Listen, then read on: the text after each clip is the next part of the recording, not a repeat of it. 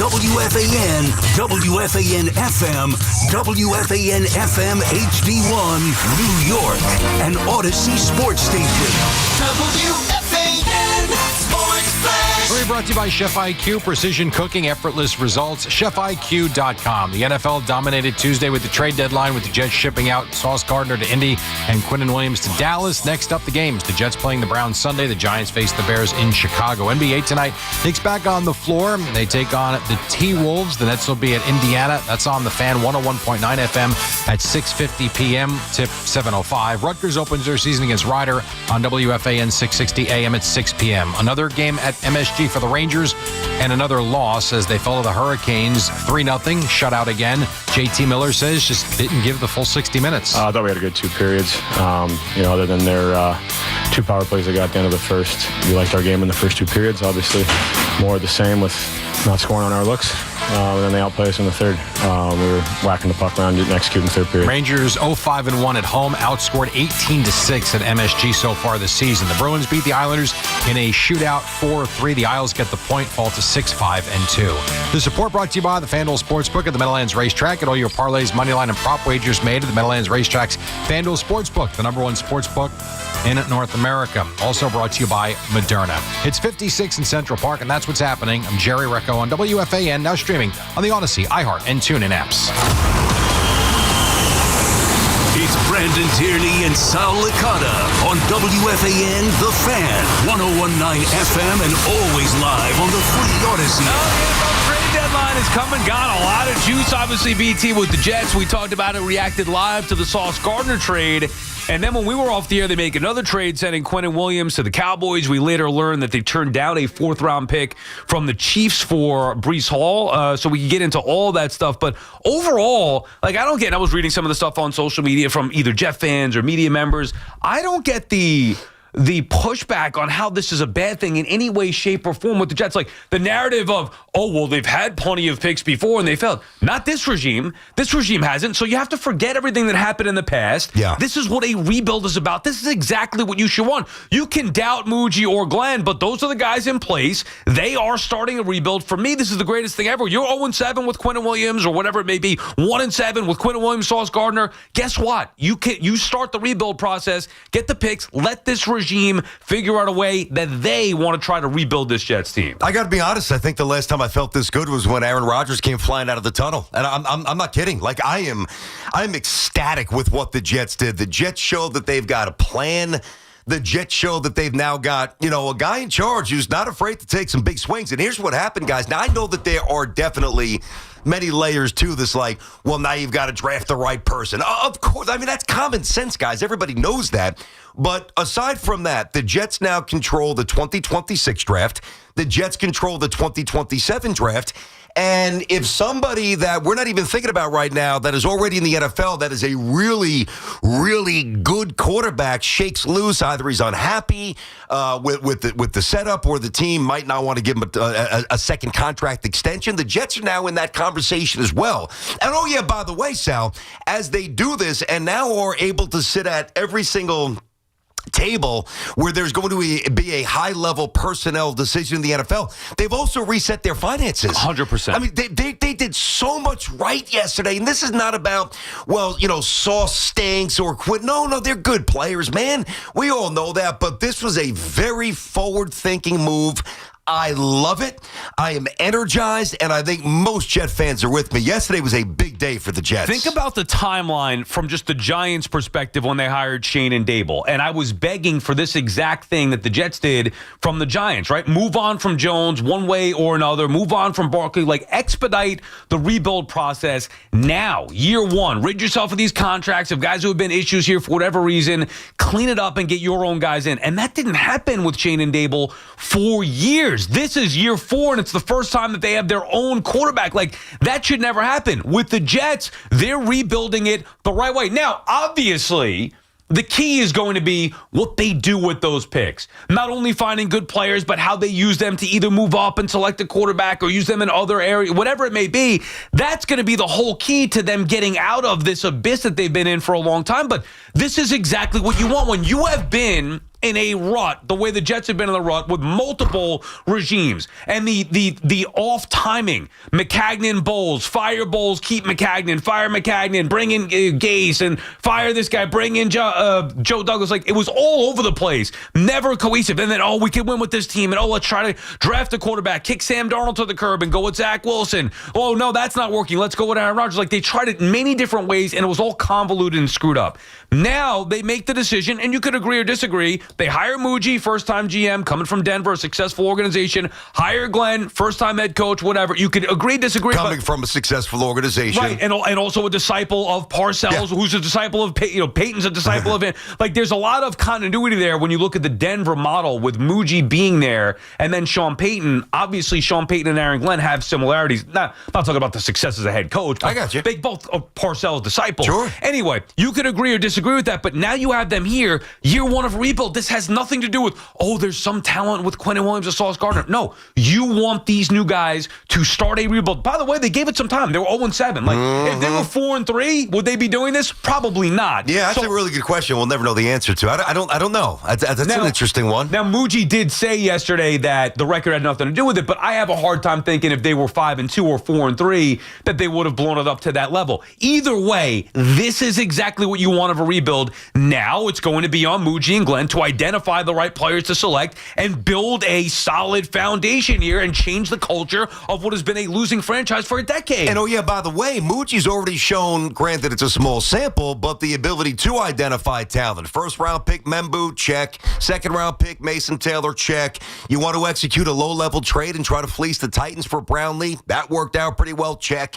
He found the punter, non-drafted, who's a stud, check. Like, there's at least some evidence. There's some pebbles that are kind of connecting to a path that Muji knows what he's doing. Now, one thing that I wasn't sure about, and I'm still not really sure, but I threw it out yesterday as a possible theory that the signing of Sauce was done with this intention. Right. Maybe that's overthinking it, but I will say this about Muji. At least the way the contract was structured enabled him to do this if it didn't work out. Listen, there's a fallacy, and I've tried to dispel this for years. I mean, going back to the mid-2000s, I remember talking about this with Stephen A. on the radio. Like, there's a thought that New York City and New Jersey and all the sports fans here will not sit through a rebuild. I think that's nonsense. I think that we won't sit through a dumb rebuild without a plan, or a rebuild that's constantly reset or hasty or sloppy. Think Stevie Francis, think Eddie Curry, think some of the Isaiah Nick stuff. Even, and I like Rodgers, you do as well, but even that was a Hail Mary, last gasp. Let's see if we can get something to hit the dartboard and maybe get lucky. New Yorkers, sports fans, will sit through a well-thought-out rebuild. And to me, especially in a sport with salary caps. Yeah, for sure. Baseball may be a different story. Yeah, but yes. yeah, where there's got to be a resetting, there's no doubt. And obviously where draft capital really matters. So yeah. I think when you look at this from every conceivable level, the ability for the Jets to really do whatever they want in the next couple of drafts here, to really restock the cupboards with big-time, elite, young, cheap, controllable talent. And by the way, now you can make some massive trades for unhappy superstars that are in their prime. Like, they almost made a trade for Parsons with Quinnen Williams. This came up earlier with Dallas. We heard this, yesterday, and even some smoke before that. So I just think the Jets are set up right now to really have a stable foundation rather than a flimsy, let's try this, let's try that. I can't say it. I will say it again, but I can't say it enough. This is the best I felt this since Rodgers ran out of the tunnel. I am genuinely look at me. Just you've sat next to me. Think about the Jet conversations we've had. I am absolutely pumped with what they did. Because they've been in no man's land for so long. Now it's at least a clear direction of a rebuild. Not to mention the players that they brought back that have potential. Yeah, true. Can I tell you another thing that I loved about this? And I was more open to trading Garrett Wilson than you would have been. Yeah, I wanted to keep him. Fair enough. But I love that they were decisive about it, saying untouchable. Not him. We've identified him as a guy that we want to be a part of this turnaround in our culture and our winning, whatever it may be, building back up, trying to be a winner. I love that. Identify it. Be decisive about it. Even with the draft, you mentioned, they're not chasing a quarterback. They're staying disciplined. They're not going out there and trying to chase other talented players, or even in the case of Breece Hall, not just overdoing it, saying, well, we're getting rid of everybody, fire sale, let's take a 4th-round pick back. No, we don't believe that a 4th-round pick is good value for Hall, so guess what? We're keeping him. Yeah. Kansas City, you want him? You better come with a 3 or go home. That's right. I like that discipline and decisive nature from Muji and Aaron Glenn. And so do I. And here's what I think is going to happen with Breece Hall. He's going to get a contract extension because now as they reset the finances, get Quinnen's numbers off the books and what they had to pay Sauce, which goes into Muji having this ability to juggle multiple things at once. Yes, they wanted to retain Sauce. No, they didn't want to do it where it would paralyze their books early. So now, hey, Colts, you got a really good player if he's locked in, and he very well might help you get to a Super Bowl. And I hope he does. I hope Sauce does well. And I hope Quinnen does well. Oh, you want the Colts to lose, though, so you get a better Well, draft that's pick. true. That's true, too. That is. I'm thinking more from that. That's true. That is true. I'm trying to be too I told kind. you I'm giddy. I'm losing all sensibility against Sal. This team getting me nuts. I think that the Jets now are just they are showing signs of coming to life with intelligent people, and that is you talk about like the Knicks ascent, and we'll see where it goes. But the Knicks ascent, they didn't change owners; they just hired Leon Rose, and then Dolan stayed out of the way, and then you empower smart people, and you stumble upon something good. You lay out. Woody may have finally stumbled upon something good, and here's the other thing too. He also deserves some credit, though, as we talked about yesterday, staying out of the way. You said this. Yeah. Meaning when you talk about trading stars who are popular with the fan base. Oh, I know. Easy to get wrapped up in that. Correct. It's easy for an owner to be like, nah, you know what? I respect the move you want to make. I'm keeping Sauce. Figure out a way to trade somebody else. Yeah, especially the first-year GM who's got no equity here. He laid out, which I really do appreciate. Now, the other thing, too, and we'll get these calls here, obviously, early. 888-808-1019, BT and Sal. So the ability now for the Jets to still try to win this year, which I don't mean playoffs here, but the last thing you want to do is trade everybody and then lose every game 40-6 because you're still trying to, while you want to get all the draft stuff and build for the future, you still want to have a competitive tone in the building now for the guys who are there.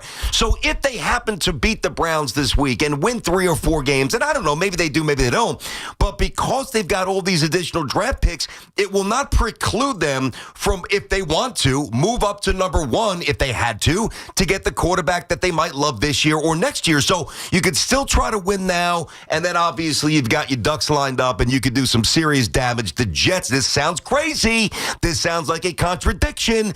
The Jets are now power brokers in the most unconventional sense in the NFL. One last thing before we get to the calls, 888-808-1019. You mentioned the importance of trying to win some games this year and try to build a little bit of a foundation. I think it's imperative that that's the case because now if you look forward to next year, I don't want them to be in the same spot they've been in where they're chasing the quarterback to be the savior and just getting the quarterback. You mean the young quarterback? Yes. Okay, go ahead. Chasing the young quarterback in the draft to come in and be the savior where there isn't a foundation or structure around them. Yeah. Now, I'm going to trust Muji and Glenn. We have no choice but to do that in this particular case, whether they love a quarterback in this year's draft or a quarterback-rich 2027 draft, which everybody's saying that might be the case. Whenever they decide to go get that quarterback, whoever it may be, it is imperative you bring him in to a situation that is not what the Jets have done with Darnold, with Zach Wilson, Geno Smith, and others. You have to bring him in to a better structure around him. I think the pieces are in place with the offensive line, but now they also have to rebuild that culture, start winning some games, the draft picks, Garrett Wilson is here. It should be a better situation, but I think it would be significantly helped if they could figure out a way to win some games and then have people start to believe in Aaron Glenn and Muji and just have a better setup as opposed to, hey, we suck. Let's have the first pick or second pick, bring in the quarterback, cross our fingers, hope that he could bring us out of the abyss in New York. And let's try to do it with one single draft pick. Yeah. I mean, so we're sitting here talking about the 2 firsts this year and the 3 next year and the multiple second-round picks.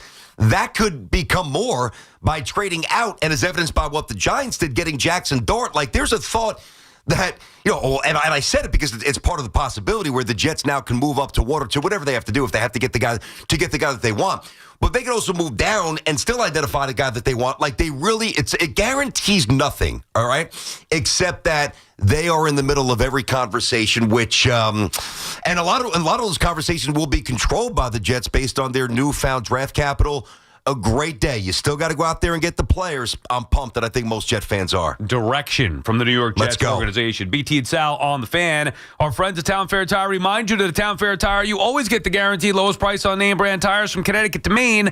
Nobody beats Town Fair Tire. Nobody. Scott is calling from East Brunswick. What's up, Scott? What's happening, fellas? Scotty. Guys, BT, I'm with you. They've sucked for 15 years. We suck with you. We could suck without you. And there's finally direction. This goes back to leadership in the building. Don't give any credit to Woody, though, guys. He was just making idiotic comments 2 weeks ago about us. But Scott, But Woody, they traded. But BT, listen. Well, this is Sal. Scott, you have to give the owners some credit in this regard for at the very least not getting in the way of these big deals. He allowed it to happen. I agree. Because that's what we're saying. Let's talk future. Let's talk future. We finally have picks. We finally have a direction. But what you said is the truth. First, you have to hit on these picks. True. Go back to the strategy, what you just said. Glenn learned from Parcells. Parcells in 97 came in. They traded that first pick. They picked up extra picks. He went to Detroit.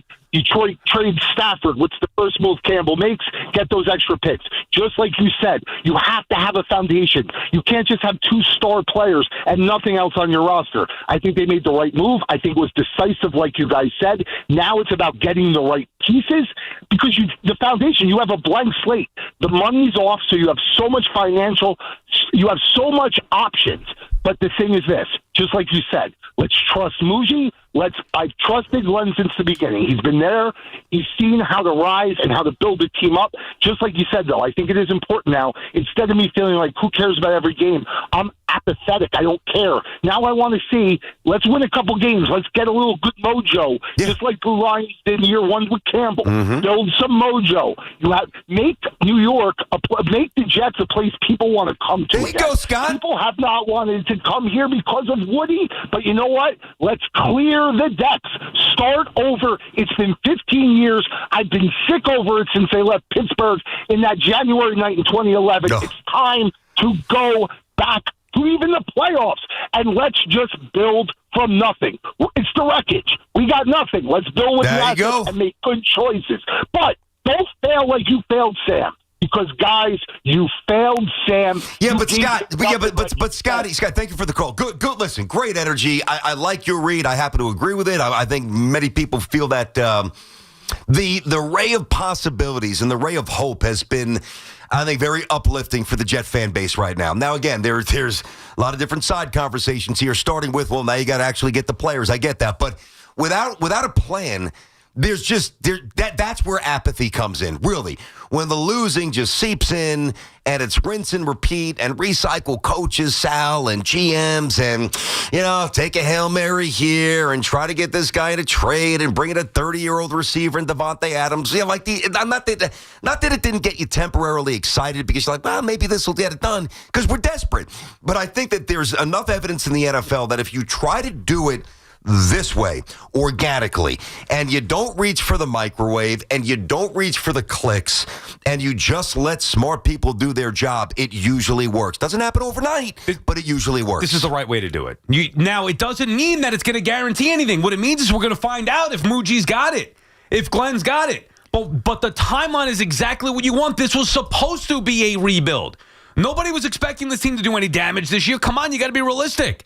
And they didn't. They started out awful. Obviously, 0-7. They finally get their first win. So this was the right decision to be made. Now we're going to find out. We're going to be decisive about what Muji and Glenn can do. In the near future, we'll find out year 2 and year 3. This is exactly what you want, and give them some runway here for the next 2, 3, 4 seasons. And then by then, we'll be able to determine if they're on the right trajectory, the right path. But I'd rather this and have a guy like Muji have the guts to trade away top talent and say, I want to bring in my guys. We, Muji and Glenn, we want to bring in our guys to change the structure, the foundation, the culture of this team the way that we want it. That's exactly what you want. That's why you hire those guys. Let them do it the way that they want. Will it work out or not? We'll find out, but that's what you could ask for in a rebuild. That's really the starting point in what you need to hope for in a rebuild. Yeah, and by the way, I think that both of these deals were very different, and I think that it speaks to the the adaptability, which is a word that you hear me use pretty often here, because I think if you're not adaptable, I think you just limit yourself in terms of what you could do. And I'm talking about Muji. So he wasn't out there proactively searching for a trading partner for Sauce Gardner. What he was he was smart, and he answered the phone. And the Colts were aggressive because the Colts think they could do something big this year. Maybe they can. So Indy offered whatever they offered. Not enough. He played cards. He strung it out. He got what he wanted. He got to a point where he could not turn it down. Bang, you could have Gardner. The Q stuff was completely different in the sense where, and this to me is really, this is a good sign. The opposite of what the Jets have been for so long. Quinnen Williams reportedly asked for a trade 3 different times. I mean, for that not to get leaked out, for a building that has had, gossipers. Remember the amount of texts that I used to get? Of course, during the show? I mean, come on, man. Like, I'm not going to identify who it was, but I used to get me and Sal would be in the middle of a conversation. I get texts from somebody in the building telling me what's going on. Now, not every single thing was right, but a lot of it was, meaning they just had a lot of loose lips, which means it wasn't buttoned up, okay? The fact that never got out is great, because if it did, you're not getting a first and a second round pick for Quinnen Williams. If that story hits the news cycle, then the Jets have no leverage. Q demands a trade. Q asked 3 times to get dealt. Well, then, if that's the case, common sense, how the hell are you going to get a first and a second round pick? You're not. So they are buttoned up. They are quiet. They are on the same page, and this is a big step forward for the Jets. Let's go. Justin is in Wantage, New Jersey. What's up, Justin? Hey, morning, boys. How you doing? Good. How are you? Hey, Just. Hey, good. So I was just listening to you guys real quick. I don't understand how you can honestly think this team is going to go on and win some games after trading away their key defensive players. Almost like, can you fill a regular, please? 07461. Sorry about that, guys. It's all good. No, we're not saying we're not saying that they're going to win a lot of games. We're saying that they're going to try to still win, and then obviously. Well, yes, they've been trying all year. I understand. And my whole thing is, they've been trying. You're right. The Jets are the king. Listen, the Jets are the king of the rebuild. Only the Jets will draft 2 to 5 awesome players, and somehow can't find any way how to utilize them. We're really good at getting hope. Let's get draft picks. Yeah. Fantastic. What have we done with them in the last 20 years? But Justin, absolutely nothing. But Justin, that's why the guys who made those decisions are no longer here. Now you have new people. That's not Muji and Glenn's fault that the people before them couldn't do it. I understand that, but we all loved Joe D, remember? He had some good hits. Yeah. He had some misses, too. Yep. But the problem with the Jets is that, for whatever reason, I don't know if it's whatever's in that water down there in Florham Park, we can't develop a QB, right? We all love Aaron Glenn and the possibility of maybe one day we'll be the Lions. However, they had Jared Goff. We have nothing. Well, they didn't have nothing now, Justin. They didn't have Jared Goff right away. I understand when they got him. Right. Yes, I get that, but the hope of a draft pick, nothing in our track record has ever shown that we can do it. Justin. The only time we have drafted QBs, they leave an organization and they get better. We understand this, Justin. Sam Darnold, Geno Wilson. No, we know Geno Smith. We know on the and names. on. We're on a treadmill. I get it. But listen, and by the way, Justin, I understand that mindset. Now, that's not my mindset, because one thing that I don't do, and I really will never do this, is attach somebody else's failure and say that new people will suffer the same fate. To me, that's the height of stupidity. I'm not calling you stupid, Justin, but I just think that that's an illogical, flawed mindset. Just because somebody else was not good at their job doesn't mean that the new person can't be. What are you talking about? Has nothing to do with this regime. But that's what he's saying, because the Jets always stumbled upon themselves and they always fail. What's the alternative? And by the way, I can give you, you could say, yeah, you like Joe Douglas. Did you like the way that it was structured where they had McCagnon hang on? What was the exact timeline? They fired Bowles, kept McCagnon, had him draft. Yes, and then got rid of him right away. Yeah, if they let him draft, then they fired him. Think of how stupid that is. They hire Gase, then they bring in the general manager. The whole thing has been convoluted for multiple regimes. This is not. You don't have to like it, but it's at least being done. This is the right way to try and rebuild. Hire a general manager, hire a head coach. Have them try to rebuild it with their own guys. The same year 1. That's what they're doing. Will it work out? Who the hell knows? But I'll tell you this. I like this structure set up better for success than I did any of the prior structures. McCagnon, you could tell right out of the gate he was overmatched. Idzik was worse. Idzik God was an almighty, embarrassment. wow. And think about that timeline. Like, you could go back to Tannenbaum and Mangini was really the last time. Yeah, for sure. You felt good maybe about a tandem, and that led to and Tannenbaum and Rex, too. But you go back to the start of it. Yes. Yeah. Tannenbaum, Mangini, that led to success. Yeah. They decided to fire the head coach, keep the GM, hired Rex. They still had success. So, like, that structure, then they started to get away from it. Idzik was, like, come on, dude. That was just a bad hire that led to the McCagnon stuff. Like, we know about the timeline. I'm not saying that Muji's definitively the guy. We have no idea. But this is how, if you're going to rebuild, this is how you do it. Now they better set the foundation to whoever they bring in to succeed in this new foundation with all those draft picks that they have. It's all about sustained success. You talk about this with the Mets. This is like you want to have a chance to sit down and watch your team, whatever sport we're talking about, where they're having, they're in the mix to be championship viable, for a couple of years in a row. Now, depending upon the sport, obviously some windows are longer than others, but this guarantees nothing except that it opens up the possibility of building it from the inside out the right way. No quick fix, no Hail Mary, no 40-year-old quarterback whose Hall of Fame resume was for somebody else.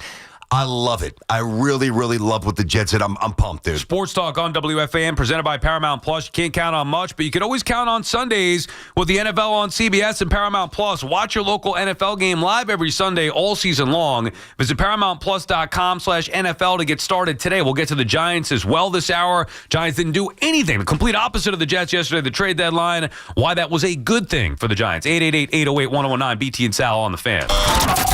Keep listening for your chance to score a pair to see AC/DC Power Up Tour coming to MetLife Stadium September 25th, 2026, courtesy of Live Nation. Tickets go on sale Friday at 10 a.m. at livenation.com. It's all from the Fan, 101.9 FM, and always streaming on the Odyssey, TuneIn, and iHeartRadio app. FanDuel's putting you in control right from NBA tip-off because every day to start the season, you get to choose your reward. Take your shot with a profit boost. Play it cool with a no-sweat bet or get a little backup with a bet-back token. Maybe you're a bold bettor, always chasing that big parlay, or maybe you're the careful strategist who plays it smart.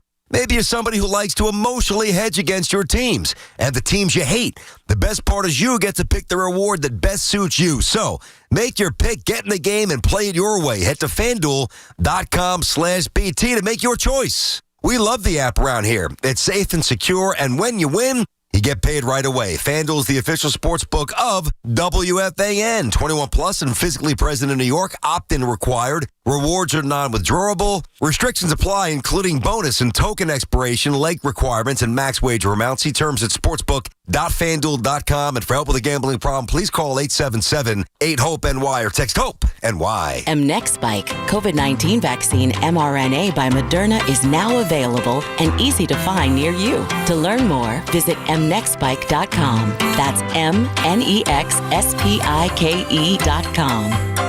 Nobody had to tell your grandparents not to drive while using their typewriters.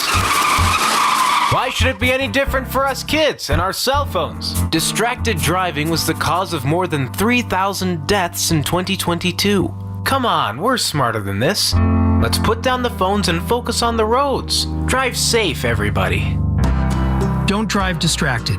A message brought to you by the National Highway Traffic Safety Administration, Project Yellow Light, and the Ad Council. Macy's Veterans Day sale is one of your best chances to save big on furniture and mattresses. That's because you'll find great deals on our best sellers, like our exclusive Radley 5-piece sectional, delivered to any room in your home with white glove delivery for $25.98, and so many top brand mattresses at 20 to 60% off, plus an extra 20% off closeouts. So come in, try it all out, and get an incredible deal today at Macy's Veterans Day sale. Savings off select styles. Exclusions apply. Hey, this is Tiki Barber. Those of us living in New Jersey got hit with a 20% electric rate increase. If your current heating system is over 15 years old, it's time for a new high-efficiency carrier system. And there's only one company to call for a new one. My friends at Edison Heating and Cooling, New Jersey's heating experts for over 38 years. Older heating systems waste gas. So get your system checked now and save money with Edison Heating and Cooling. Contact them now at edisonhvac.com. That's edisonhvac.com. Talk New York sports on The Fan. Actual price will depend on product and subscription plan. Featured products are compounded drug products, which the FDA does not approve or verify for safety, effectiveness, or quality. Prescription products require an online consultation with a healthcare provider who will determine if appropriate. See website for details, restrictions, and important safety information. Want a boost in and out of the bedroom? Hims has you covered. Introducing a new 2-in-1 approach to level up your game. Tadalafil for better bedroom performance and zinc for testosterone support. Put it all together and you've got what you need to turn things all the way up. Getting started is simple. Just go to hims.com/joy to start your free online visit. Through Hims, you can access ED treatments including pills, chews, and more. 100% online. No office visits, no pharmacy lines. Just fill out a simple intake form and a licensed medical provider will determine if treatment's right for you. If prescribed, it ships free and discreetly to your door. Find affordable treatment options at up to 95% less than brand names at hims.com/joy. That's hims.com/joy, HIMS.com/JOY. Ray Cattina Lexus of Freehold and Ray Cattina Lexus of Monmouth. One legendary name, two exceptional destinations. Want fast, reliable home internet? Switch to Verizon Fios, where you get the 100% fiber optic network with speeds up to 2 gig. And if you're looking for live TV with up to 400 plus channels and live sports, Fios TV is where it's at. Get the internet speed you want and the TV you love when you bundle Fios home internet and TV with Verizon. Plus, get the latest deals when you call 1-883-VERIZON and switch to Verizon Fios today. Availability varies. This year's Farmer's Almanac warns of a harsh, super snowy winter. So take control of the wet, snowy, and icy conditions with a new set of Bridgestone winter tires from Town Fair Tire at the guaranteed lowest price. Plus, Town Fair gives you the most free services for life with your purchase of Bridgestone winter tires. For the guaranteed lowest price on Bridgestone winter tires, nobody beats Town Fair Tire. Nobody. Name brands at discount prices. Town Fair Tire. Dunkin's $6 meal deal is here for the holidays. Enjoy a bacon, egg, and cheese sandwich, 6-piece hash browns, and a medium hot or iced coffee, all for $6. It's got everything you need to keep your holiday season running. Get it now in Dunkin' stores or order ahead directly on the Dunkin' app. After all, the holidays run on Dunkin'. No substitutions. Participation times may vary. Offer price varies in California and Hawaii. Limited time offer cannot be combined with other offers. Exclusions and terms apply. Talk New York sports here. The Fan.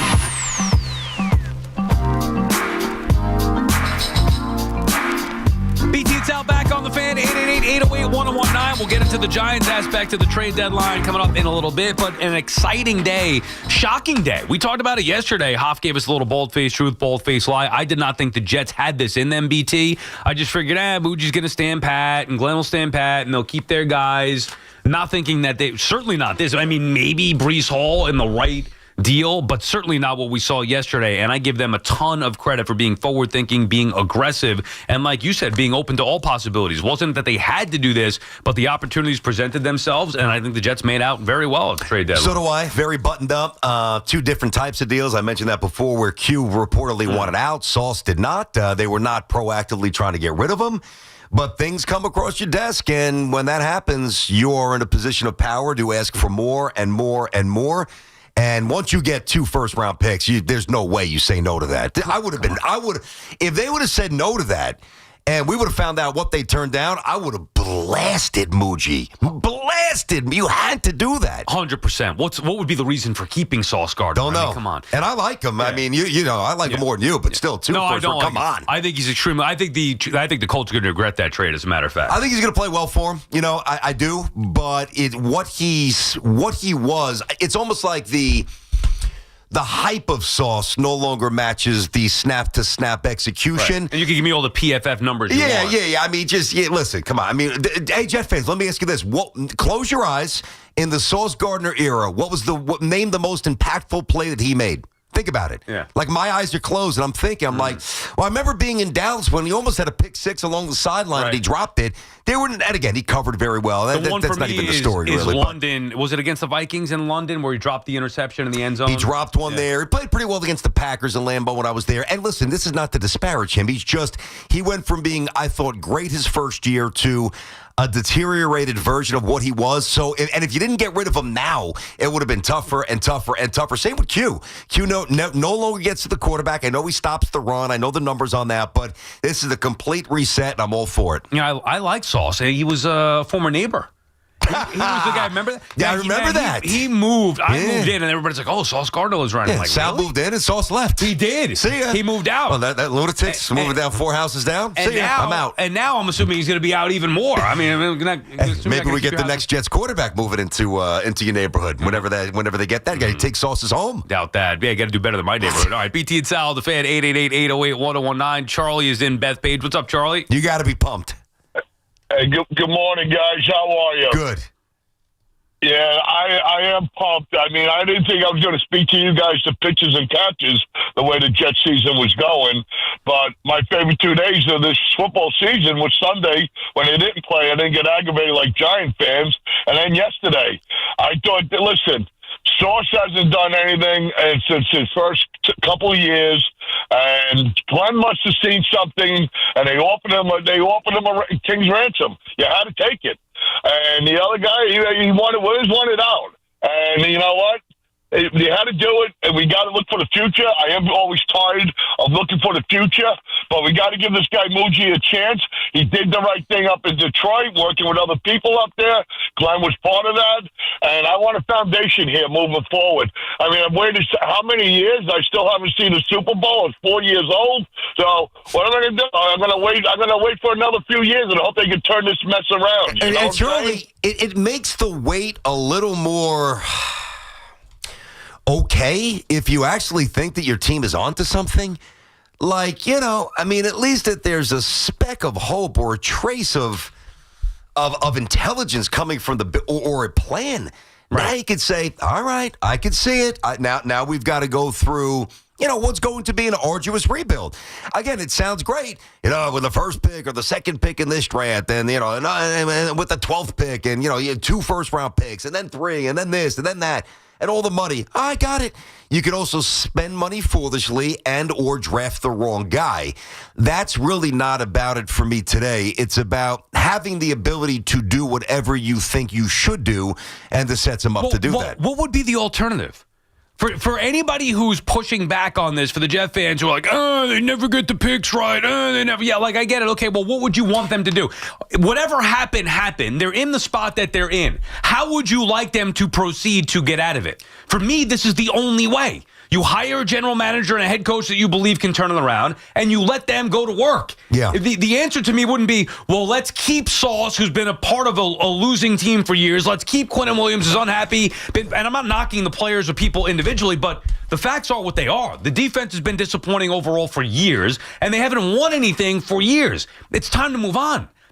This is what a rebuild looks like. And now you have to hope that the guys who are rebuilding this thing know what they're doing. But this is exactly what I would want in year one of a rebuild. I don't know what the alternative would be. Here's the pushback. And it's not my pushback, because I love what they did. You guys know that by now. But for those Jet fans who don't like it, and I'd say that that's probably around 20%, like that loud 20% that really is against this. Maybe even less, quite frankly. But those who oppose what happened yesterday, they're saying, all right, you had a terrific corner. You had a terrific, beast in the middle of the defensive line. They're both under contract. They were both drafted by the Jets. Drafting players and getting them to the second contract is part of a culture that's been very elusive for the Jets. Mm-hmm. They very rarely get that. So rather than ship them out, build around them, which I don't agree with. Yeah. Like, I just don't think that they're worth building around at this point. Correct. If it was Darrelle Revis, you build around them. Yeah, it's a lot easier said than done that way. I'd rather, instead of saying, well, we have this good guy, and just try to hang on to one of the rare talents that the prior regimes drafted to be a successful talent in the NFL. If you're losing, to me, anything should be up for grabs. I used the Mets as an example yesterday. Like, I think that there's this thought process, and I can't wait to get into more off-season stuff with you with both the Mets and Yankees, but there's this thought process like, oh, they can't lose Diaz, can't lose Alonso, can't trade Lindor, can't trade Nimmo. Yeah, okay, so bring them all back. Mm. And how's that worked out for you exactly? Yeah, I'm with you. Like at some point... Yep. Even though guys may be good, they may be nice people, you may like them. Like, at some point, if it's not working, You got to change it up here. Now, the Mets aren't going through a total rebuild, but they do need an overhaul to a certain extent.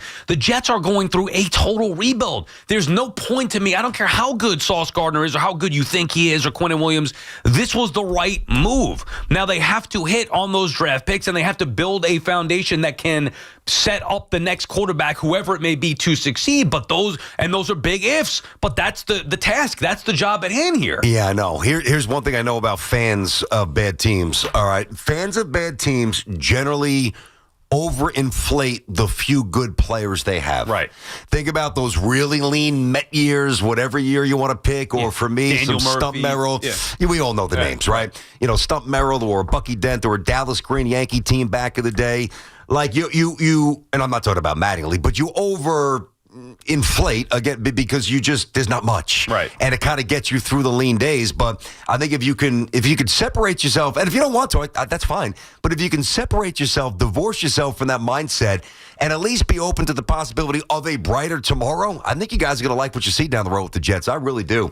888-808-1019. It's BT Sal on the Fan. We got a busy day, obviously. We'll get to the Giants as well, who did nothing. All right, so that's the Giants' end of the conversation. Just kidding. Why didn't they do anything? We'll get to that. Hey, Total Orthopedics, Long Island's premier orthopedic practice. Whether it's a sports-related injury or something a little more complex, Total Ortho has you covered with spots throughout Long Island, Queens, and now West Orange, New Jersey. Don't struggle with pain or injuries and get fast expert care from leading orthopedic doctors, including the #1 spine doctor on Long Island. Visit TotalOrthoSportsMed.com and schedule an appointment today. That's Total Orthopedics and Sports Medicine, the experts at getting you back to being you.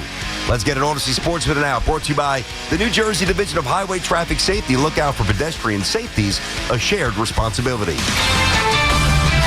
This is Boomer Esiason with an Odyssey Sports Minute. So what do the Patriots and Broncos have in common? Midway through the season, both 7-2 teams are surprisingly in first place in their divisions, and both are led by second-year quarterbacks. Both Drake May and Bo Nix have seasoned coaches who can help get them through tough times. And for sure, both can win in the playoffs, especially with the way that Drake May is playing. I'm Boomer Esiason. Hey, I'm Mike Slater. My dad passed away at the age of 63. It's out of nowhere. Had a stroke. Super hard, obviously, for the whole family, but my dad had life insurance. This is why I have life insurance for my family, for my wife and 4 kids. And the best place to get life insurance is ethos.com, because you can do it in 10 minutes. And there's no medical exam and no blood test, just a few health questions. Get life insurance in 10 minutes so your family is protected. Ethos, ETHOS, ethos.com/play. For more than 75 years, University of Maryland Global Campus has given you the opportunity to build your next success. Choose from more than 135 degree and certificate programs in career-relevant fields like business, healthcare, data analytics, cybersecurity, and more. Plus, we offer 100% online and hybrid courses, personalized advising, and lifetime career services. Learn more at umgc.edu. Certified to operate in Virginia by Chev. The Hess truck's back and it's better than ever. Rolling engines this year. Hess race cars are here. The Hess stock car racers are loaded with lights, sounds, and a powerful racing motor. Only at HessToyTruck.com. Free shipping and batteries included. Who's ready to hit the ice? It'll be another exciting hockey season with BetMGM, an official sports betting partner of the NHL. From same-game parlays to live bets, you can call your shot during any play. Rooting for your favorite players? You'll find all sorts of markets for betting on any star's performance on any given night. Don't miss any of the action on the ice by getting all your picks in with BetMGM. Ready to shoot your shot? Download the app today and make your bets. BetMGM, make it legendary. BetMGM and GameSense remind you to play responsibly. See BetMGM.com for terms. 21 years of age or older to wager and physically present in New York only. Subject to eligibility requirements, rewards may vary and expire in 7 days. Gambling problem? Call 877-8-HOPE-NY or text HOPE-NY 467-369. 4 distinct all-electric Cadillacs. Some drive them for performance. Others drive them for the range.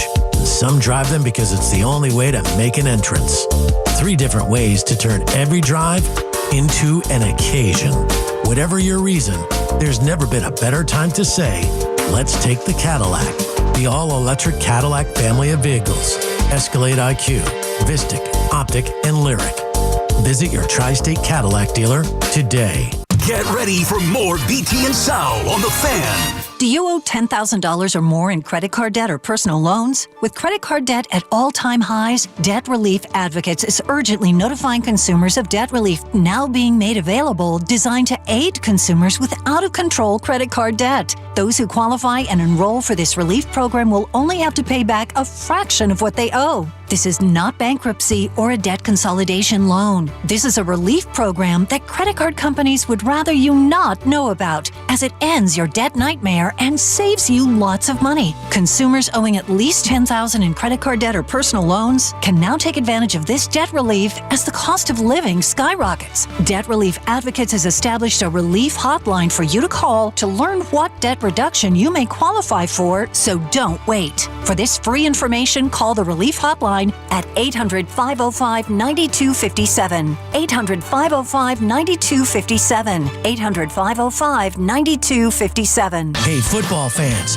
tune in this week to kick off with Boomer and Valenti, where the guys break down the biggest headlines and storylines from across the NFL. Kickoff with Boomer and Valenti is brought to you by the Home Depot. You order, we deliver. The Home Depot Pro. It's about time. How pros get more done. Hey, Tiki here. Imagine a world where all your smart devices work together seamlessly in one simple ecosystem. Introducing the Sloman's Shield Link. With Sloman's Shield Link, transform your home into a truly intelligent smart home experience. Control your lights, heating and cooling, door locks, cameras, TVs, just about anything in your home. Life is busy and daily stresses add up. But with Sloman's Shield Link, your home tech works in harmony, making life more convenient, safe, and enjoyable. Now imagine pulling into your driveway, and with one tap, your home welcomes you. Lights on, doors unlocked, only to hear your favorite music. A true smart home isn't just about gadgets. It's about comfort and security. With Sloman's Shield, enjoy a full integration of home security and automation, all at your fingertips. Make your life easier and your home a safer haven. Learn more at slomanshieldlink.com or call 1-800-ALARM-ME. Embrace the future of home living with Sloman's Shield Link.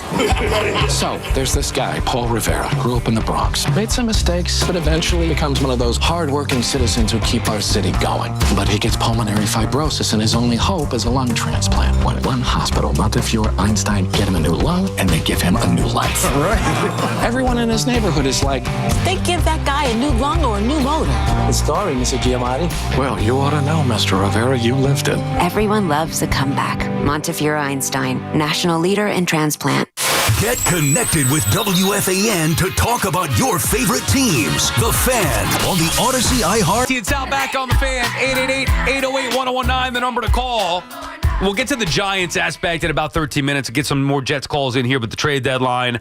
I don't know if I was more surprised the Giants didn't do anything. I was definitely shocked at the magnitude of the deals that the Jets made. Pleasantly surprised. As for the Giants, I can't say I'm surprised, but I am still happy with that. We could dive more into that, BT. Were you surprised that they didn't do anything? No, not particularly. No, I really wasn't. It seemed like the wide receiver market for them died down a couple of days ago. Yeah. I did think, listen, when they won a couple of games, I'm like, okay, Miami was spiraling out of control. You heard about the Waddle stuff. Obviously, Jacoby did get dealt. Yeah, and he got a 4th and a 6th, was it? Or 4th and 7? 4-6 or 4-7. Okay, and he's a free agent. So, correct. I mean, that's a pretty steep price. From a Giants perspective, that's a pretty steep price to pay for a guy like Jacoby Myers, let's say, in the spot that the Giants are in. I would not have done that myself. I would have done a 4-6 just because I think Myers? I would have. Okay. Just because I think the value to get somebody like that, not that he's a superstar, not that he even would retain him, but he's obviously a good player.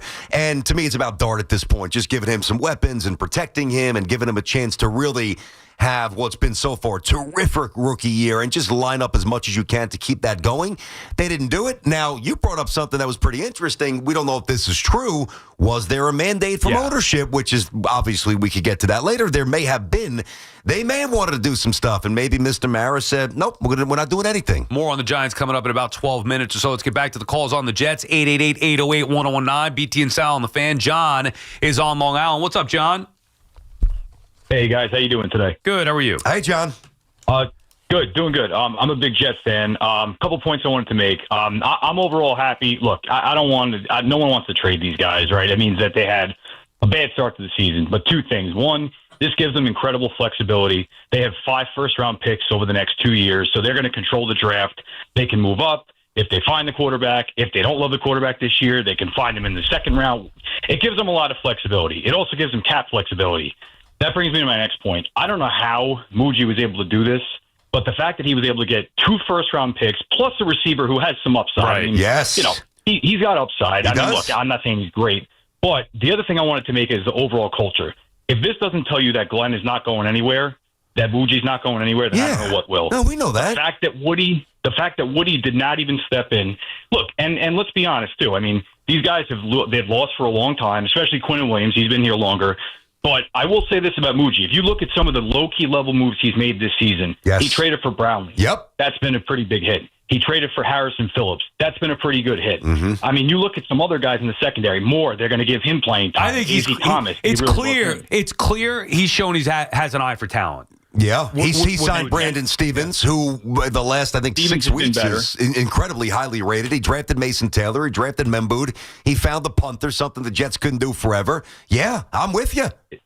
Listen, it's a small sample size, yes. And again, Glenn's not had a good start, but you have to give some credit where it's due. These lower level moves maybe indicates, all right, look, stockpile the draft, and listen, they're lottery tickets. We know this, but it also gives you ammunition. That's the biggest thing. This gives you ammo to move up in the draft. Listen, if you love Mendoza and you're not going to be high enough to pick him, then you use your draft capital. That's the reason that you do this. You don't do this just to sit around and hope for something. You do this to be proactive. Look, you got to give them respect. At least there's a direction. We could have sat here for the next 8 weeks and said there's no direction. They're just going to stand pat and kind of play this thing out.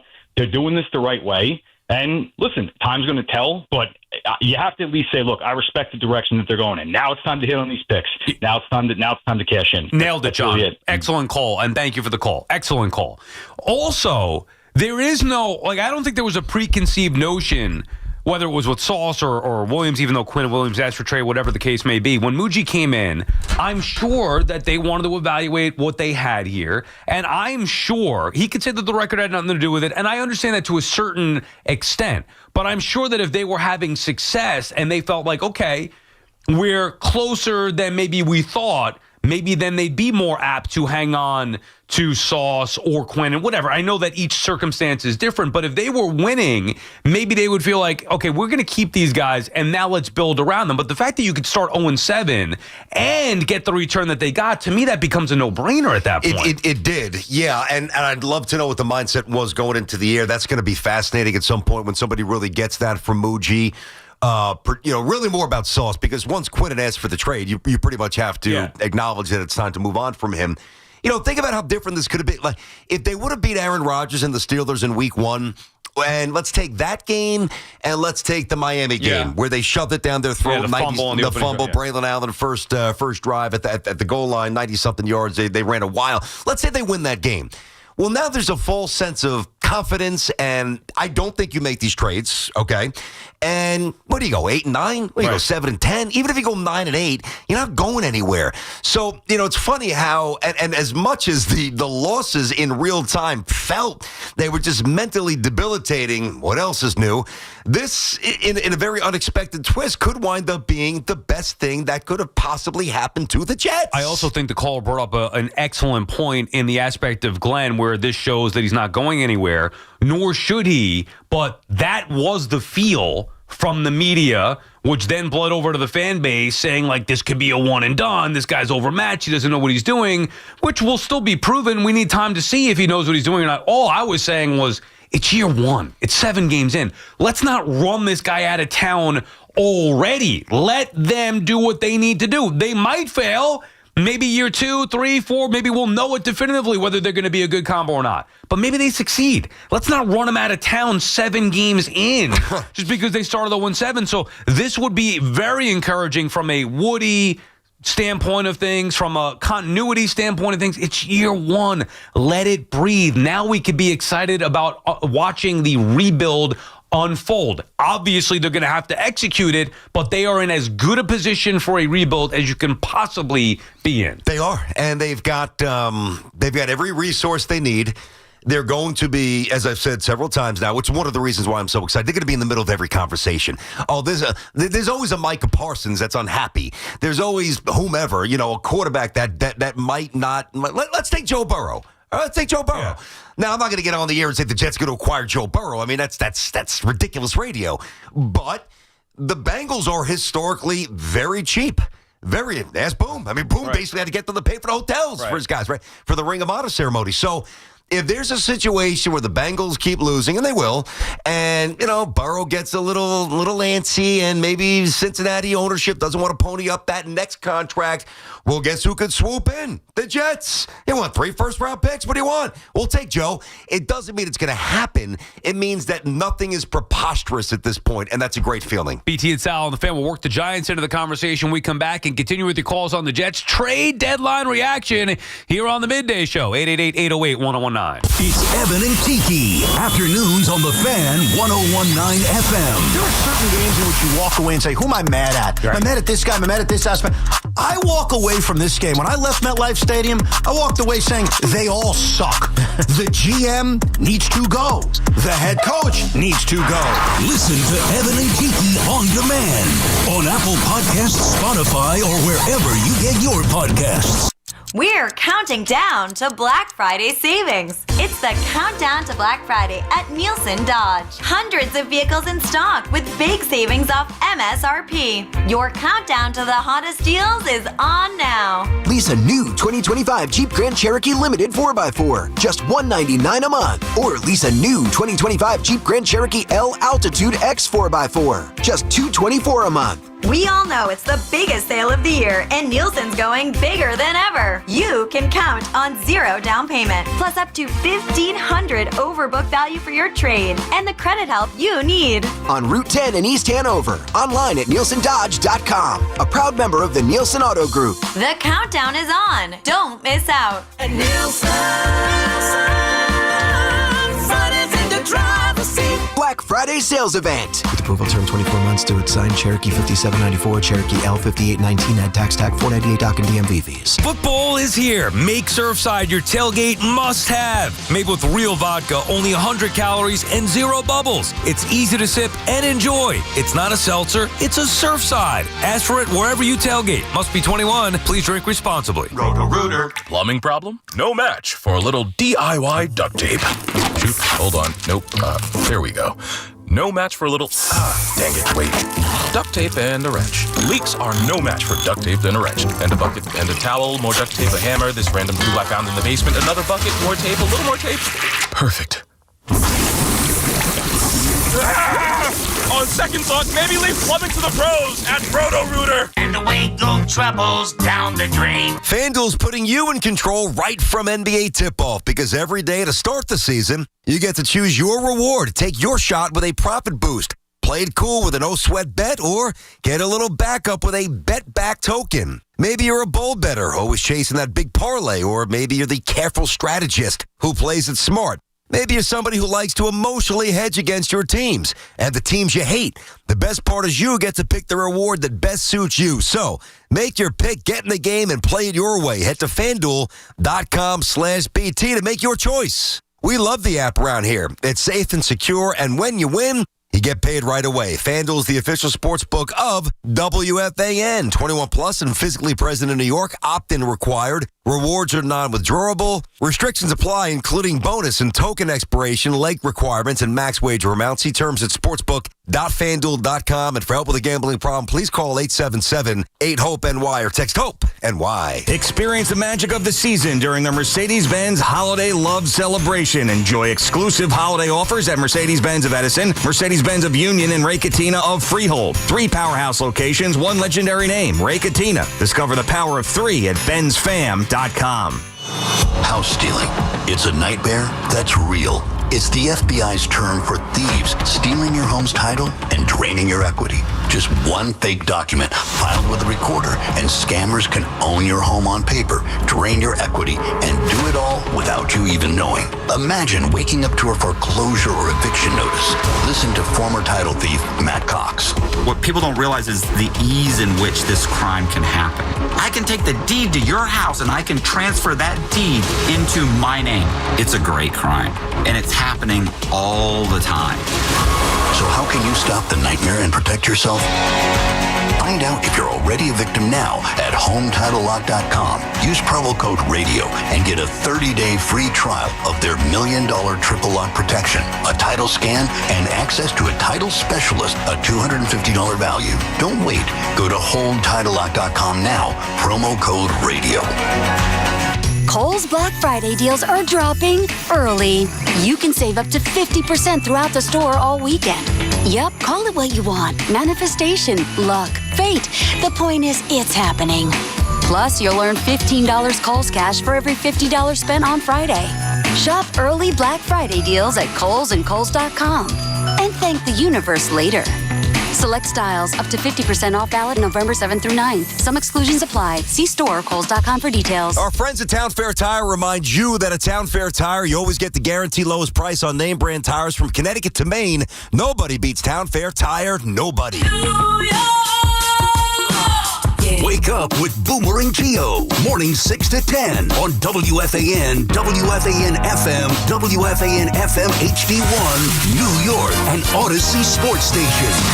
WFAN Sports Flash. Brought to you by Chef IQ, precision cooking, effortless results. Visit chefiq.com. After back-to-back wins, the Knicks back at it tonight against the Timberwolves.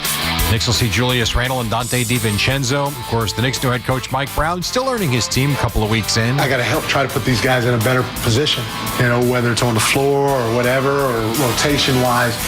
But I didn't quite have as good a feel because guys have been out, and we're trying to play this guy and that guy, and so it starts with me.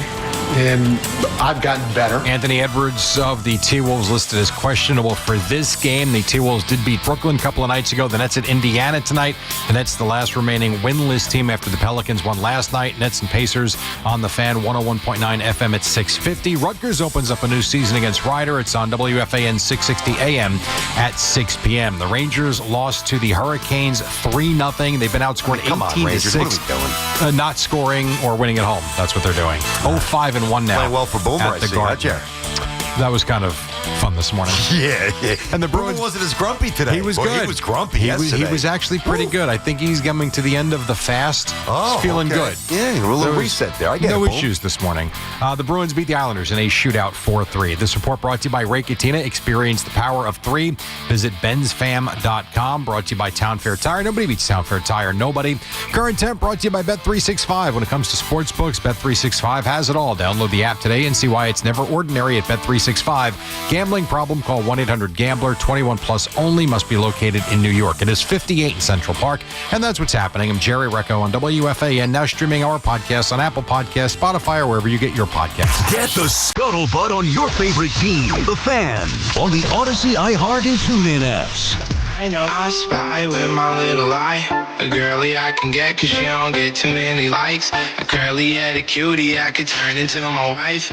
Fate that means forever, ever, would've never mind. Oh, I spy with my little eye. A girly I can get cause she don't get too many. BT Sal Show on the Fan is presented by your Tri-State Cadillac dealers. Cadillac, the official luxury vehicle of the New York Giants. Speaking of the New York Giants, inactive yesterday at the trade deadline. Who would have thought that the Giants couldn't find any takers for Evan Neal or Jalen Hyatt? I mean, I don't know. It is a shock, BT. Joe Shane tried to shop Evan Neal and Jalen Hyatt, according to reports. No takers. What a surprise. For me, this is a great thing that the Giants didn't do anything, and I hope it means that Joe Shane is on his way out. I would have had a freeze. I told you that. Yeah, you did. I'm not trying to be harsh here. I'm just trying to get this team to be a winning football team. They had 4 years. They had more than enough time. Joe Shane has proven that he has no idea what he's doing, how to build a team. Unfortunately for Brian Dable, who I think has been the better of the two. If I had to pick an elimination island, I would roll with Dable more so than I would Joe Shane. But I think it's time that both of them need to go. So I'm glad that the Giants didn't make any moves that can jeopardize their future or enhance next year or impact next year in any way, shape, or form. When I fully expect that neither of these two, Shane or Dable, will be around to see it. You want to keep the cupboards full. So, whomever you bring in, if you bring in somebody, and I am of the same mindset, I've established this a while ago, that I would replace both men with all due respect. You don't want the job to, look less appealing in terms of, you threw some pretty important draft capital out the window here as guys were trying to save their behind. So whomever is going to be lined up to take the reins of this franchise and build around Jackson Dart, you want the full arsenal. And you go from there. And you know what's crazy? Just to throw the Jets and the Giants, although I would have liked to see a little receiver, I did say that, for Jackson Dart, but I obviously get it, especially if it was a mandate from Mara. So, which we don't know. I'm hoping that that's the case, but either way, they didn't do anything. Did nothing here. So the energy is completely flipped. A month ago, Jet fans were downtrodden. Giant fans were pumped up because the Giants were winning a little bit. And you had the Cam Scatterboot Dart rise. Here we go. And then it's flipped because now the reality of the doldrums of the Giants season is once again upon us here. Cam's hurt. They're not going to win a lot of games. Now the Jet fans feeling enthused because of the moves yesterday. And I ask you, and I love what the Jets did yesterday, for all the things that the Jets did yesterday and everything that is, defined the Giants so far this year. Right now, which team would you rather be? Who's got the brighter future? To me, it's simple. I think the clear direction is with the Jets right now. Now, that does not mean that they're going to have more success because the one known commodity out of both teams is Jackson Dart. Boom. He's the known commodity. So to me, my answer is the Giants. Yeah, but that doesn't mean, what if they keep Joe Shane next year? Like, I'm still not sure they're going to do the right thing and fire both Shane and Dable. And then I don't have any faith that they're going to hire the right people. Also, are they rebuilding? Is it a clean start rebuild? Or is it, okay, well, you have Jackson Dart, you have some players on defense, figure this out. Like, they're kind of in no man's land in some way, shape, or form. Now, they have the quarterback, so it depends on what you value. I just at least if I look at both organizations, I can see clearly the Jets have direction. They are rebuilding. They have been decisive. They are going to start to try to build this thing the right way in year one. Mm-hmm. So they have some runway here. The Giants are at the end of a tenure with Joe Shane and Brian Dable, but they have the franchise quarterback. Yes, and so they've already secured the one asset that has been incredibly evasive, not only for the Jets, but think about all the other teams around the NFL that take these massive swings. How's Cam Ward looking down in Tennessee? So, yeah, that's why I posed the question, because I think it's an interesting question, because I do philosophically, I love what the Jets do. I love what they did yesterday.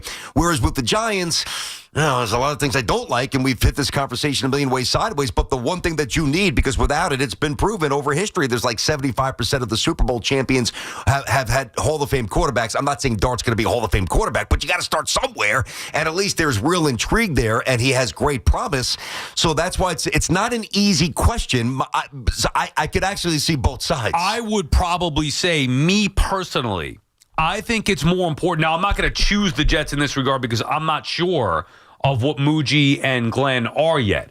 But I believe it's more important to have the right general manager and head coach combination building a culture and a structure and a foundation. I think that's more important than having a singular franchise quarterback or a quarterback with potential to be the franchise quarterback, because I've seen other scenarios where franchise quarterbacks have failed before. Guys with potential. We've seen that in New York. Yeah, that's true. To an extent. I mean, but the one thing that the franchise quarterback does is it lessens the pain of other mistakes, meaning because you could just elevate so many things around you that you could have an average GM, but if you have a great quarterback, you could have a team that's going to win 10 or 11 games, where if you have a C- quarterback and a great GM, and I'm not even talking about the Jets, I'm just saying in general, just general thought around the NFL, if you have a substandard quarterback and the general manager puts good players around him, but the quarterback can't deliver and elevate, it almost offsets the GM. It could be a little bit of a chicken or the egg thing, but I look at the Broncos as an example. Look, see, to me... Boy, you love these Broncos. Well, we got to get you a Broncos jersey, It's one man. example. He is all Denvered out, this guy. It's one example, but to me, the good general manager, head coach combination will find a quarterback. You're not desperate to say, oh my God, thank God we have Jackson Dart. How would we ever survive? Mm-hmm. There are plenty of other football teams around the NFL that are going to survive and have success without Jackson Dart. A lot more success than the Giants are going to have this year with Jackson Dart because they're set up in a better spot. So whether it's Denver and Peyton going there and getting rid of Russell Wilson, identifying Bo Nix, who the Giants passed on and many others passed on, turning him into a playoff caliber quarterback, whether it's Andy Reid going to the Chiefs and turning Alex Smith into a solid winning quarterback before they selected Mahomes and set up the structure and foundation. Like there are plenty of other examples to it. You know, the Vikings, whether Sam Darnold last year, the Seahawks setting up with Sam Darnold, like we've seen other teams, the Bucs with Baker Mayfield. That same quarterback, the great quarterback, failed in other spots, but yet the structure and foundation that he was put in Tampa has him succeeding more. So I understand the importance of a franchise quarterback, and I'm not trying to minimize Jackson Dart. I believe it's more important to have the proper structure with GM and head coach. I hear what you're saying. All I'm saying, like, think about... Even just forget about the Jets and the picks and the names and the Giants and Dart. Like, I think it really does come down to how good you think Jackson Dart's going to be. And I happen to think that Jackson Dart has a chance to be great. That's my opinion on the player. That what he could grow into if the Giants do right by him and he stays healthy, I think his ceiling is ridiculously high. So... while I love, there's so many, I can almost talk myself into, well, but the Jets have 9,000 options to get better. But if I'm just going to look and bet on one of the two franchises, right? And this is not to minimize my enthusiasm for the Jets. I would place my money, because I think it's the smart money, on the team already with the quarterback rather than the team that has a million assets hoping to get one. That's all I'm saying. Understood, but I think the Jets are in a better, more sound position overall. I agree with that. Outside of that. And think about another example I just thought of, the Chargers as well. They had the franchise quarterback with Herbert, but it really didn't mean anything until they got the head coach with Harbaugh. Like, the Giants could have a great opportunity here. Hard to find a franchise quarterback. Seems like they found one. Now they need to make the difficult decision of, do they move on from the guy who selected, or the guys who selected that franchise quarterback? Do they get the right guys in here? And then how the hell do they build around it? Because even with that franchise quarterback, they still haven't been able to win football games. Here's the best part. They don't have to worry about the offensive line. Yeah. I mean, like when they got Darnold and when they had Zach. The Jets you're talking about. I'm talking about the Jets. And obviously Eli at the end, before Andrew Thomas, clearly. Like, at least that is one thing that you can bypass. Not that you don't want to find another guard or whatever, but you got the left side on lock from last year with Olu. You got the right side on lock this year with Membood. You've got, I think you've got tight end one with Mason Taylor. I know you've got tight end one with Garrett Wilson. I do think that they extend Breece Hall based on the new financial climate. The money they saved, they can now do that. So I think you've got a running back in the future. So as whomever the quarterback is, you're going to bring him into a vastly different circumstance. And really, it's the circumstances of previous Jet teams that destroyed Darnold and Geno. It wasn't the quarterbacks. Drake May, by the way, another example. Now, I know year 2 from rookie season is different, but there's no way if the Patriots kept Gerard Mayo, they'd be as good as they are right now without Vrabel, even with Drake May in year 2. Drake May's good. He's going to be a star. But I agree. Mayo was a mess. Well, I'm just saying. And Vrabel's really good. So it's important to have the proper structure around them. But it is a fascinating conversation. BT and Sal on the Fan, 888-808-1019. Jack is in Hazlet, New Jersey. What's up, Jack? Hey, Sal, I would like to hear about how you think the Jets have more promise over the Giants, whether Jackson Dart is a franchise quarterback or not, when the best thing the Jets have to offer is just trading away their 2 seemingly best draft picks with Aaron Glenn jumping around like a buffoon on the sideline. See, now, Jack, why are you so sensitive? First of all, I didn't say that they have more promise. What I said was I value, and I don't know if Muji or Glenn are going to be the guys. I value, A, the direction that the Jets have chose. B, the combination, not the Jets specifically, but just in general, the combination of a successful general manager and head coach more than I do just the individual franchise quarterback. But I don't know how you take that personally as if I attacked you and every Giant fan. Why are you so sensitive? And he hung up. I mean, just to answer the question, you got to offend Aaron Glenn. Like, I never said that the Jets had more promise. I'm just trying to decipher which one I value more. And I believe it's more important to have the proper structure with the general manager and head coach. And I'm not even saying the Jets have that. Yeah. They at least have a direction, and they chose their guys. I would not have. I'm on the record saying I would not have gone with the first-time head coach here. But now that they're here, let them do what they need to do. Whereas with the Giants, the only thing you look to that organization with right now with any hope or belief is the quarterback. Now, that's a big deal, but it's the only thing that I would trust. The defense is god-awful. I don't trust the head coach. I can't stand the general manager. The structure of the organization has been a mess for years. Like, Stadium stinks. What else we is got? Jackson Dart going to be Superman and be the savior? I've seen that fail before with plenty of other quarterbacks as good, if not better, than Jackson Dart. And now you look at the Jets' ability to rebuild this year with the 2 first-round picks this year, the 2 second-round picks, $120 million in cap space.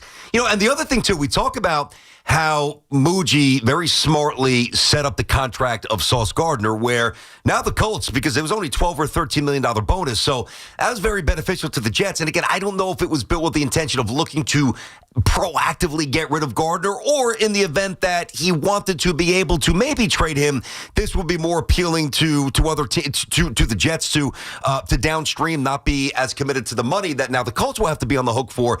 The other thing he did, though, and you have to, I think, work this into the conversation on a much smaller level, Justin Fields is due $10 million next season. $10 million in the NFL for a quarterback is about the equivalent of a guy coming out of the bullpen who's your 10th pitcher on a 12-man staff. Mm-hmm. Like, it's not consequential to the finances of the NFL.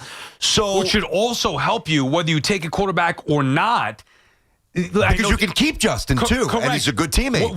Whether to start the season correct. Before you transition, correct, or just say, well, we're still not there yet. We don't love the quarterback or what it would take to get the quarterback we love, and we like the draft next year better.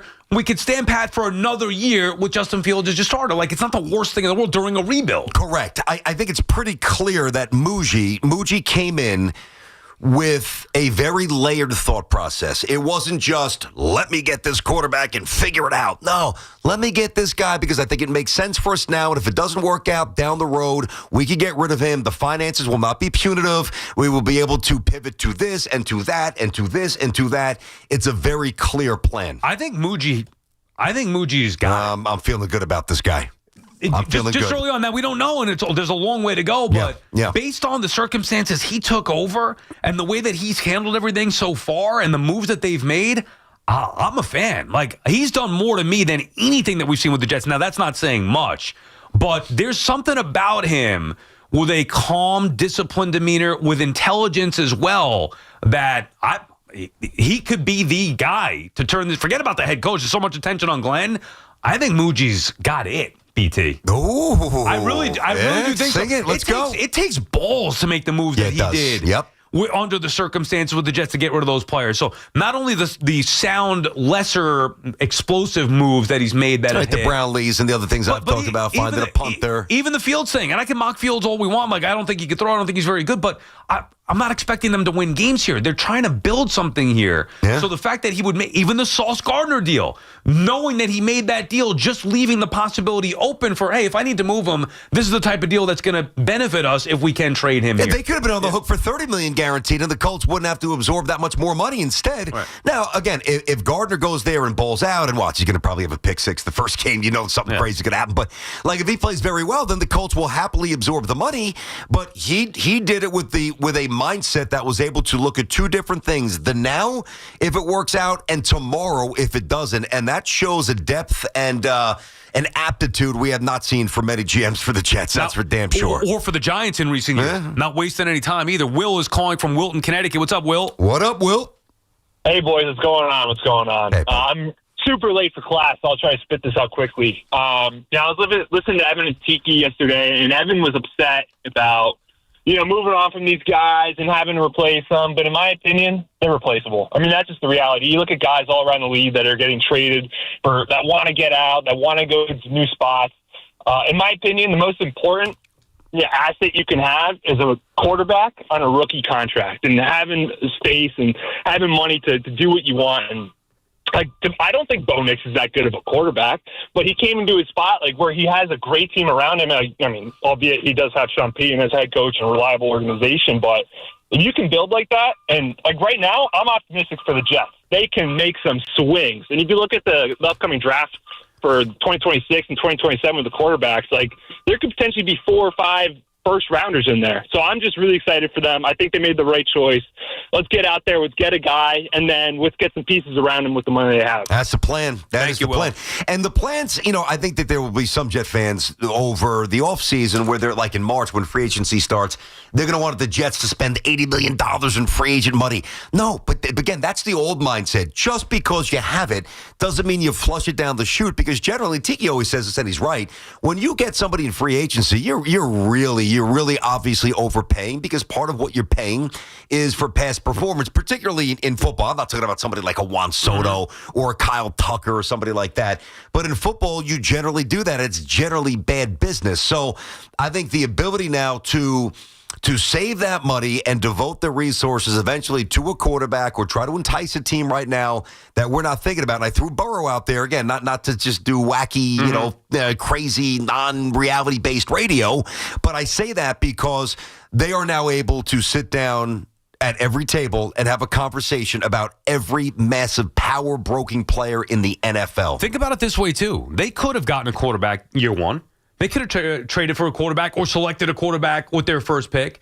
Muji was disciplined, knowing, I would assume that part of his thought process is, maybe he didn't love some of the quarterbacks available, but part of the thought process is, I'm not bringing a quarterback in to this right now. Think of how much of a disaster that could have been. Whoever, whether it was Sanders, even Jackson Dart, now maybe that wouldn't have been as much of a disaster, but they could have had Jackson Dart. They chose to go in a different way, build this thing the right way, and let things play out. So if you were chasing the quarterback because you need the quarterback, first-year head coach, let's bring him in, it would have been the same setup as the prior regimes that failed. Yeah. And now they're in a spot where they could have some success, to a point where I'm not even forcing the issue with the quarterback this year. Eventually, they're going to have to get one way or another, whether it's whoever, Burrow's available via trade, whether there's one in the draft, but they're not chasing it. They're letting the options play out, putting themselves in a position to pounce, kind of like what Leon Rose and the Knicks did when he first built this thing and started to build this the right way. Stockpiling those picks and cleaning up some of the money, the finances, and get some effort players around Randall. Build the foundation with Tibbs in here and Randall taking a shot and developing certain guys. Okay, we're building it up. Now you get to a level in year 2. We're going to need more talent. Let's go, obviously wait for Brunson to become a free agent. You land him. That's how turnarounds happen. We just saw it with the Knicks, and maybe now you're seeing it with the Jets. There are no guarantees, and I get the aspect of Evan, who was upset that look, when you're in a position as a franchise that you have to trade some of your best players, and the Jets have been down this road plenty of times before, Revis, Adams in recent memory, whatever, that position sucks. Keyshawn back in the day, although that worked out. It's a crappy position to be in. You should never have to be in a position. We see it with baseball all the time. If you're the Tigers and now you're in a spot where you have to trade Schoolboy because you can't afford them, that's a fail. The Red Sox with Betts, those are fails. So I understand that. However, you can't look back. And right now, the best that the Jets could do is, in fact, to move on from these guys. I know it sucks to be in this position, but to not be in this position again, you've got to rebuild it the right way, and at least showing decisiveness and direction immediately in year 1, to me, are signs that it's the right path for the Jets. I don't have an ounce of regret, and more importantly, because you know that sometimes I get too wrapped up in this, I don't have an ounce of sentimentality. See ya.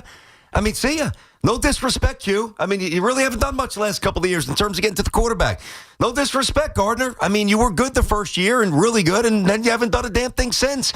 That's it. So to me, you think about drafting, all right? Drafting. What is the key to drafting? Well, you got to identify the right player. That's obvious. But to me, it's even before that. To be a good drafter, and the great franchises do that, you've got to mitigate risk, meaning you've got to increase the odds of you doing the right thing. One of the ways you do that is by not being desperate. If you pigeonhole yourself into, we have to draft a quarterback this year, and even if we don't love him, we're going to force ourselves to like him because, damn it, we need a quarterback. Well, now you're not mitigating risk. You're doing the opposite. That's why, as you said, and as we know, you can take a quarterback in 2027 when you have 3 first-round picks. Also, mitigating risk. Think about what they kept. The Jets kept Breece Hall, right? Now, they would have traded him maybe for a 3, but they still kept Breece Hall, and I have no idea what the extension is going to look like for him or whatever, but about 11 or so. They kept Breece Hall, a plus running back. Yes. They kept their star receiver in Garrett Wilson. The offensive line is something they've been consciously building. It's good. What does that lead to? That leads to when the young quarterback gets here, there's now already an established wall around him. And it's like, okay, young man, you don't have to be great week one. You don't have to save us. Just be solid, and we'll pull you through. Bingo! Something they haven't had. A top receiver, not to mention the young tight end with potential. Love him. The offensive line and a running back.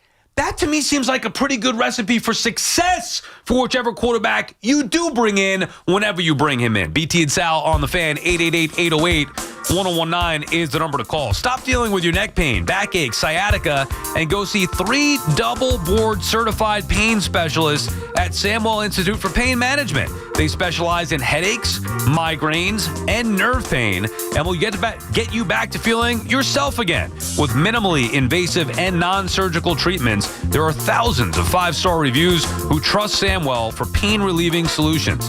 Same-day appointments available with offices in Colonia, Livingston, and Englewood, New Jersey. Turn to Samwell Pain like I did.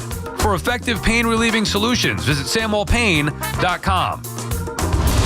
Every Saturday at 8 a.m., it's Kickoff with Boomer and Mike Valenti, where the guys break down the biggest headlines and storylines from across the NFL. Drake May is playing out of his mind. This is a very good balanced team, and I love what Mike Vrabel has done with it. Kickoff with Boomer and Valenti is brought to you by Nationwide. For your insurance and financial needs, Nationwide is on your side. The Fan, 101.9 FM, and always streaming on Odyssey, TuneIn, and the iHeartRadio app. FanDuel is putting you in control right from NBA tip-off, because every day to start the season, you get to choose your reward. Take your shot with a profit boost. Play it cool with a no-sweat bet.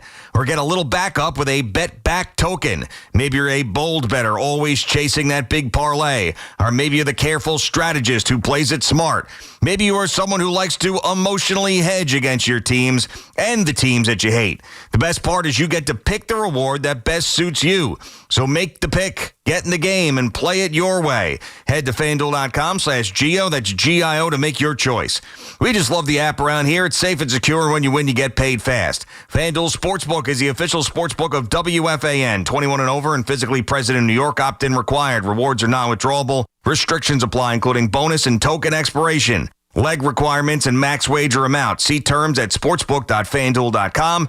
For help with a gambling problem, call 877-8-HOPE-NY or text HOPE-NY 467-369. You can't count on much these days, but you can always count on Sundays with the NFL on CBS and Paramount Plus. Watch your local NFL game live every Sunday this season, all the way through the AFC Championship game. Visit ParamountPlus.com/NFL to get started today. This is the story of the one. As a maintenance supervisor at a manufacturing facility, he knows keeping the line up and running is a top priority. That's why he chooses Grainger. Because when a drive belt gets damaged, Grainger makes it easy to find the exact specs for the replacement product he needs. And next day delivery helps ensure he'll have everything in place and running like clockwork. Call 1-800-GRAINGER, click Grainger.com, or just stop by. Grainger, for the ones who get it done. Spreadsheets, clunky software, 100 different logins just to run your business? There's a better way. Odoo. One simple, connected platform that handles sales, inventory, accounting, and more, so you can focus on growing, not juggling. Make the switch today at odoo.com. That's ODOO.com. The wait is over. AC/DC's back live. Power Up Tour, Friday, September 25th. MetLife Stadium with the Pretty Reckless. Tickets on sale Friday, 10 a.m. at Ticketmaster.com. Friday, September 25th, MetLife Stadium. Don't miss AC/DC.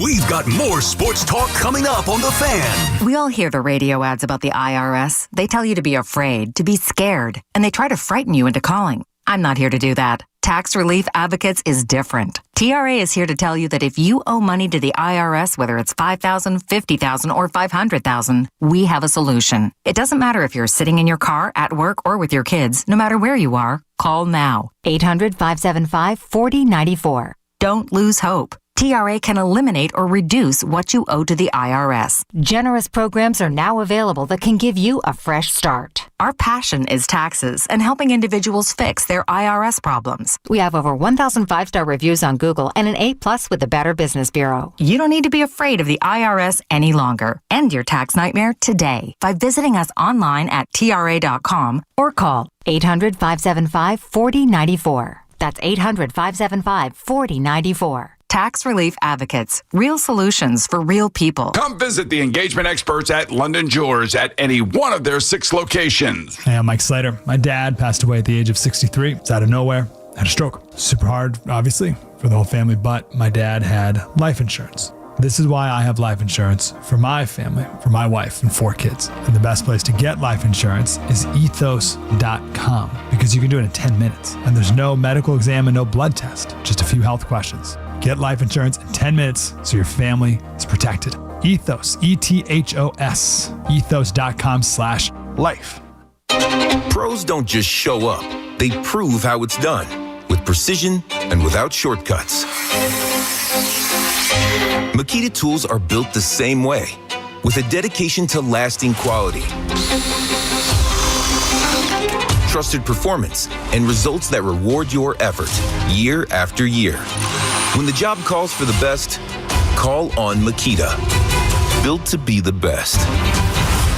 Available at the Home Depot. By now, everyone knows that I love my Elevate Hydrogen-Infused Super Water. Well, I've told you all about how amazing I'm feeling. The science speaks for itself. But did you know that even longevity experts, pro athletes, and many doctors choose Elevate for its benefits? And they want you to have a chance to make Elevate your water of choice. So here's what they are offering today. Simply go to Instagram or Facebook, send them a direct message with the word Boomer, and they will send you a link to receive up to 12 of their premium super waters 100% free. I can't wait for you to try it. Talk New York sports here.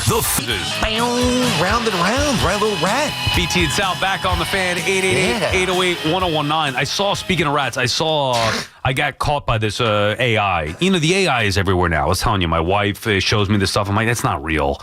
You got, some woman bear hugging a crocodile, whatever it may be. Oh, real fast. You know what I saw yesterday? You know what I saw yesterday, speaking of the AI? I saw an alligator actually delivering a little baby by its diaper to the door of the home that the baby wandered away from. Right, okay, right. And then that's something my wife was showing me, like, do you believe this in Florida? I kind of did. I'm like, it looked real. Yeah, well, that's how I got nabbed. There was one on the subway where multiple people were on New York City subway, and it was just flooded with rats. Hey. Dude, flooded with rats. And I'm like, oh, my God. And then people were saying it's AI. But I mean, that's believable. No, that one was AI because they were pointing out some of the things in the video. But yeah, I mean, this AI stuff is wild now. It's actually dangerous. I mean, it's really. I doubt everything. Anything, even sports talk stuff. Like, I'll see somebody, I'm like, he didn't say that. The Moochie stuff is real, right? I think so. All right, good. Me too. I mean, I'm so happy. Who knows what to believe anymore with that? We'll have a little 3 random questions coming up at 11:40, 888-808-1019. Let's get back to the calls here. Matt is in Austining. What's up, Matt? Hey, good morning, guys. Thanks for taking my call. First thing is, I'm not a Glenn fan, so obviously it's a conversation for next year. It looks like he'll be here. I'm good with the trade, but like you guys touched on, that's only half the job. What do we got going on there, Matt? What are you doing right now? Running? Hiking? I'm on the trail. Well, I'm walking. Okay. Yeah, boy. Getting those steps in. We respect it. All right. Yeah. Well, so you're not a Glenn fan. Go ahead. Not a Glenn fan. I mean, I just don't like his. Really, I don't like his post-game demeanor. But that being said, I'm good with the trades. Let's just see what they do. And you guys touched on it, right? That's only 50% of the job is getting stockpiling the picks. Yeah. Now they got to go out and do something. Yeah, we know that. And hopefully, right? I mean, that's what I'm saying. You touched on it.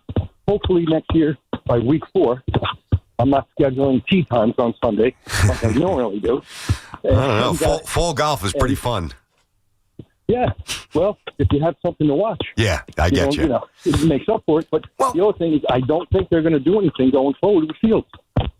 Well, no, I don't think anybody really disagrees with that. Thanks for the call, Matt. Have a good workout. And I appreciate you listening to BT Sal while you get those calories down. Dove took issue with that. Dove, you have an issue with him calling from the treadmill? What? Well, it sounds like bad. If you're listening on the radio, it's hard to hear. We heard him. Yes, you did. But you see Sal, he's got his hands over his ears trying to hear over the steps. Okay. I appreciate him listening, appreciate him calling, all that. However, if he's on the air, sound good. Well, I mean, you're on the air and you don't sound good. Well, I'm behind the scenes. All right. That was too easy, Dove. I'm messing. Now, let's be fair to the guy. Maybe he called, and let's face it. I mean, it's not easy to get on the BT and Sal show. People want to talk to us. I'm maximizing your time. I have no issue with that. Yeah, well, maybe he called up, and maybe he wasn't on the treadmill by the time we got around based on the call bank and when he called. Maybe he's like, all right, I've been waiting for 46 minutes, and I've got a meeting, or I've got a Zoom, or I've got this with the kids, and this was his window to get the workout in. His intention wasn't to sound not good on the radio. He just got busy. Multitasking. I respect it. I have no issue with that. Dove's so harsh on the callers all the time. All right. So anyway, his point is, look, I can understand you not being a fan of Glenn, and I would just be patient with the Justin Fields thing. Justin Fields is a quarterback for now, a stopgap quarterback while they build this thing out. It's year one. Think about what the Giants just did. See, and that's why where people don't want to give Woody Johnson credit. Do you think Mara had his hand in the decision to retain Daniel Jones?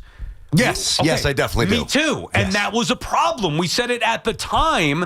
A new regime should come in and they should say, I don't want anything that was here from the leftover regime. Like, you shouldn't be hiring me to maximize Daniel Jones. And I think that was part of the process with Brian Daboll. And it failed multiple ways. They had some success. That led to extending Jones. Like, it was just too much meddling, whether it's from the owner, the prior regime's players, and it leads to a disaster. And you never had a clean start from Shane and Daboll until year 4. And by then, it's obviously too late. Whereas with the Jets, in year 1, who cares who the quarterback is? You try to go out there and be competitive, but you're really trying to rebuild the infrastructure of this franchise that has sucked for 15 years. That's the key, and to do that, you've got to be bold, and you've got to be forward thinking, and you've got to be receptive to doing something that is going to get criticized by some, and not by me. I love it, as you guys know. Here's the other thing, though. Now the Jets don't have to do anything that they don't want to do. Well, what do you mean by that? It's very simple. Because now they're going to control these draft boards for the next couple of years, they don't have to reach on a player that they like rather than loving. And I think that that's where they've gotten into a lot of trouble over the years. And if you go back to what we were talking about before, if you missed it, free Odyssey app, anything about the show, obviously any day, is the key to drafting is to at least put yourself in a position where you're mitigating risk. You've got to identify who you like, and then you've got to increase the odds of having access to the players that you do like. And right now, the Jets have that with the abundance of first and second round picks. Ronald is in Inwood. What's up, Ronald? What's on your mind today? What's on my mind today is that Sydney is single now for half. Yup, because this incident happened on TMZ where she had an argument with her boyfriend, and she said something about, oh, you don't know what I'm thinking, something of that matter. And I heard that Hop got on the show, and you guys got on the newspaper because of Hop, because y'all did that interview with Sweeney. We were in the newspaper? I didn't see that. Oh, yeah. I think he wasn't on that day, but yeah.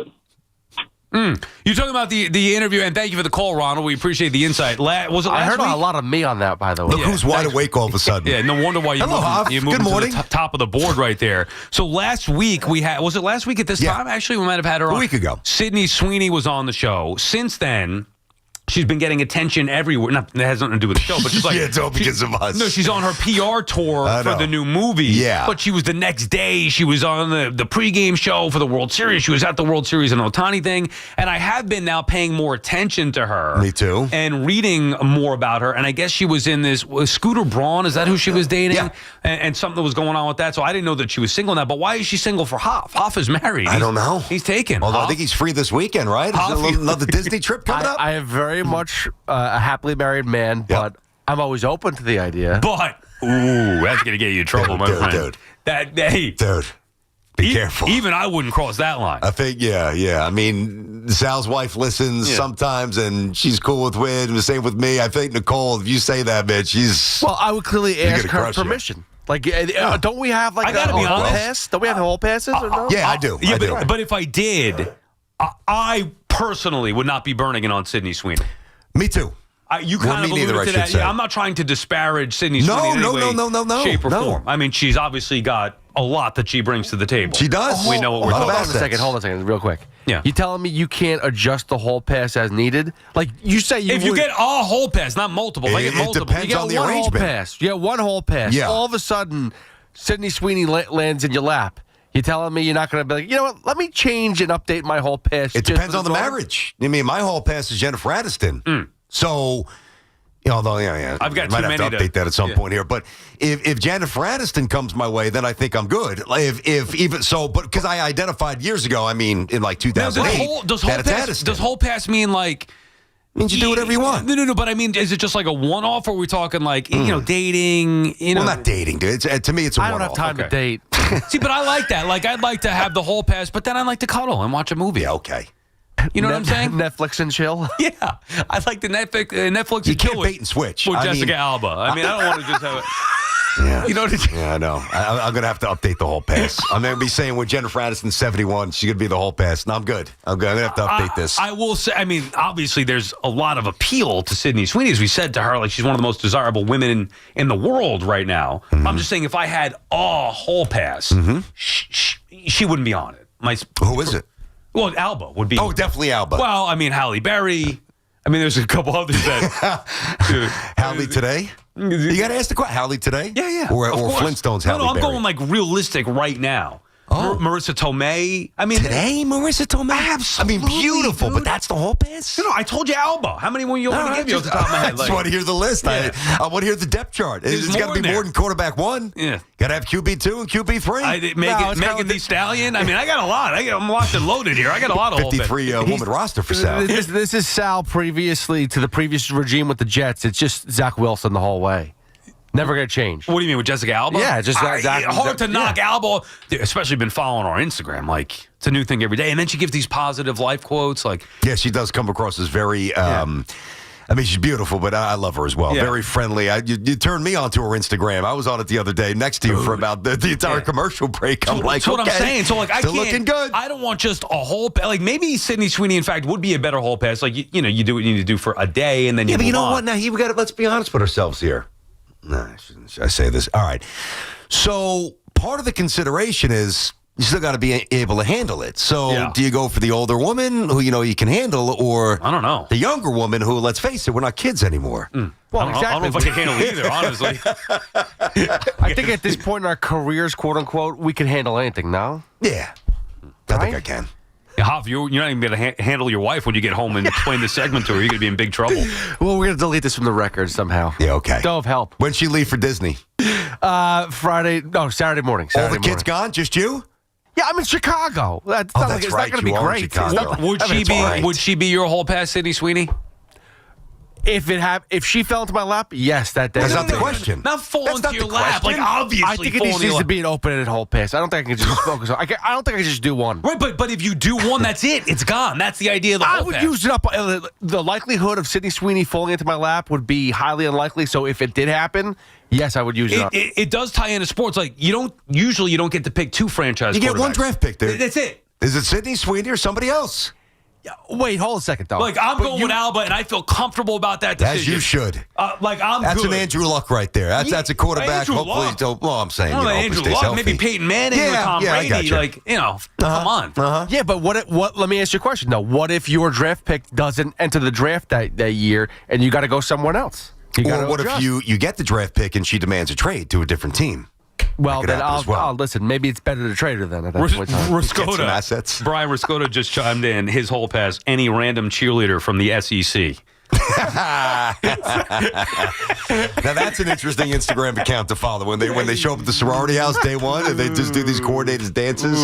Get us to break, dude. That's not Get us bad to break, either. Before we get fired. BT Sal on the Fan, 888-808-1019. When we come back, 3 random questions. I love 3RQ. All right, yes, we will have that coming up. Hey, Who's Hot in Football brought to you by Petro Home Services, Caleb Williams is hot as he threw for 280 and a couple of touchdowns and caught one as well in a victory over the Bengals. Want to save on heating costs? Well, go with Petro. Switch now and get $125 free heating oil or propane with reliable delivery in any weather and live 24/7 service. Count on your local HVAC pros at Petro to stay warm and save this winter. Go to petro.com now and save $125 free heating oil or give a buzz 888-PETRO-02 today. Use propane. Well, ask about our special offers. Propane not available in all areas. Now, Odyssey Sports Minute coming at you. Brought to you by the New Jersey Division of Highway Traffic Safety.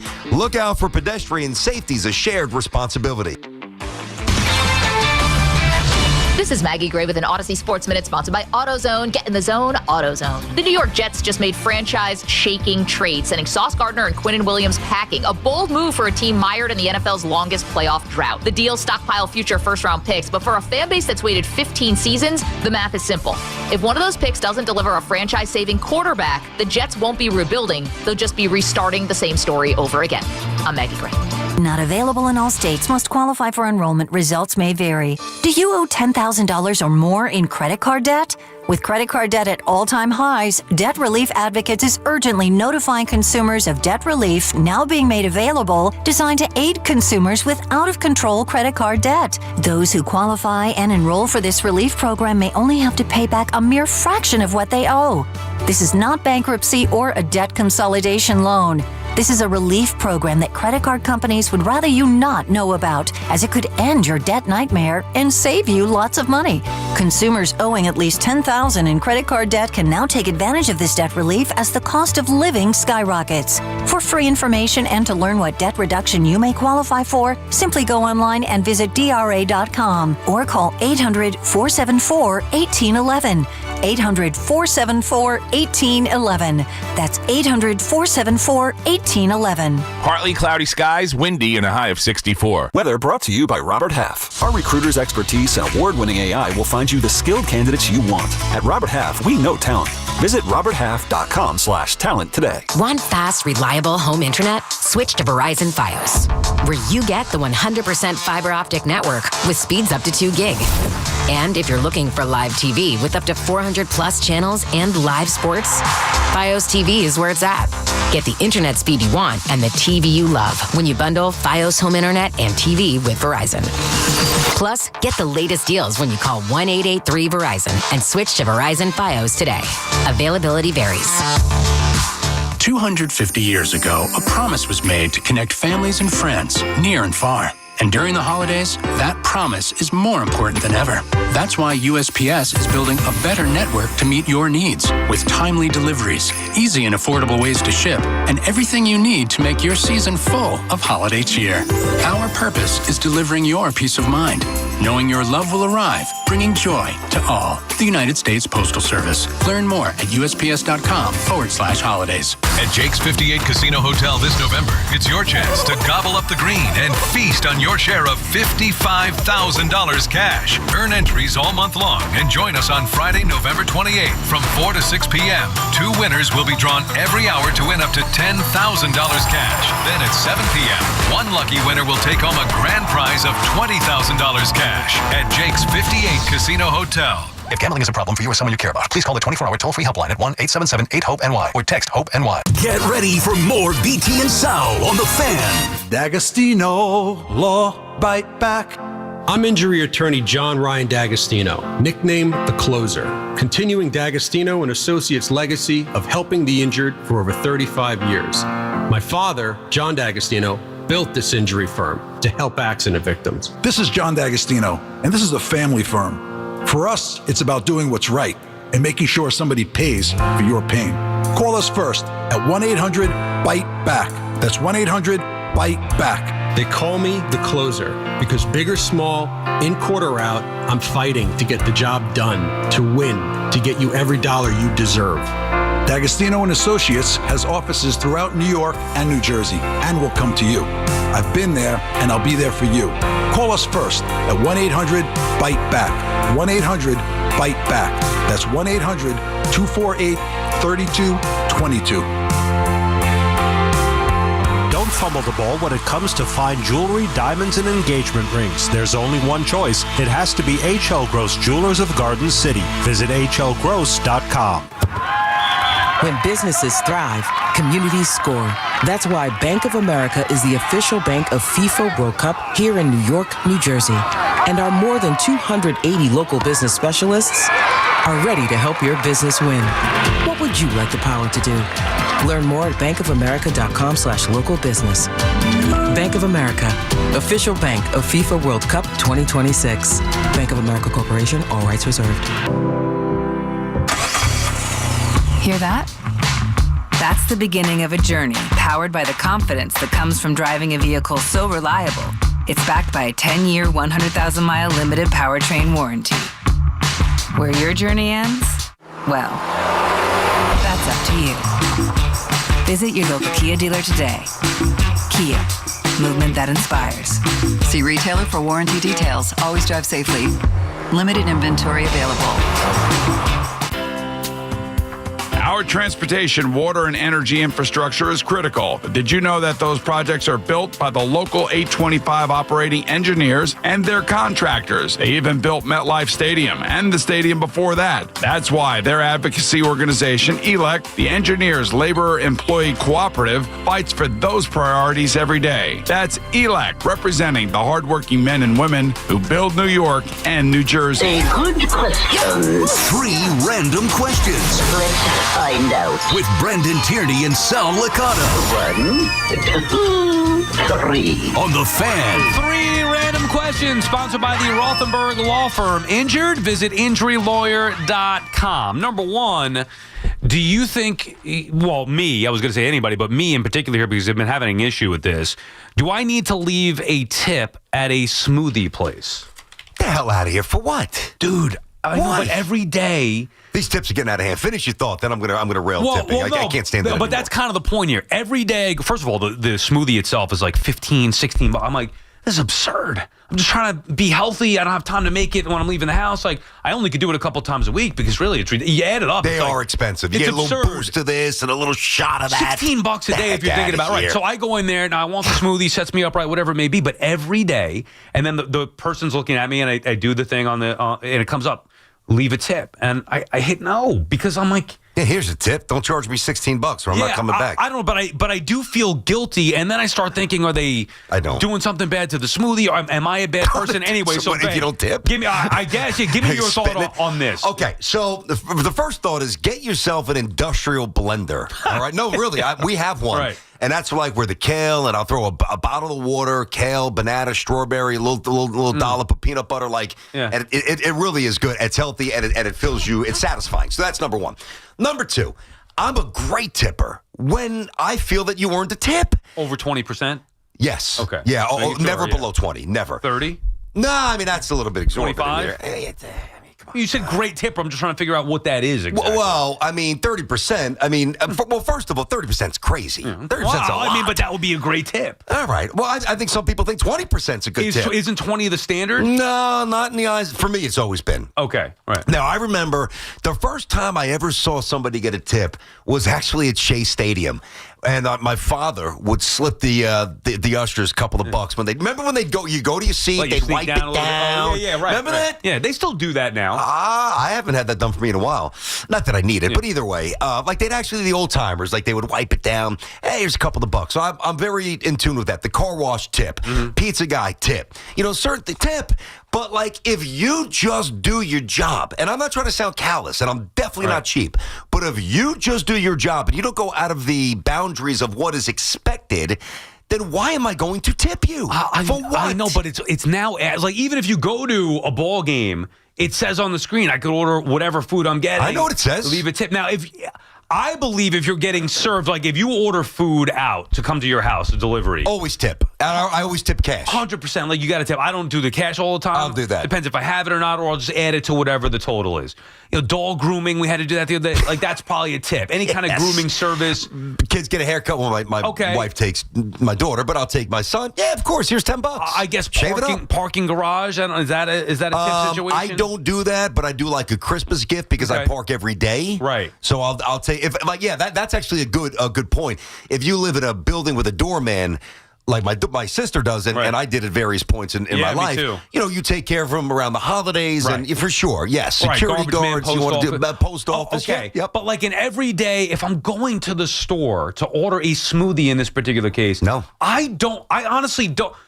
I don't want to be a bad person, but I don't like the pressure of having me feel like I'm the bad guy because I'm saying no to a tip. Where in reality, like I'm paying for you to give me the damn smoothie. I know. Well, what special service am I getting that I need to tip here? There is none, which is why you shouldn't feel bad about it, and which is why you shouldn't tip. I mean, unless you're independently wealthy. I mean, these prices are out of control. Even if you were independently wealthy, you still shouldn't feel pressure to do it. Right. You should tip on your own volition, saying, you know what, you did a good job. Also, the tip should be based on the quality service you get. It shouldn't just be an automatic, like, I go to a restaurant and I get crappy service, but I feel obligated to leave 20%. Like part of it is you should really have to earn, otherwise you're setting a bad standard and precedent here. I agree with that as well. And before we move on, the one thing that I can't stand is you do see this a lot on social media where people will put like 30 cents on a tip. Again, that's just so disrespectful. I don't care how rude you are.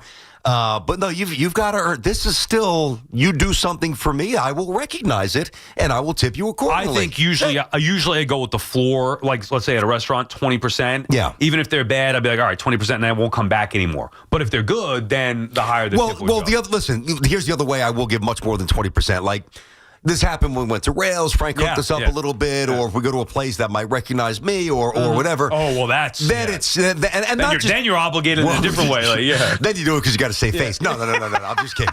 But if somebody... maybe you go to a nice restaurant, a chef, oh, hey, big fan, hey, here's a bottle of wine. Well, now you got to go out of your way to really... Then you might tip 50%. Right, understood. Yeah. All right, number 2, would you ever clone a pet? No, I saw what Tom Brady did. I think that's weird. Yeah, I mean, first of all, it's not an exact... No. Clone or replica of, you're not getting your deceased pet back. No, you're not. You can't. It's going to look like it, but it might be a very different personality. Can you clone personality? But that's what I'm saying. You could also get a pet, like my poor McGriff. Now he was a mutt and he passed away years ago. If I could get a dog very similar to him, I would maybe consider it, or Maddox that we have now. Like if Maddox, when he dies, do we get another similar dog? Maybe I could get another golden doodle. That's what Maddox is. McGriff was a mutt, so I couldn't even tell you where to begin with that. But I could get another golden doodle, and then, okay, well, it's a different dog. There's no need to clone your same pet because it's not going to be the same pet. Just go get the same breed. It's a little weird. That was a little weird, right? That is weird. I think that's a bad look. Yeah. Cloning a pet? A bad look. And, and again, I was staying within my realm because, I don't know all the science behind it. I don't pretend to. But it seems like it's a precedent that I'm not necessarily looking to run down. Yeah, like at what point? I mean, if you clone humans, maybe it'd be a little different because... Would it be? I don't know. Well, if like my father's dead, right? If you could figure out a way to clone him, now obviously I'm just talking total hypothetical, it'd be cool to maybe bring some version of him back. Yeah. I can't go to the store and get anything like that. Whereas I could go find a dog, whether you adopt a dog or go buy one, that is similar to my deceased pet. Yes. No, I get it. I don't think I would do that at all. I wouldn't even think about doing that. And the other thing I'm starting to see now with AI, and this is a little freaky, but it's also interesting enough where I could see why some people really like it. I saw a picture of a grandmother. It was probably from like the 1940s, 1950s, and it was a young boy. I think it was up in the Bronx where they were on their bicycle, and like it was a still shot, like literally a picture that's 70, 80 years old. And then AI had the influence on it, and then the grandma actually like moved and patted the boy on the head. Right. And I'm like, would I want to see that imagery come to life of my deceased relatives? And part of me would be like, yeah, that would be amazing. And part of me would be like, no, but that's not really real, and that's not the way it's supposed to be. Yeah. I don't know how I feel about that one. Weird thing there, but you're right with AI now. Who knows? All right, last one for you. So I went out to dinner Saturday night. Yeah. We went with a couple of other couples, and... it was nice, whatever, good time. And couples from the neighborhood? No, one producer from SNY and his wife, and then their friends who became mutual friends, our realtor who helped sell us the house. All right. Pete Brown and Megan Brown, very nice people. And then Pete Brown, the realtor's husband, decided to pick up the tab. Nice of Pete Brown. I know, but I'm thinking like Like, I was not expecting that. I figured we'd do the three-way split. Of course. Okay, so now here's the thing. And then you enjoy it. And you say, thank you very much. We appreciate it. Whatever. Nice dinner. Had a great time. Yeah. Now, and here's the question. Now I feel obligated to return serve. Yeah, to reciprocate. Yeah, but like, I'd rather have just paid my part then, no strings attached, and we all move on and happy and whatever. But now... But it's going to equate to the same thing, because think about this. You didn't reach into your pocket. You didn't spend a dime that night. Pete Brown spent it all. Yes. Think about it. So now when you take Pete Brown and his wife out, now are you also obligated to take the other couple, or do you just do it for Pete Brown? I would say probably just Pete Brown at that point. Okay. Do you like Pete Brown? I mean, I hope you do, because you said his name. He's the guy that was the, I believe, original drummer in the band Weedas, who had the hit Teenage Dirtbag. I was telling Hoff about this a little bit. So Okay, we knew we met his realtor through. I mean, he was giving some stories that were big in Australia, whatever. And his wife was there. He couldn't really go into all the detail of some things we'd like to probably talk about it. For sure. Anyway, that's how we met them. But I just feel now I like no strings attached after the fact. I'll pay. Let's move on. If you want to reciprocate, if I want to treat you next time, whatever you want to treat me, fine. I appreciate it, but I don't want to. Was it a big bill? I mean, probably you get three dinners. Steakhouse or like sushi? Okay, so steakhouse. So I mean, I don't know how big, but there was a couple bottles of wine. So it's for three couples, you said? Yeah. That's a couple of bottles of wine. I mean, that's got to be I would say a $600, $700, $800 bill. That's pretty steep. Right. I would think it's up there. Right. So, all right, now, because the logistics of this matter was when the bill comes and there's a group of men, you generally not stereotype that the man's always got to pay for it, but you got to be ready to attack the wallet. You got to be ready, right?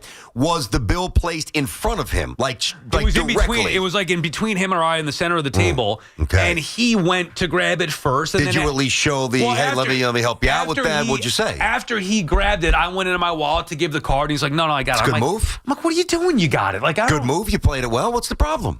It's great. It's a good gesture. The problem is now it's like I owe him. He's not saying this. I know. In my mind, I'm like, I don't want to owe anybody anything. But you make it seem like you owe him because you lost a dime on the Giants. You owe him because you went out to have dinner with the wife. You had a good time. I don't want to owe. Could I interject here? Go ahead, Hoff. Considering the royalties for Teenage Dirtbag is way more than any of the three of us or four of us or five of us, because Bogus is here now too, we've ever seen. Yeah. Has he made that much money? You don't know him. But that's not. That shouldn't matter. It's still about principle. Right. Yeah, principle is he went and did something really nice. That's very kind of you. How was the tour again? Here, I bought your songs too. Yeah. Right? Yeah. Did you not? We appreciated it. I just felt it was so unnecessary and totally unexpected.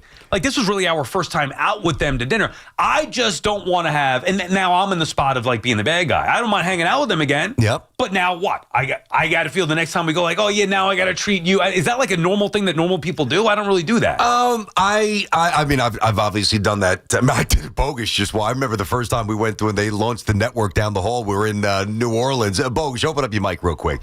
So I'm doing the morning show. Me and Teak, we just start things up, right? Yeah. And in my mind, I'm like, okay, I'm probably have one of the better contracts at the network. I don't want to sound like a jerk. Yeah. And I was a team building thing, and I'm like, meanwhile, I was absolutely sloshed, man. Confirmed. I bumped into Olivero that night. He must have been saying, wow, I brought this guy back from, what is it? So I'm like, let me get the bill. Like, Bilotti was there, Bogus was there, Tiki actually wasn't there. My wife was there, Dana was there. There was 15, 20 people. Martell, 20 people, right? It was a massive group of people. And people were coming and going, too. I got there at the end of it, so I think I only had one hurricane, not like the five. Man. So people were like, I only owe this. People were like, I owe that. It's the worst thing in the world, splitting a bill. I think the bill was like $1,400. And you took it on? I did. Good I didn't know it was. Well, my wife didn't like it. Well, she did not. Yeah, also confirmed. I mean, not that she was on me. She wasn't on me all night. Otherwise, like, she's not like that. Yeah. She's just like, what are you doing, man? Come on, son. It's a little bit much there. It is the right thing to do. Now, that, unlike the dinner that you will reciprocate, was never reciprocated for me. Well, you can't expect that in that spot. The network was cheap back then, and nobody took care of you. Hopefully, you do that the right thing. That was our one and only trip. To be but see, you're already saying, to be fair to Pete Brown, I don't think he's expecting a reciprocation here. Yeah.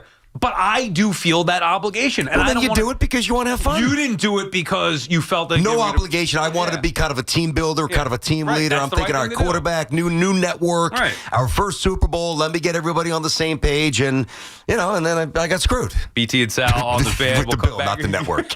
Come back. We'll reset down with the king topic of the day. 888-808-1019. Talking Jets Giants trade deadline right now. Let's get you updated. Here's Andrew Bogus. Get the latest on the Giants and Jets on WFAN, WFAN FM, WFAN FM HD1, New York, and Odyssey Sports Station. WFAN Sports Flash. Good afternoon at 12:02. I'm Andrew Bogish. This Sports Flash is sponsored by Chef IQ. Precision cooking, effortless results. ChefIQ.com. And by Dr. Jay Shaw at Samwell Pain Management. Visit SamwellPain.com. Tom Coughlin, Bill Belichick, Dan Reeves, Marty Schottenheimer among the 9 coaches advancing to the semifinal round of Hall of Fame consideration. Just one of these coaches will be picked for consideration by the full selection committee early next year. The Jets have placed safety Andre Cisco on IR and promoted Dean Clark to the active roster. Cisco is done for the season with a shoulder injury. The Nets are in Indy at 7 here on the Fan tonight. The Knicks host the T-Wolves at 7:30, and the Atlanta Braves are reportedly exercising their $18 million option on lefty starter Chris Sale. He was the Cy Young Award winner 2 seasons ago, had a 2.58 ERA this campaign. Fan weather is sponsored by Ray Katina Lexus of Freehold and Ray Katina Lexus of Monmouth. Make your holidays memorable in a Lexus from Ray Katina. The Lexus December to Remember sales event is here. Drive storage. Celebrate the season in style at Ray Katina Lexus of Freehold and Ray Katina Lexus of Monmouth. It's 58 degrees, partly sunny in Central Park, and that's what's happening. Sports Flashes, top of every hour. I'm Andrew Bogish. This week on The Fan. Keep listening for your chance to score a pair to see OAR 3 Decades Tour at PNC Bank Art Center on September 17th or at Northwell at Jones Beach Theater on September 18th. Courtesy of Live Nation. Tickets go on sale Friday at Ticketmaster.com. Brought to you by Live Nation. The Fan, 101.9 FM, and always live on the free Odyssey app. My man, Dr. Jay Shaw, specializing in minimally invasive and non-surgical treatments for neck, back, and sciatica, migraines, and so much more, offers pain-relieving solutions. There are thousands of 5-star reviews who trust Samwell Pain for all their aches and pains. Visit SamwellPain.com. FanDuel's putting you in control right from NBA tip-off, because every day to start the season, you get to choose your reward. Take your shot with a profit boost, play it cool with a no-sweat bet, or get a little backup with a bet back token. Maybe you're a bold bettor, always chasing that big parlay, or maybe you're that careful strategist who plays it smart. Maybe you're someone who likes to emotionally hedge, like me, against my favorite teams that always lose, and the teams you hate. The best part is you get to pick the reward that best suits you. So make your pick, get in the game, and play it your way. Head to FanDuel.com/Evan and make your choice. We love the app around here. It's safe and secure, and when you win, you get paid fast. FanDuel Sportsbook, the official sportsbook of WFAN. 21 and over, physically present in New York, opt-in required. Rewards are non-withdrawable. Restrictions apply, including bonus and token expiration, leg requirements, and max wager amount. See terms at sportsbook.fanduel.com for help with a gambling problem. Call 877-8-HOPE-NY or text HOPE-NY 467-369. You can't count on much these days, but you can always count on Sundays with the NFL on CBS and Paramount Plus. Watch your local NFL game live every Sunday this season, all the way through the AFC Championship game. Visit ParamountPlus.com/NFL to get started today. Get connected with WFAN to talk about your favorite teams. The Fan on the Odyssey iHeart.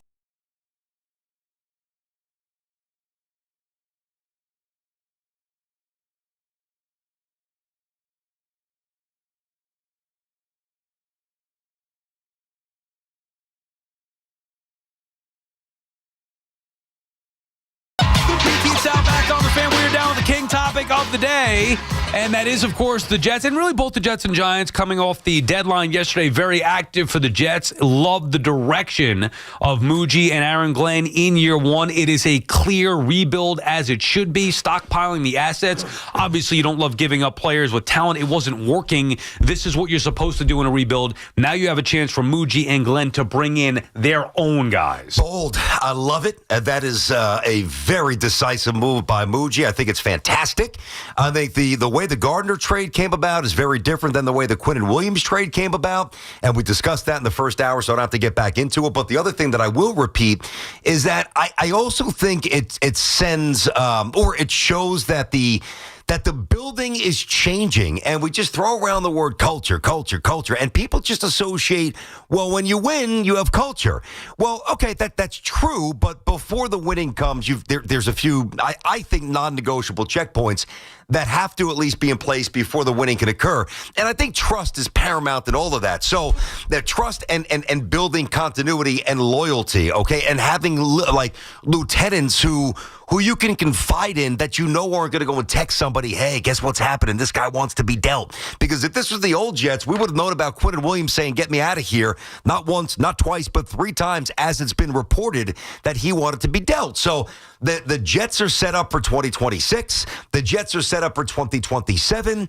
In terms of the draft, they absolutely control the draft. They can make more moves in the offseason. There's enough of a basis of talent on the O-line in Garrett Wilson. I think Breece Hall gets an extension at this point, and some other spots. They are really set up to do something that we just all want them to do, and that is to be good for a while and give yourself a chance to win a Super Bowl. And build an infrastructure that can put the quarterback, whoever it may be, in a position to succeed here, as opposed to have to be the savior the way that Sam Darnold was asked to be, or Geno Smith, or Zach Wilson, and continued to fail in spots where they were set up to fail. So I love now, it doesn't mean that it's going to work, but I love at least the direction of Muji and Aaron Glenn here in year 1 of rebuild. This is how you should do it. And Woody Johnson should get credit for staying the hell out of the way. Thank you, Woody. Because at least he let his general manager make difficult decisions by trading a very popular player amongst the fan base with Sauce Gardner or even Quinnen Williams, whatever it may be. The fact that the owner didn't get in the way that Mara did when it came to Daniel Jones, bringing in guys in a new regime with Shane and Dable, forcing upon them the quarterback and the running back that he loved that came from a prior regime, which set that regime up for failure with Shane and Dable. Yeah, that was a rough way to start there. And, just the mindset of the Jet fans, like, processing this, it was, really although Evan's first reaction, as he said on the show yesterday with Tiki, that his first reaction was ultimately different than the rest of the absorption, because then Quinnen Williams became into, like, his first reaction with Sauce, I guess is what I'm saying. Was and what? I didn't see he didn't like it. He didn't like it. His first reaction was he didn't like it with Sauce. Did not like with Sauce. Then the Q stuff came in. He's like started to see it a little bit differently. So and then direction. Okay. Yeah. And listen, he's big on, well, now you got to deliver the picks here. We all understand that. That's a given. I understand what he's saying, but that's the most basic component of this. To me, I do understand those who don't like it. Now, I think that you are going to ultimately be proven wrong. And I don't like to make it a right or a wrong thing, or, oh, look at the scoreboard. You said this and I said that. And I'm not even talking about Evan. I'm talking about the Jet fans now. But I do think that this will really represent a transformative day in the Jets. Because Sauce Gardner, to me, will never be what he was his first year. He just won't be that guy again. Maybe he'll be used a little differently in Indianapolis, whatever, but he's not that guy. And Quinnen Williams, like this false hope that he was going to just wreck games and be a 10, 12, 13 sack guy. He hasn't been that guy for a couple of years. So I am okay with getting rid of those players, but a lot of people do overinflate good players on bad teams, whether it's Julius Randle, whether it's some Yankees or Mets over the years. I am fine with this. I think it's clear vision by Muji, who had no connection to anybody that was here, and I think the Jets crushed it. Yeah, I think you bring up a good point. We talked about this with the Mets earlier. In case you missed anything, check it out on the free Odyssey app. I'd like to see David Stearns do a little bit of this. Now, it's not a total rebuild the way that it is with the Jets, but taking guys that were here before he got here and maybe try to move on from them and rebuild it in a different way. You could have an immediate rebuilding process as opposed to just sticking with Nimmo, sticking with Lindor, bring back Alonso, bring back Diaz, just keep everybody from an 83-win team who's failed in the postseason since 2022 or failed to get to the postseason. To me, that's not a recipe for success, and fans hold on to, especially from losing teams like the Jets or like the Mets or like the Knicks for years, whether it was Carmelo and, you could never move on from Carmelo because he's the god here or whatever. Pick a player. Even R.J. Barrett or IQ. Oh, no, we love Barrett. That trade was unpopular at the time. So fans do overrate players, especially homegrown guys. Yes. from losing teams. They hang on to it, but it's not necessarily the recipe for success. The Jets were not having any success with Williams or Gardner, and now at least there's a path to rebuild this thing the right way. As for the Giants, they didn't do anything. I also think that's the right way. I hope it was from an edict from Mara, having a freeze on moves.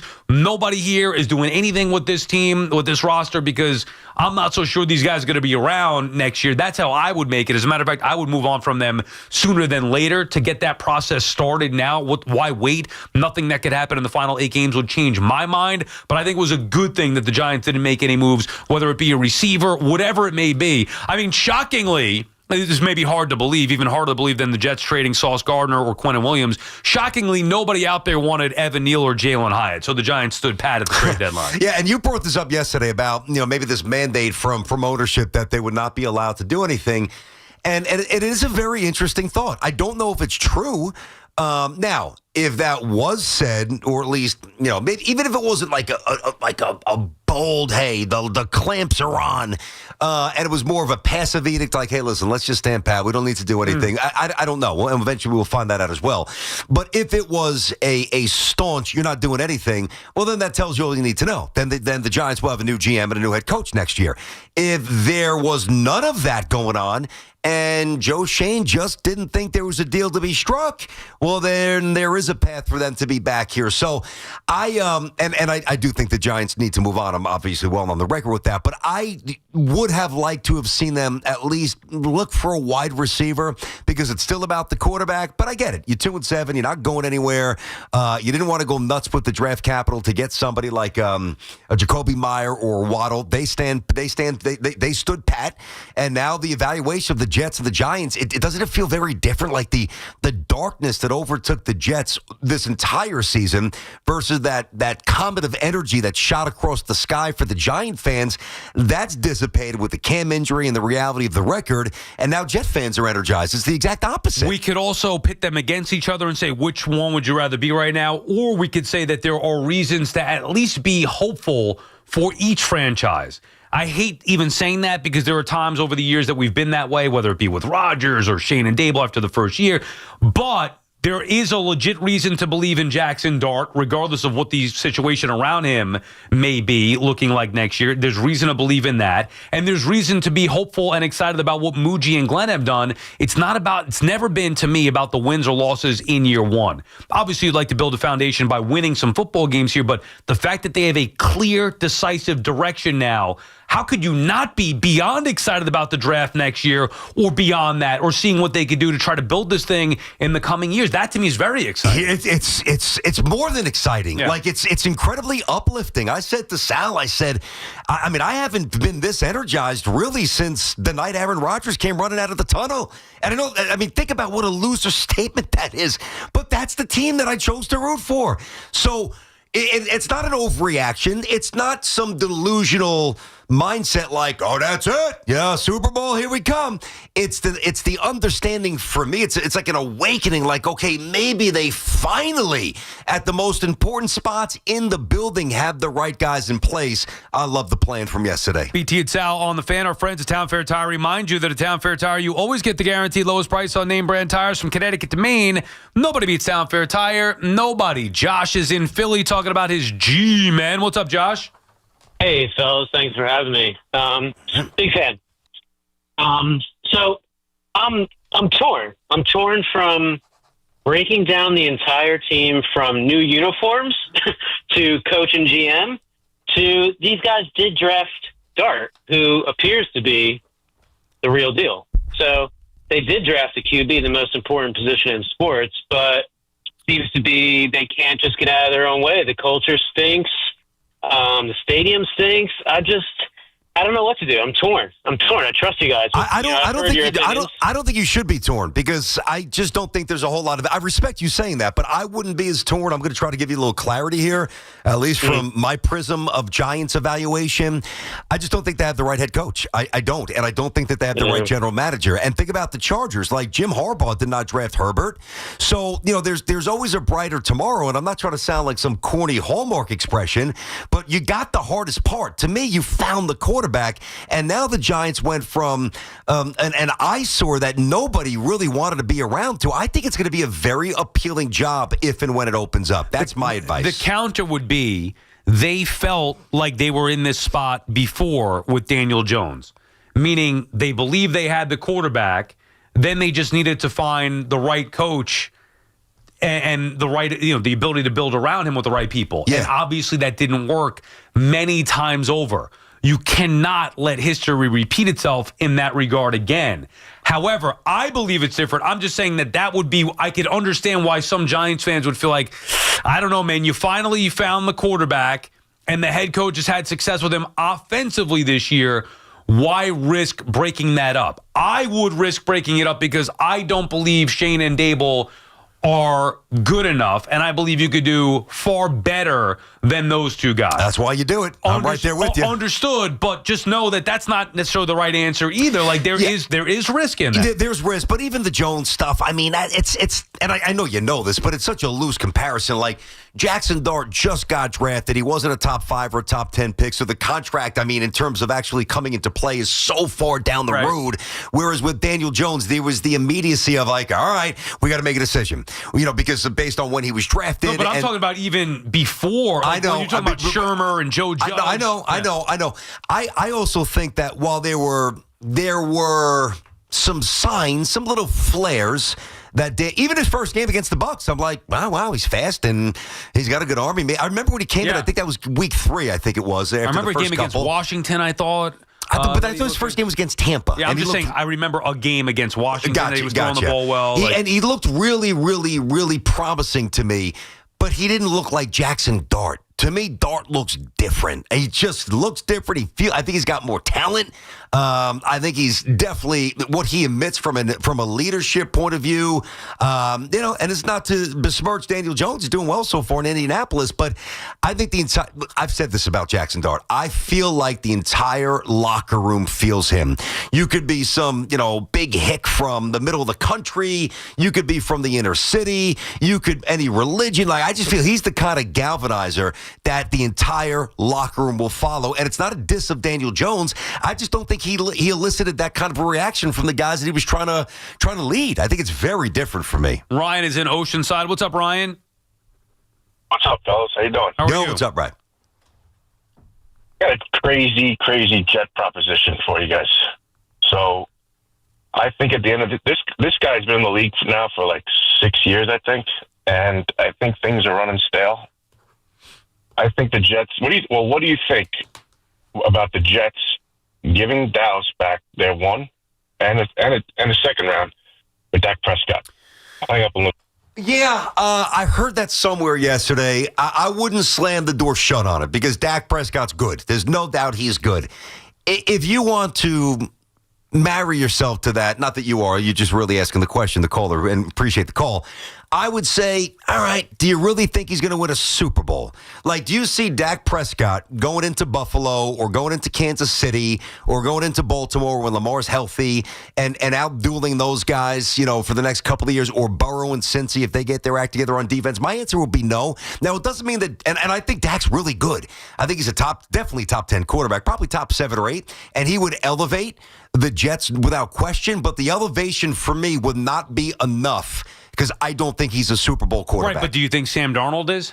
No, I don't. Okay, me neither, but you could go over. Do you think Baker Mayfield is? I think Baker's got a chance with the right Super Bowl winning quarterback? Baker's the one guy that of the 3 that we just mentioned, I would say that I'm not going to put a limit on him. I'm just saying, like, when you start going down is he a Super Bowl this, is he a Super Bowl that, that's come on, that's nearly an impossible thing to do. So I would start with, can this quarterback elevate the franchise and get me to the postseason more consistently, which would eventually, hopefully, lead me to a Super Bowl, and you take your chances there? You could look at it that way. That's how I would do it. Okay. I mean, I would rather identify the guy or the young man in the draft there and, be full bore as a personnel department, fully convicted. This is the guy. We're moving mountains because we've got 1 million first-round picks. We can go and get him if we're not first overall this year or next year. Think about it this way. And reset the finances. If you get somebody like Dak, he's coming with a big contract. Do you think Josh Allen is a Super Bowl winning quarterback? 100%. Me too, but he's never been.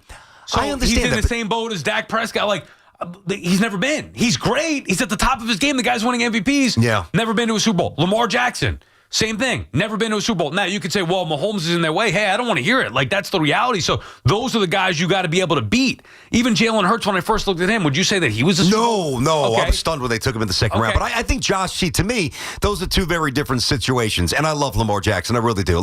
But Josh, he's my favorite quarterback in the NFL. To me, he has not gotten to or won the Super Bowl yet because of the deficiencies around him, more so than him. I think McDermott's good. I don't think he's great. The defense is good. It's not as good as it used to be. So I think it's more of a reflection on the roster. Whereas with Lamar, I just don't think Lamar's played well enough in some of these big games, man. Yeah. He's come up small. Yeah, point is, the Jets are in a spot to where if they did want to go get a veteran quarterback, the way that Detroit did it by swapping Stafford for Goff and turning Goff into something better than even McVay can do. I know that, the Super Bowl, that stuff with the Rams, Goff getting there, losing to the Patriots, but Jared Goff has been an excellent freaking quarterback. He has been. Maybe one of the more underrated quarterbacks in the league. Not anymore. I think most people know where he's at now. He's good. Now, it's about the structure and everything that they have around him, of course, all the weapons, but still, he's having great success there.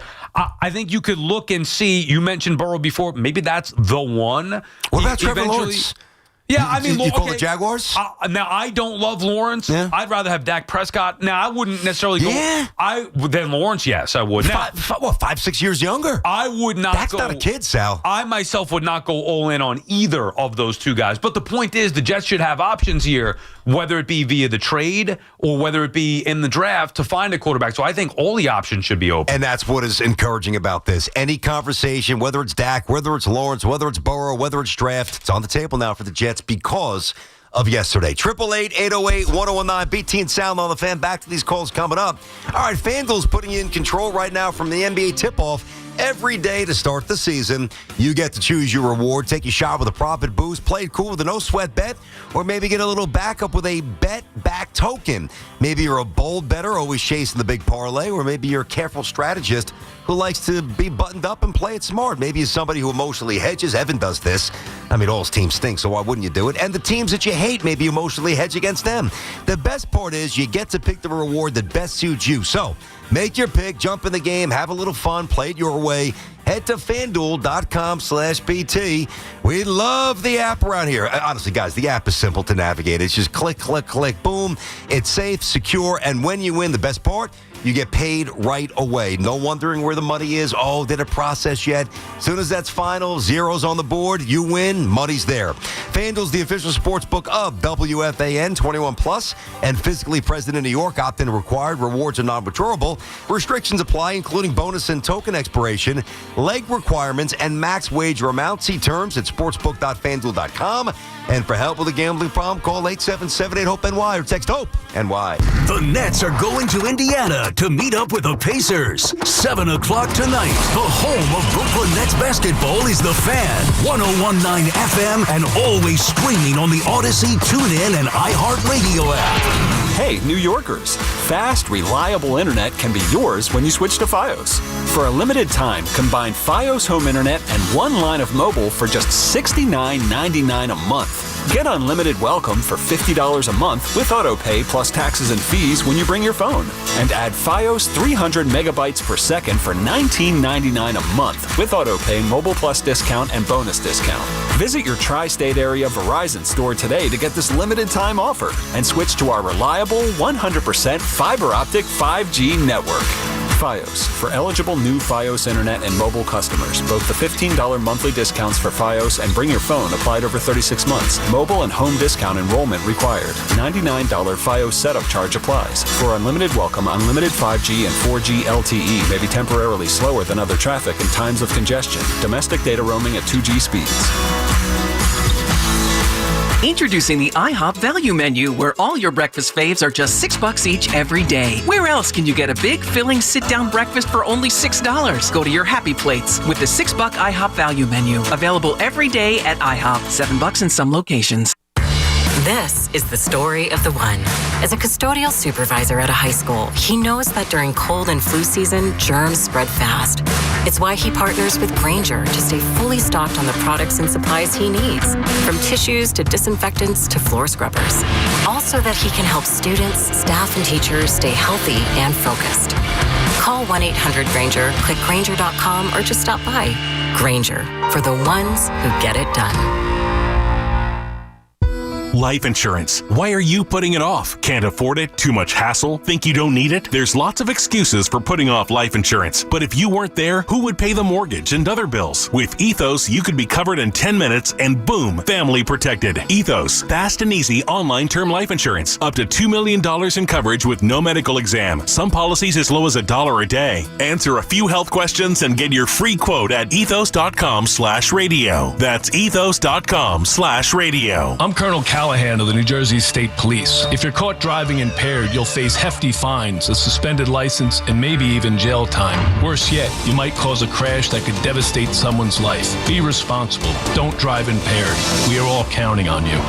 We all hear the radio ads about the IRS. They tell you to be afraid, to be scared, and they try to frighten you into calling. I'm not here to do that. Tax Relief Advocates is different. TRA is here to tell you that if you owe money to the IRS, whether it's $5,000, $50,000, or $500,000, we have a solution. It doesn't matter if you're sitting in your car, at work, or with your kids. No matter where you are, call now. 800-575-4094. Don't lose hope. TRA can eliminate or reduce what you owe to the IRS. Generous programs are now available that can give you a fresh start. Our passion is taxes and helping individuals fix their IRS problems. We have over 1,000 5-star reviews on Google and an A+ with the Better Business Bureau. You don't need to be afraid of the IRS any longer. End your tax nightmare today by visiting us online at TRA.com or call 800-575-4094. That's 800-575-4094. Tax Relief Advocates. Real solutions for real people. The Mega Millions jackpot is now up to $843 million.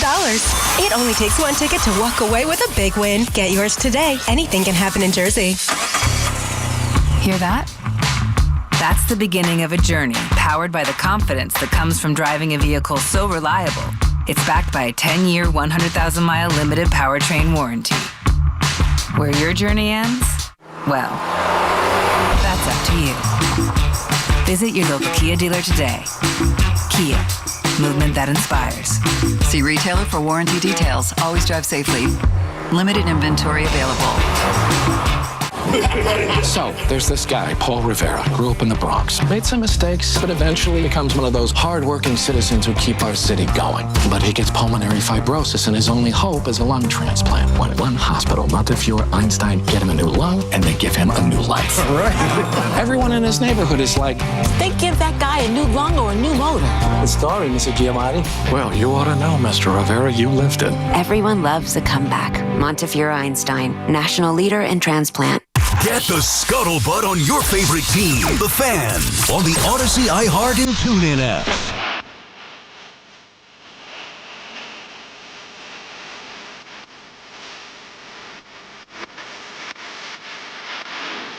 15 Sal back on the Fan. Jet fans feeling pretty good. It has been a nice emotional rescue, huh? It's nice to feel.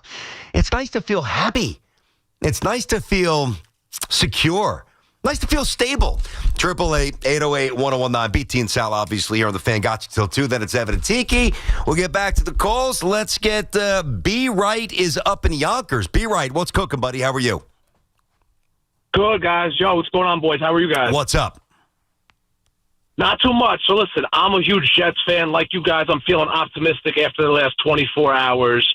Like the last caller from Oceanside, how you tossed out the idea of maybe trading for a quarterback like Detroit did with Jared Goff. Yep. I'm going to throw out a different name for you guys. Go ahead. What about Kyler Murray? Now, listen, I know he hasn't looked great, but coming off the game the other night, there's talks already. Jacoby Brissett, could he be the guy? Is Kyler going to get benched?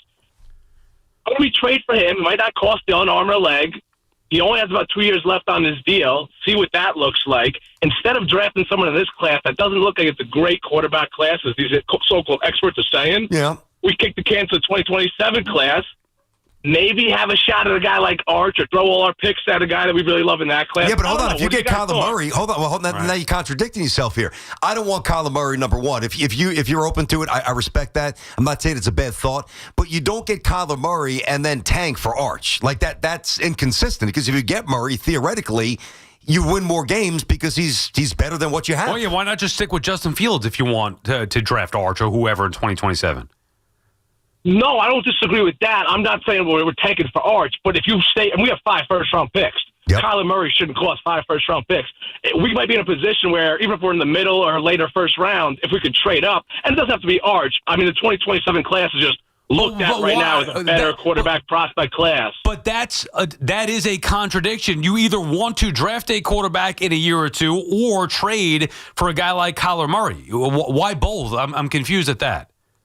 The only reason why we throw Kyler Murray's name out there is because the year's left on his deal. Like, more so as a bridge quarterback. I don't know if Kyler Murray is going to be a savior, but if he can have us competitive while we don't have to bring a guy in and start him right away, I don't know. It's just, I think it's something to contemplate. Interesting thought, B. Right, and thank you for the call. I thought about him before, BT. We were going over the list. We were saying Dak and some of the other quarterbacks, the idea of, Josh Allen being a Super Bowl quarterback, whatever it may be. Mm-hmm. And then I'm looking at, in my mind here, as we're having the conversation on the air, I'm going through the teams, scrolling up the standings. And Kyler Murray was somebody that I thought about with Arizona. They just benched him. Like, I would not want, I don't know what his contract is. Maybe we could look into that, what Murray's contract. I would not want Kyler Murray here. Come on. If I'm making a move, if I'm the Jets, it's going to be like if Dak Prescott became available and you want him, you make that move to say he is now our franchise quarterback, not as a stopgap. And Kyler Murray, I would not be making that move to have him be a stopgap. I'd rather just go with Justin Fields for another year. That guy's 5'10". I mean, I don't need a 5'10" quarterback. I'm not looking to do this unless who's failed. Yeah. Now he hasn't flamed out like some of these busts. Like, he's had some good years and certainly some very high level moments, but that's not the move for me. He's in the building and he's going to be benched for Brissett, as you just said. What doesn't that tell you all you need to know? And how many inconsistent, now they've had different coaches, whatever, but how much inconsistency have we seen from Kyler Murray, where it looked like he was going to be unstoppable when he first burst onto the scene? Him and Cliff Kingsbury, he was set up to actually succeed there and did for a little bit and then fell off. You get one shot at this. One shot at picking your franchise quarterback. There is no exact way. You don't have to draft one and develop them. You could trade for one, but you get generally one shot. Unless you're the Giants, then you get more than one. Yeah, well, the owner forces one on you. Generally, you get one shot. And really, you should only get one shot. By the way, Joe Douglas as well had multiple chances. So for me, if I get one shot, there's no way in hell I'm going after Kyler Murray, a guy who has failed multiple times over in Arizona, even with the potential and appeal being there. The caveat for me would be, am I getting him on 70 cents on the dollar? Like, it really does still come down to value for me. Well, what is Koff? Can you look up his contract here? Because what's the commitment to Kyler Murray? Would it be just instead of Justin Fields? Well, Justin, think about this. One of the brilliant things about Muji, brilliant's a little strong. But one of the appealing things about Muji is that he seems to have a good feel for structuring contracts that are not punitive to get out of. So like Fields could be the backup next year, no harm, no foul. He's due $10 million guaranteed. Yeah, right. I mean, he's making $20 this year, so for a starter, $20 million in the NFL in 2025 is nothing. And next year, if they were to buy him out, or what, it's $10 million, which is beyond nothing. Tyrod Taylor's almost making $10 million this year.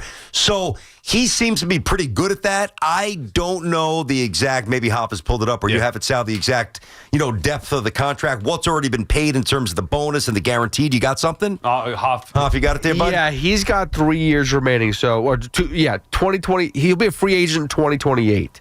Okay. That's when there's a club option there for $34 million. All right, team option for 34, right, and which is cheap. The base salary this year is 18. Next year goes up to 22, and then drops down to 19.5. Yeah. What about signing bonus? Because that's what matters. Signing, let's see. Because that's what you would get hit on in terms of Cardinals. Roster bonus for 2026 is $17 million. Okay. And then $14 million the year after that. So that's probably where you're getting to the cap hit. This year it's $43 million. Next year it's $53 million. The following year it's $43 million. He also gets bonuses to work out. So he gets $1.8 million just to work out. $43 million a year cap, $53 next year, and $43 the year after that cap hit. Like that, I hate the person who came up with the math for the NFL. Yeah. So if you have a $23 million contract, why can't it just be a $23 million cap hit? Yeah, it's all over the place. I can't stand this. But that's still a lot of money. Like, we don't have to know the exact breakdown of it all. That, to me, a $53 million cap hit next year for Kyler Murray? Yeah, no, listen, Kyler, if it's a deal that is Cardinals are desperate. Cardinals pay some of it, or they were already giving out a good amount of the bonus. I would have the conversation. There's no way I'm moved. I'm not looking at him saying, all right, this is the guy that's going to elevate the Jets to a point that, no, it's just, but it would be part of the plan, I guess, loosely. Yeah. Huff. I mean, look, is he better than Justin Fields? Yeah, definitely. Yeah, you'd rather have him than Justin Fields, but that's not. We want to go from Justin Fields to the next guy, the guy.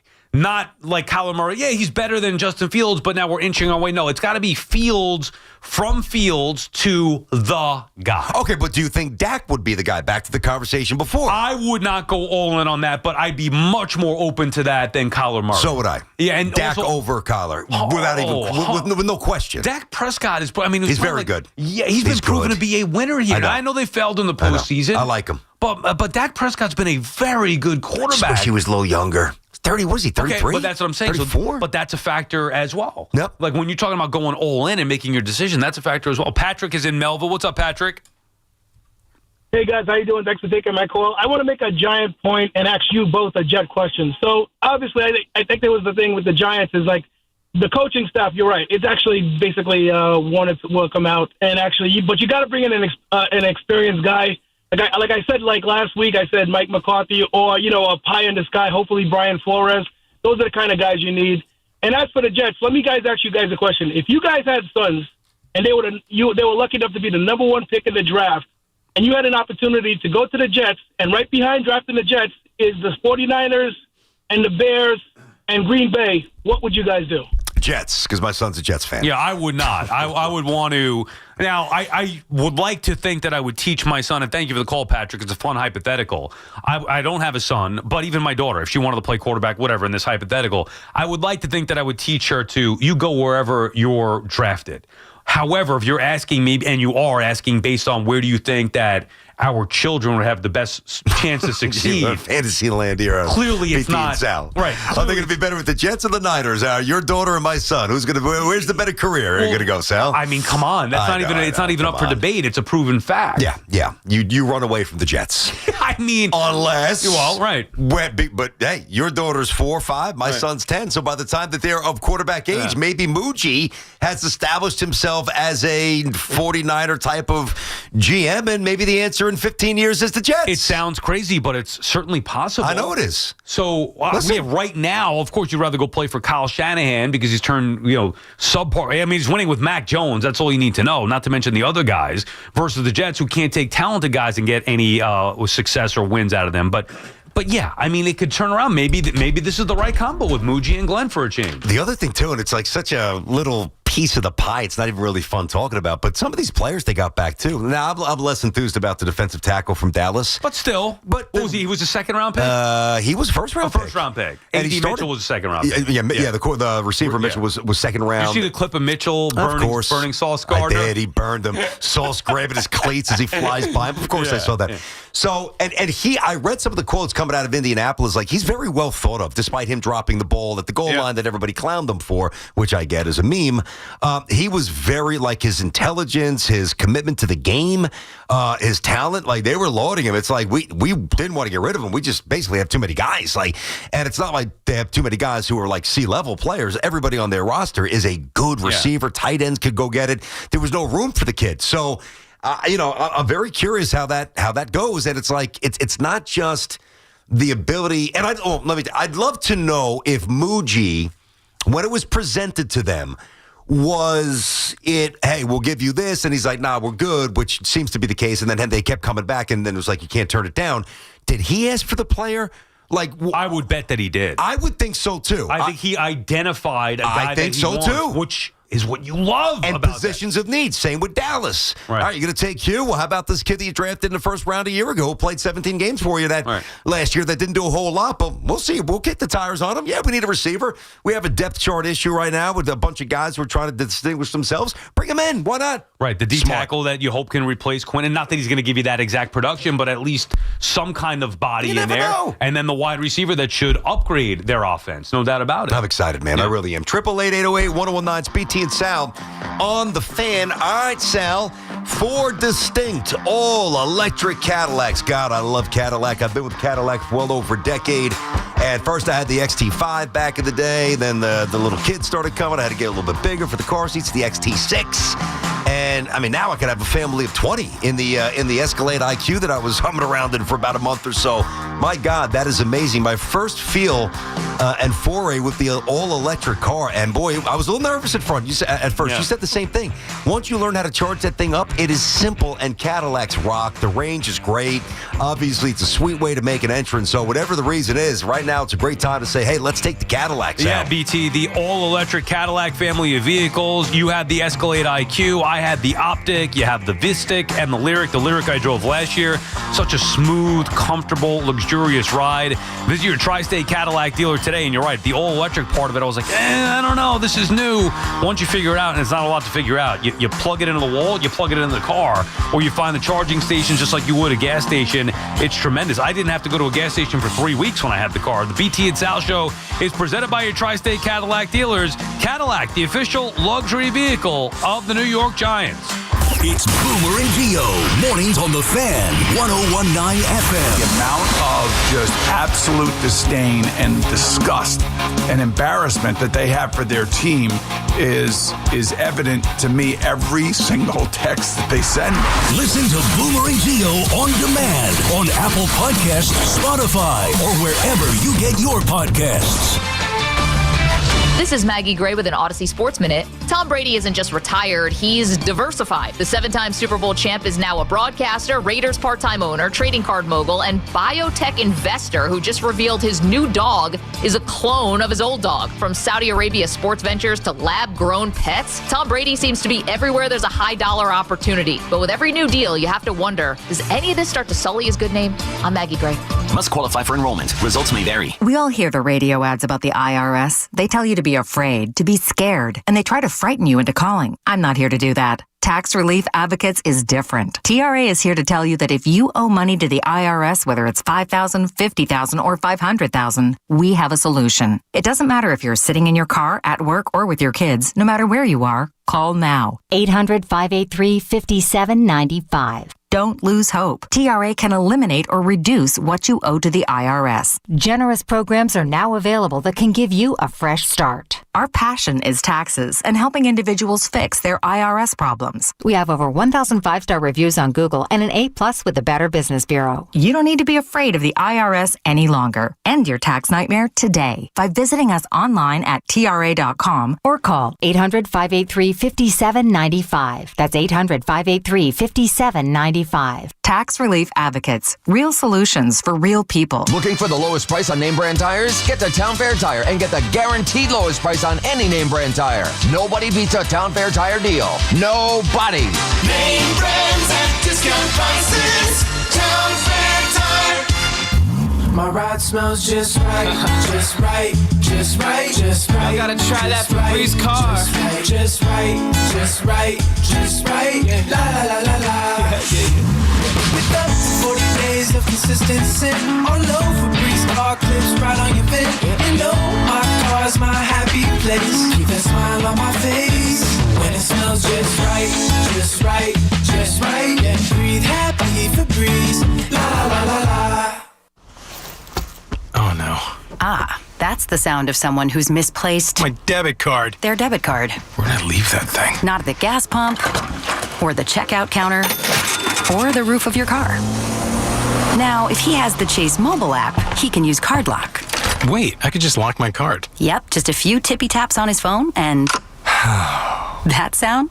That's peace of mind from Chase. Chase mobile app is available for select mobile devices. Message and data rates may apply. JP Morgan Chase Bank N.A. member. Take the guesswork out of cooking, folks. The Chef IQ Sense is a must-have wireless cooking thermometer that eliminates under or over cooking chicken, fish, or steak. Order the newly released 3rd-generation Chef IQ Sense at chefiq.com. That's chefiq.com. If you're 55 or older and into that whole saving money thing, T-Mobile has an exclusive phone and internet bundle just for you.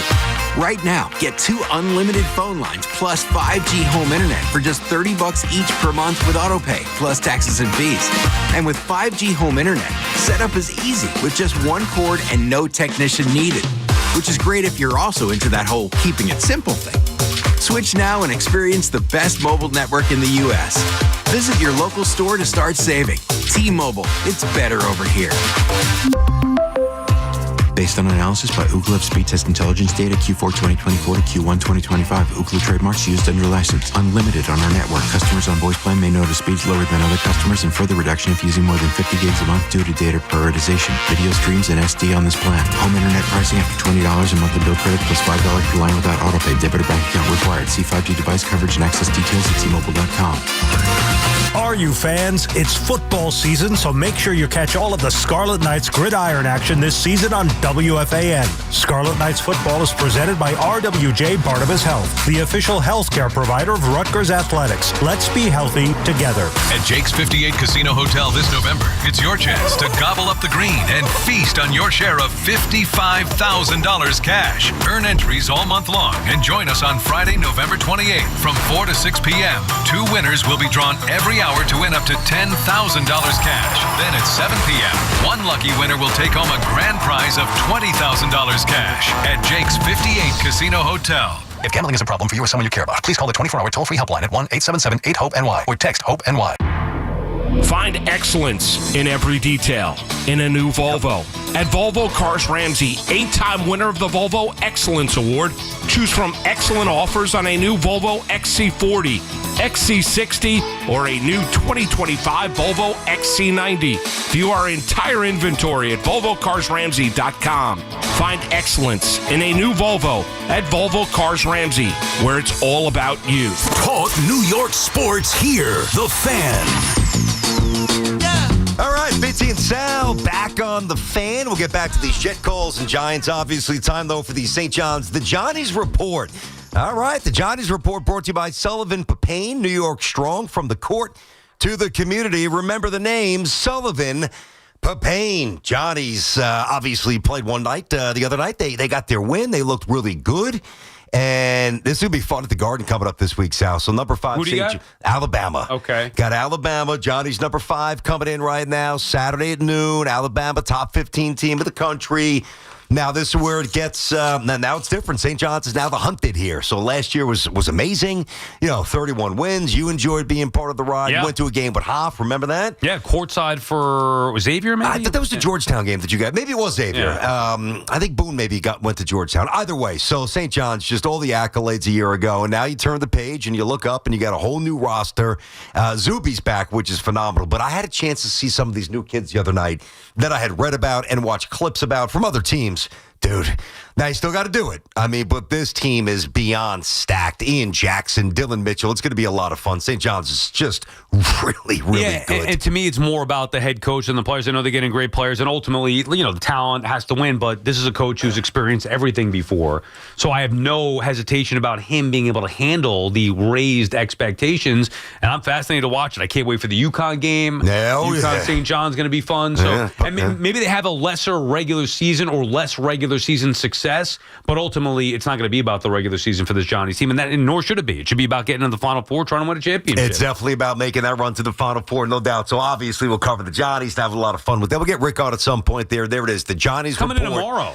It's coming in tomorrow with his new golfing buddies next door, I see. What's Boomer going on and with Gio starting to weasel in next to my guy Patino. He's coming in studio. He is, all right. I We wonder could have had him. I just thought it was too early, you know? Me Don't worry. too. I mean, you think he's bringing any swag? Ooh. Probably, right? Well, they got the new Adidas stuff, so they need to, because I hooked you up with some Nike stuff. Understood. But I got to get you guys some Adidas stuff. Yeah, well, so. understood. I'm sure he's got, boxes of stuff. Coach, if you're listening, I'm a large.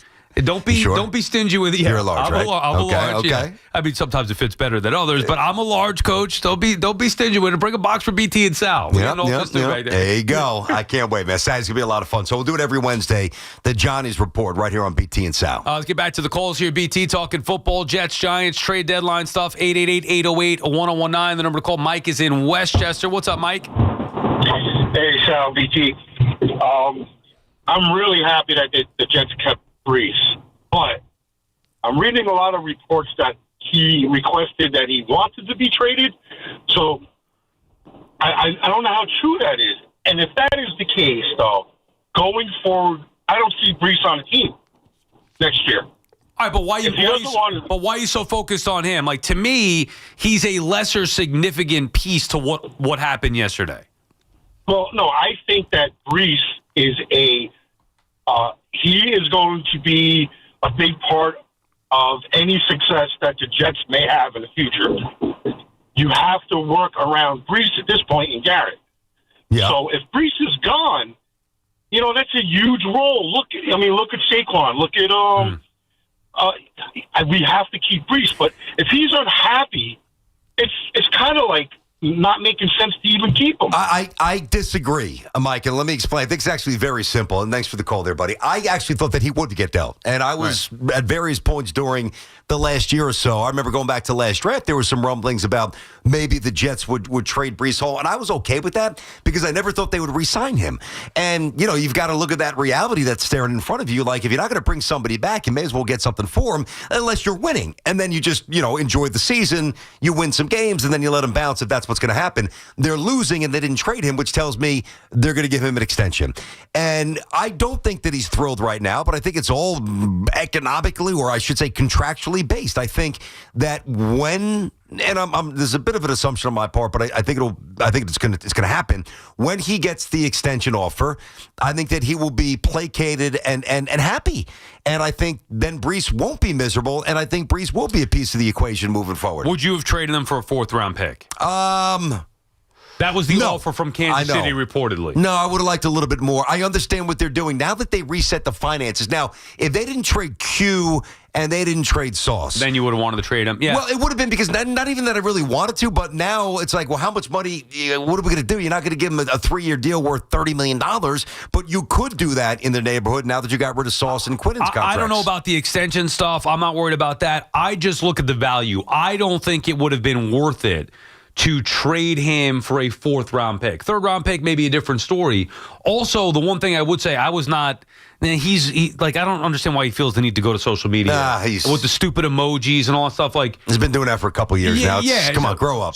Exactly. So for me, I would be, if I'm Muji and Glenn, I'd see all that stuff and take everything into account while also saying I'm not trading him because he's got talent for a 4th-round pick. We couldn't get what we want. I'm not going to be just giving guys away here. So I'll keep him. I don't care if he's happy or not. I'm going to keep him here, try to win some football games, and then reassess in the offseason. But if he's unhappy, he could go somewhere else, and I could replace that. You could find another running back. That's why I would have liked the 3rd-round pick. I think you could get a running back in the 3rd, maybe 4th round too, but I just wouldn't be giving him up. Well, Scadaboo was 4th round. Right, okay, but does he have this? He's a totally... a completely different running back, for sure. No question. The skill set of Brees Hall, I mean, you could talk 2nd, 3rd-round pick. Yeah. Anyway, I would not be married to him long-term, especially if he's not happy. Maybe he does want to get paid. He's just always chirping. A little bit. And the production hasn't matched his ability to chirp. Like, I wouldn't tolerate that, but I'm also not giving him away. I think it was more a circumstance of they were going to move him for the right price. Mm-hmm. They didn't get the right price, so they're going to keep him. Which really reinforces what we've said all day here, is that they have a plan, and they're not just going to be petulant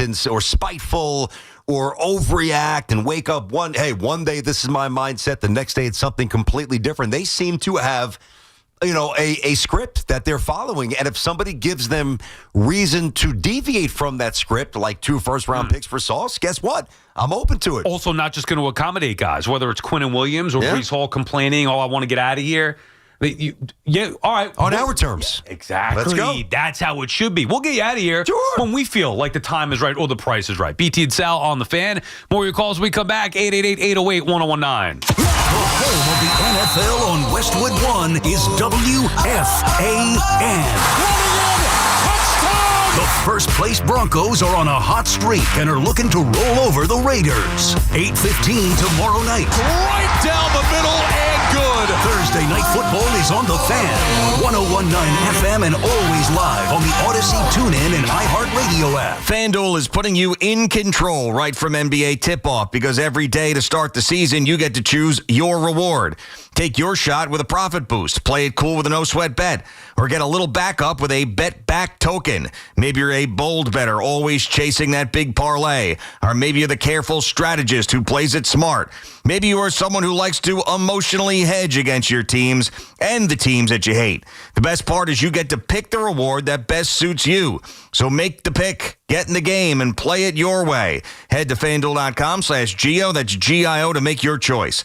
We just love the app around here. It's safe and secure. When you win, you get paid fast. FanDuel Sportsbook is the official sportsbook of WFAN. 21 and over and physically present in New York. Opt-in required. Rewards are non-withdrawable. Restrictions apply, including bonus and token expiration. Leg requirements and max wager amount. See terms at sportsbook.fanduel.com. For help with a gambling problem, call 877-8-HOPE-NY or text HOPE-NY 467-369.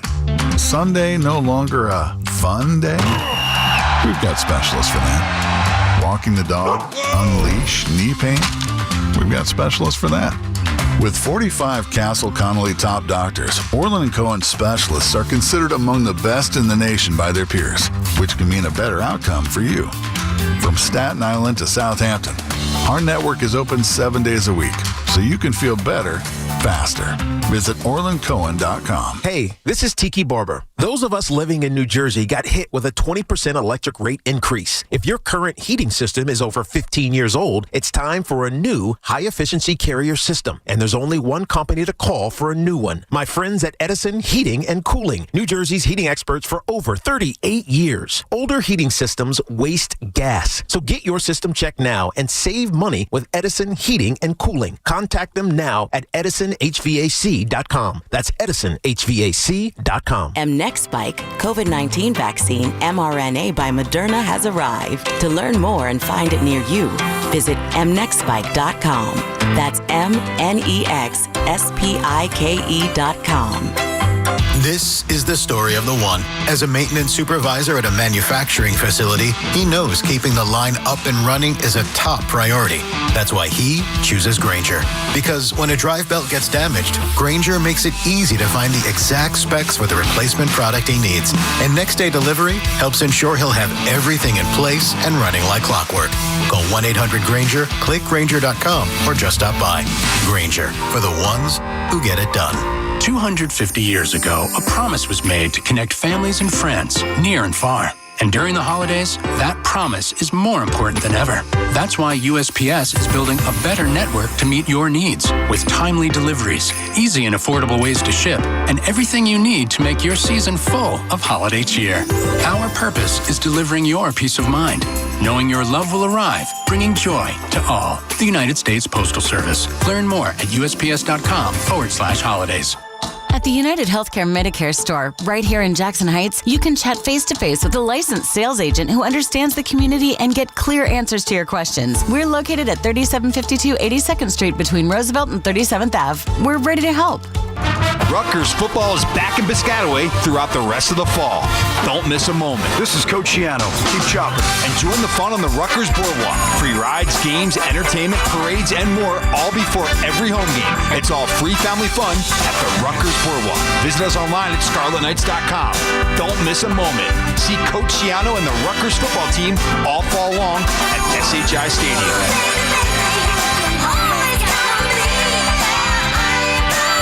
Our friends at Town Fair Tire remind you that at Town Fair Tire, you always get the guaranteed lowest price on name brand tires from Connecticut to Maine. Nobody beats Town Fair Tire. Nobody. Talk sports with BT and Sal. Middays 10 to 2. WFAN, WFAN FM, WFAN FM HD1, New York, and Odyssey Sports Station. WFAN Sports Flash. Good afternoon. At 1 o'clock, I'm Andrew Bogish. This Sports Flash is sponsored by Chef IQ. Precision cooking, effortless results. ChefIQ.com. And by Moderna. It was a stunning trade deadline day in the NFL, mainly because of the Jets' moves. Aaron Glenn said it was an intense 24 hours. Players come and go. Coaches come and go. But the one thing that I do know, with change, there comes opportunity. And I think Sauce and Quinn is going to have a great opportunity with those teams. But I also know there's a lot of opportunity for our guys here, too, though. Safety Andre Sisco is now officially on IR with a season-ending shoulder injury. Dean Clark gets promoted from the practice squad. Tom Coughlin is one of 9 coaching semifinalists for the Hall of Fame. A special committee will pick one to officially present for voting early next year. Major League Baseball just announced that Dodgers-Blue Jays Game 7 averaged 51 million viewers, combining the U.S., Canada, and Japan. That is their largest number in 34 years. And later today on The Fan, Rutgers men's basketball debuts against Rider. Coverage at 5:45 on our AM side. Nets in Indy at 7 on the FM signal. Fan weather sponsored by the United Healthcare Medicare store in Jackson Heights. It's 60 degrees and partly sunny in Central Park. And that's what's happening. Sports flashes top of every hour. I'm Andrew Bogish. Get connected with WFAN to talk about your favorite teams. The Fan on the Odyssey, iHeart, and TuneIn apps.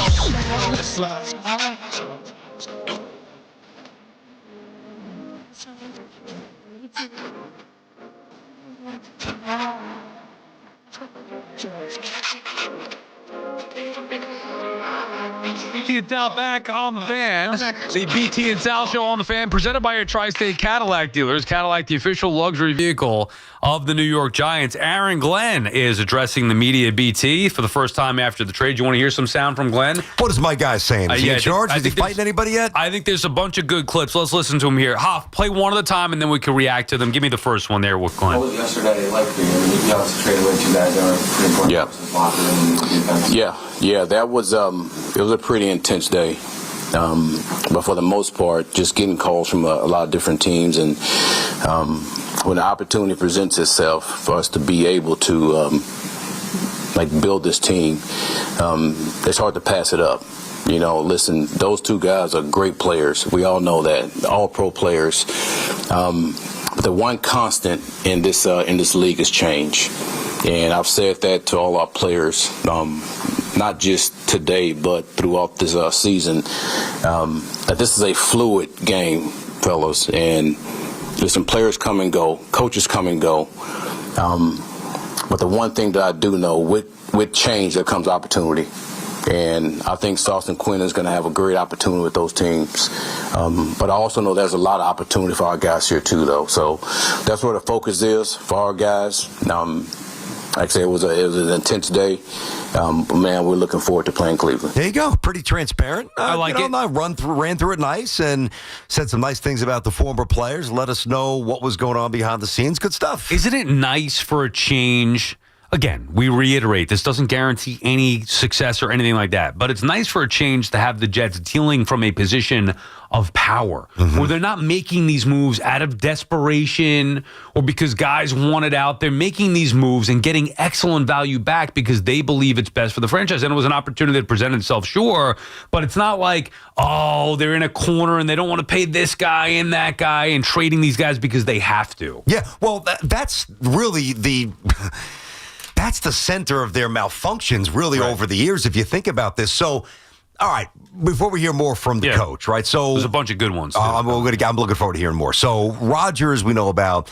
And, of course, we know about Brett Favre, right? But even how they took big swings, didn't work out, varying degrees, and more success with Favre, whatever, but still ultimately not enough. You even go back to the 98 season when they almost got to the Super Bowl. That was Vinny Testaverde. Vinny was a bit of a retread, came from different organizations, and it worked out. They had a really good year. And then even 2015, as we talk about this longest North American playoff drought run, 15 years, the last year that they were really good when they won 10, or competitive when they won 10 games, Ryan Fitzpatrick was the quarterback. That was with Marshall and Decker, a transient, bounce around the league kind of a guy, not drafted by them. Like, even their pockets of success were not conventional. So the fact that they're doing this the right way is very appealing. I love it. Sports Talk on the Fan is presented by Paramount Plus, streaming November 16th on Paramount Plus. It's the return of Landman from Taylor Sheridan, co-creator of Yellowstone. Academy Award winner Billy Bob Thornton is back, featuring Academy Award nominees Demi Moore, Andy Garcia, and Sam Elliott. Landman, new season streaming November 16th only on Paramount Plus. What else you got for me, Hoff? Cut number 2 there from Glenn. I need it all, Aaron, to talk to the team about trading these guys away, because I know Darren spoke to us yesterday. He said the goal is to win, the goal is to win. But I don't think there's any doubt that in the right now, today, you guys are better with Quinnen and Sauce than without. To me, I always hit things head on. And obviously when you have two guys like that end up leaving your team, you don't want to make too much of a deal about it because the players know that this is a league of change, just like I just talked about. And that's as far as it went. And listen, we won a game last week with Sauce not there, and listen, we know how good of a player he is. We know how good of a player Quinnen is. But, man, we are moving forward. We have a good amount of draft capital that we're looking forward to. And when that time comes, we'll handle that. But right now, again, we're focused on Cleveland. Yeah, how about that? Was that Connor Hughes basically giving his opinion, not really asking a question, saying that I believe you have a better chance to win games now with Quinnen than Sauce? Says who? They were 0-7. They were 0-7, and the one game they won was without Garrett Wilson and Sauce Gardner. Yeah, no. Doesn't mean anything. Yeah, I like the way Aaron positioned it. He's basically treating them like men. He's not coming in, oh, guys, listen, we had to do this, and we didn't see this coming. It was too good to pass up. And, hey, listen, this is a league of change, guys. You know this. I know this. I'm pretending I'm Glenn now. If I don't win, I'm going to be gone. If you guys don't perform, you're going to be gone. We respect you. We respect Sauce. This is about the Jets moving forward. Let's go practice. I mean, good God, it doesn't take a rocket scientist to figure this out. What's the Jets' record with Quinnen Williams and Sauce Gardner? And that is not disparaging them as players. But clearly, it's the same thing, whatever, pick a guy. Soto. The Mets won more games without Juan Soto. He's an MVP finalist. How can you vote for an MVP on a team that won 83 games? And I'm not trying to pick on Soto. You know how much I love him. But to think how are you ever going to win without him? Oh, Bryce Harper leaves the Nationals. How are they ever going to survive? They win a World Series the next year without him. I don't care how great a player you are. A-Rod back in his prime, winning MVPs left and right on teams that were losing teams. Just because the players individually are good does not mean it's going to translate to team success. When you have a team that's now 1-7 that was 0-7, anybody should be up for grabs. So you take that very literally, which I get. Yeah. I would have to think that the basis for that question, and I do, or opinion, I think it's a good one because really, whether it was Connor, whomever it was, what they're trying to get at, Aaron's responsibility the rest of the year is still the guys who are bunkered down in Florham Park as Jets. They've got to at least believe they're still trying to win. And listen, we know their record with Q. We know their record with Sauce. It ain't good. So what's the damn difference? You lose with them, you can lose without them. I obviously get that. But I think it's more about, how do you project to the guys who were still here that we're trying to push this thing forward? Right, understood. And that's work to do here for Glenn. All right, here's Aaron Glenn talking about the idea of possibly trading Breece Hall. There were multiple reports that came out about Breece and his desire for a fresh start. With him staying here, have you talked to him? I know you've been very adamant that you like Breece, you want Breece, but did you reaffirm with him? Have you had any conversations about what he wants and his desires and then him still being here? Well, I think I've said this many a times over and over that Breece is not a guy I want to get rid of. I mean, he's a damn good player. And any of those whatever you say came out, I don't know what you're talking about. The only thing I know is I've said that over and over again, so I don't think there's anything new to you guys. What you talking about, Willis? Oh, man, that's good. I love it. Yeah, I mean, listen, so when Parcells comes after the Kotite Mets, right, he inherited some players. If you remember, before he made the trade for Curtis Martin, he inherited Adrian Morel. Right. And when the Jets went 1-15 back in 97, the lone win was in Arizona that year, and I think Morel went for over 200 yards. The point being, so he was deemed expendable because they got Curtis, but Corbett was here, and Parcells really liked him, so he pulled him along for the rest of the journey. So it's just because things are changing now doesn't mean that there aren't guys in the locker room that will still be here if and when the Jets turn this thing around in a big way. And Breece Hall is a fairly cheap, incredibly dynamic running back who I think Aaron Glenn loves. And that's, again, how he sounded there, what he just said, gives me more confidence he's getting an extension. He's going to be sticking around. I love it where he's like, I'm not sure where these rumors come from, but I've been telling you guys, you just don't want to believe me. All right, a couple more here from Aaron Glenn. This one, again, I think on the trade of Quinnen Williams and Sauce Gardner. Back at the owners' meetings in Florida, said to us, I'm in the business of keeping good players. That's our plan. I understand there's opportunity with draft picks, but how do you balance kind of those two things of you ship out to your players versus... Well, you just really answered your question. When opportunity comes, and if it's an opportunity that's going to help you as a team, you take it. But I guess in order to get an opportunity like that, you're going to have to be a good player, right? Absolutely. Absolutely. So how do you, is there every player have a price then? I guess is that the question? We listen to anybody that calls. That doesn't mean that we act on it. Those are just two opportunities that we acted on. Yeah, and that's why, BT, where I talk about dealing from a position of power, where you got to be open and flexible.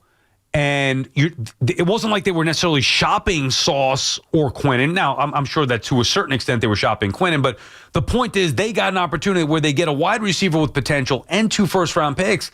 That is a massive haul. You've got to be open to making a decision like that. So it's not just like they were looking to get rid of these players. They had excellent offers present themselves. It's why they kept Breece Hall. Maybe they would have traded him for a higher pick, but that's what I love. It wasn't like they were desperate to get rid of guys and found themselves, well, we got a decent return because we're looking to get rid of them. No, they liked the players. It was just a matter of the return was far greater than they thought, the investment in continuing to keep the players. And I don't think that this should just be limited to a team that's trying to find its way and rebuild. Like if somebody calls the Yankees this offseason, right? And they're like, and I don't mean prospects, but I mean established players, and they want to knock their socks off with an offer for Aaron Judge, and you don't listen, well then Yankees, you're idiots. What are you doing? You got to doesn't mean you act on it, but if it's enticing enough, then you do. If somebody calls the Knicks at the deadline, whether it's the Bucks with Giannis or somebody else that we're not thinking about right now, they want to talk about Jalen Brunson, you listen. So whether you're a team that's good, that's trying to become a champion, or a team that's awful, that's trying to become competitive and serviceable, I don't think the mindset changes that much. Like the dialogue's got to always be there. You've got to be smart enough to know when you're trying to get played and when this could be advantageous. But to not listen is dumb. One more here on the message to Jets fans from Aaron Glenn. What do you say to the fans who were, frustrated by a 1-7 record? Just saw talk to me, Coach. Go up and they come on, baby. Their favorite players get traded away. What do you say to them? Nothing different than I've been saying. Listen, I want this to be a team that the fans are proud of. But again, I never said that we're going to be proud of them right now. At some point, I want this to be a team that the fans are proud of, and I still stick with that. And I would still say that this is a team that the fans will be proud of. And I'm not going to get into the patience and all that type of crap that you always hear. Good. But I will tell you this: our guys are working. We're going to continue to work. And again, I'm going to stand by that statement. I want this to be a team that the fans are proud of. So don't let go of the rope. You've heard me say that before.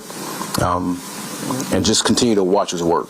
Oh, I love it. I love that he is unwavering in his belief of what it takes to turn a franchise, or this team in particular, around. Now, he's got to do it. He's got to prove it. But they're doing what they believe is best to get this thing turned around. I love that he's like, I didn't say he was going to be proud of right now, but you got to give him some time. It's impossible to come in here and turn the Jets around in 1 year and have it be sustained success. So let Aaron Glenn and Muji do their thing. Dude, I'm feeling it, man. Your partner's feeling good, man. Regenerated. Keep preaching, AG. The Church of Glenn, I am in the pew. You can be the pastor, man, because what he's selling right now, I'm feeling it because it's coming with conviction, and it's not a contrived bunch of babble that he thinks that we want to hear. Number one, he's lived it as a player. Number two, he's lived it in this city because he played for the Jets. We know about Parcells. We know about Peyton.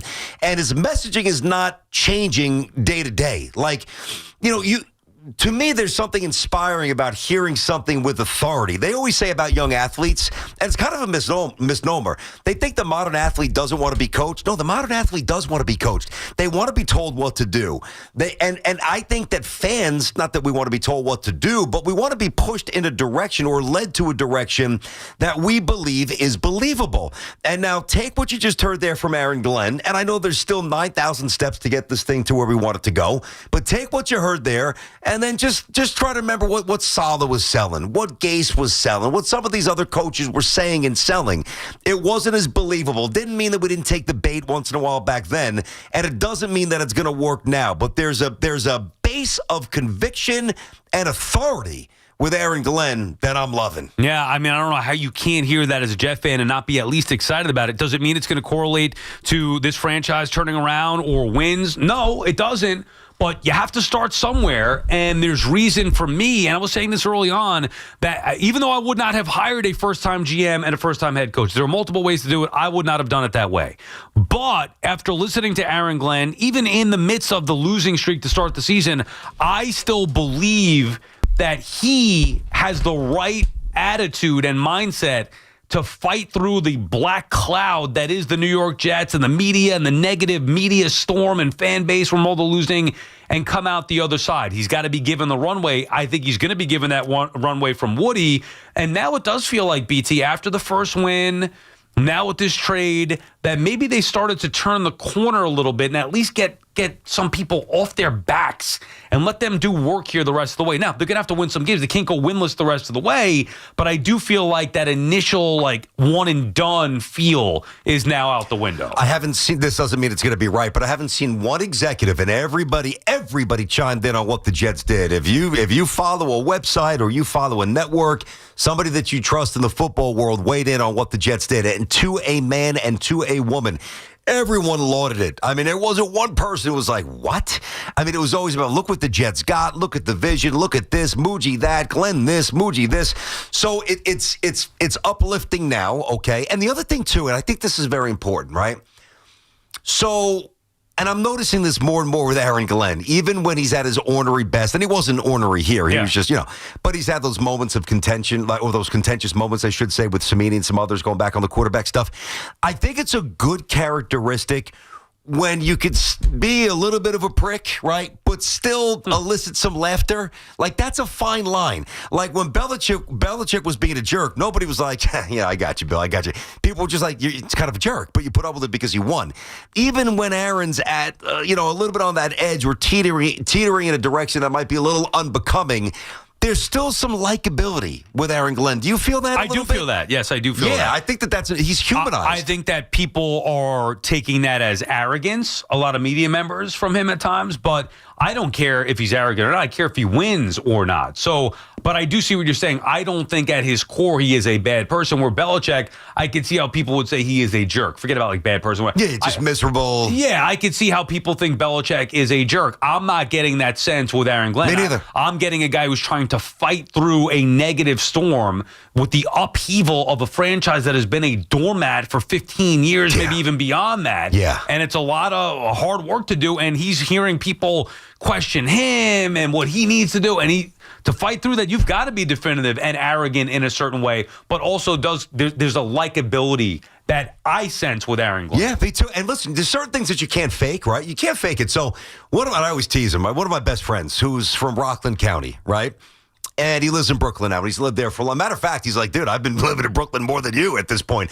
Almost, not quite. I'm like, yeah, but you're not a Brooklynite. You're not one of us. You're just not. You're like, you weren't there in the 80s when it was really Brooklyn, right? And I tease him with that. And so in his mind, he thinks he knows what Brooklyn's about, and he does to an extent because he has been there for a while.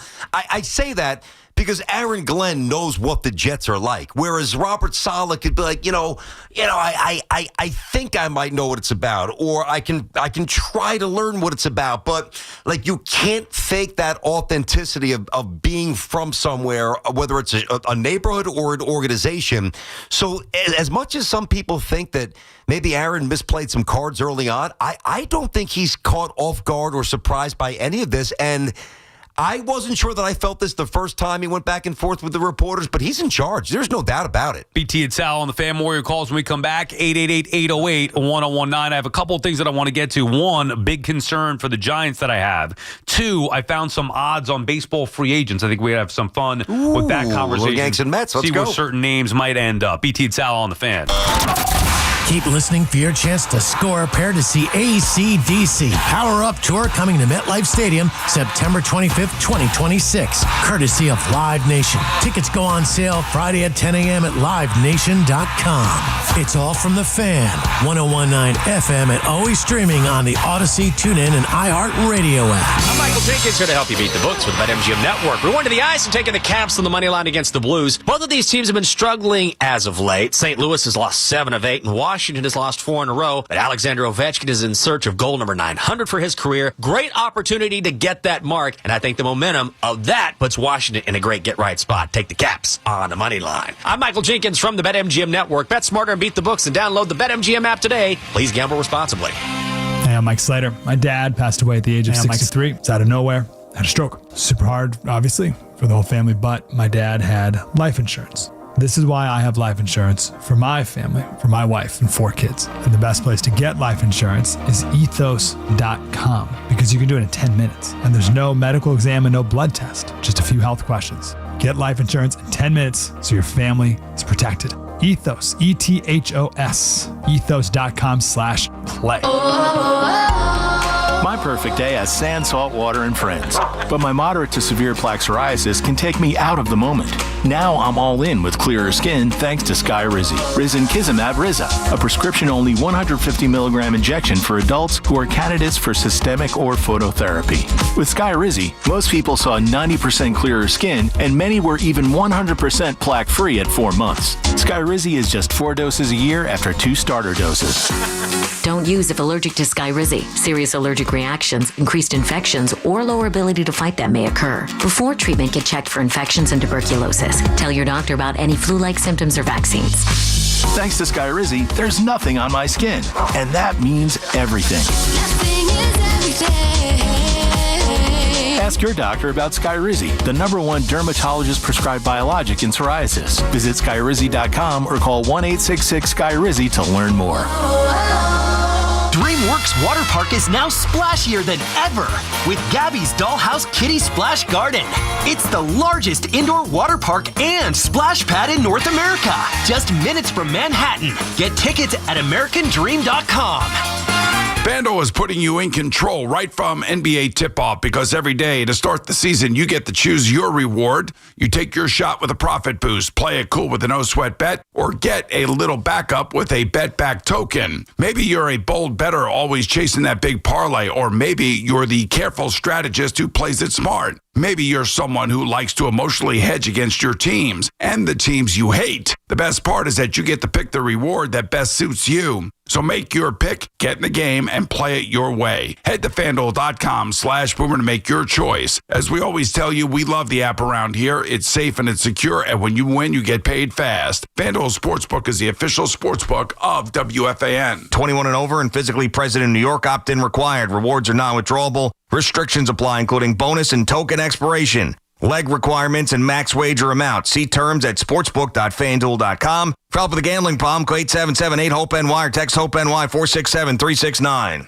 Want to turn up the heat and turn up the savings this winter? Go with Petro. Switch now and get $125 free heating oil with reliable delivery in any weather, flexible pricing plans, an easy budget plan, and live 24/7 service and support. Go with your local HVAC pros at Petro for best-in-class service and comfort you can count on. Use propane? Ask about special offers. Go to Petro.com now to get your $125 free heating oil or call 1-888-PETRO02 today. Propane not available in all areas. Take the guesswork out of cooking, folks. The Chef IQ Sense is a must-have wireless cooking thermometer that eliminates under or over cooking chicken, fish, or steak. Order the newly released 3rd-generation Chef IQ Sense at ChefIQ.com. That's ChefIQ.com. There's nothing like when you get that part from eBay and it just fits. Yeah, the first time. So you can do less of this and get right back to more of this. At eBay, you'll find all the parts you need, guaranteed to fit, at prices you'll love. Sounds good, doesn't it? eBay. Things people love. Eligible items only. Exclusions apply. What's that sound? That's the sound of Downy Unstoppable scent beads going into your washing machine and giving your clothes freshness that lasts all day long. There it is again. It's like music to your ears, or more like music to your nose. That freshness is irresistible. Let's get a Downy Unstoppables bottle shake. And now a sniff solo. Nice. With Downy Unstoppables, you just toss, wash, wow, for all-day freshness. 1-877 Cars for Kids. KARS Cars for Kids. 1-877 Cars for Kids. Donate your car today. Call 1-877 Cars for Kids to reach a friendly live agent. Donation's super easy, and your car can be picked up as soon as tomorrow. Call us now. 1-877 Cars for Kids. Donate your your car today. Did you know you can donate real estate too? Get the scuttlebutt on your favorite team, the Fan, on the Odyssey, iHeart, and TuneIn apps.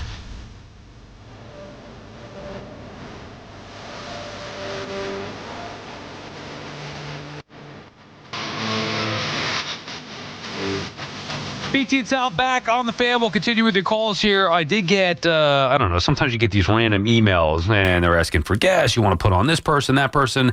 Sometimes it can be useful stuff, and other times you just dismiss it. But I did find one that I found interesting here. A list of odds from whatever gambling site here on free agents' next team. You want to have some fun with this one here? I love this stuff. Let's go. Not that we're going to go over every single one and list the whole team. Alex Bregman, let's start with him. He was the first one up here. It goes alphabetical order. How do we want to do this here? All right, give me the team that you think are the top 3 teams to land Bregman this offseason. Boston? That is not one. Interesting. Matter of fact, Boston is, for some reason, not even on this list. Oh, okay. All right. So let me stick with Bregman. So I would think the Mets would be in there. Top 3. Mets are on the list. They are currently 1, 2, 3, 4, 5, 6, 7th at 10-1. What about Cubs? Cubs are second, 3-1. Okay. What about the Phillies? They are number 1. There you go. 5-2. Okay, so you get the here we Phillies go. and Cubs. And the third? Giants? No, that doesn't make sense. Not the Yankees with McMahon. Yankees 4-1. I would take them, but Yankees 4-1, and then the Dodgers at 5-1. Yeah, interesting. I'll tell you, the more I think about this, and we talk about this every night on Baseball Night in New York on SNY, the more I think about it, the more I want Bregman. I wanted the Yankees to get him last year. You know, we had that debate in the offseason. I thought that would have been the perfect finish to a very strong offseason after losing Soto. Oh, yeah. They didn't. I mean, think about it. If they had Bregman, they're having more wins than they had. Everything could have changed. You would have had more wins than Toronto. Maybe you win the division. You don't have McMahon. Anyway, point is, I love Bregman as a player. I know he's not going to have the gaudy numbers. He's a good freaking ball player. He's really good. Going to hit for a high average, put the bat on the ball, give you a quality at bat when you need it, play excellent defense. He's been a winner before. Yeah, he's a good baseball player. That's it. I like him. Now, do I like him with the money that he's probably going to come? Do they have parameters there, or is just they don't? This is just Okay. Next team odds. All right, let's go to the next one. Yes, Bo Bichette. Okay. Now remember, just let's do this with the Mets and Yankees skew here. For sure. I don't think that either team will be in on him. Yankees are third again at 4-1. They're not giving him big money to play shortstop. He's horrendous defensively. 4. Mets are fifth at 7-1. Mets. I don't think the Mets are doing it either, unless maybe he moved to third or whatever. I would have to say that Bichette, and I think he leaves Toronto, so I don't think Toronto will be one on that list. Are they number not one? even. They're not even on here. It seems like the Phillies going to have to do a lot of stuff. Are the Phillies back on this list They're too? on the list. They're behind the Mets at 9-1. Boston's there at 10-1. You get the Dodgers, a 5-2 favorite for Bo Bichette. That's not even fun anymore hearing about these Dodgers. Braves are second. Dodgers. Braves are second at 3-1, and you get the Cubs on there. Cody Bellinger next team. Yankees have to be first.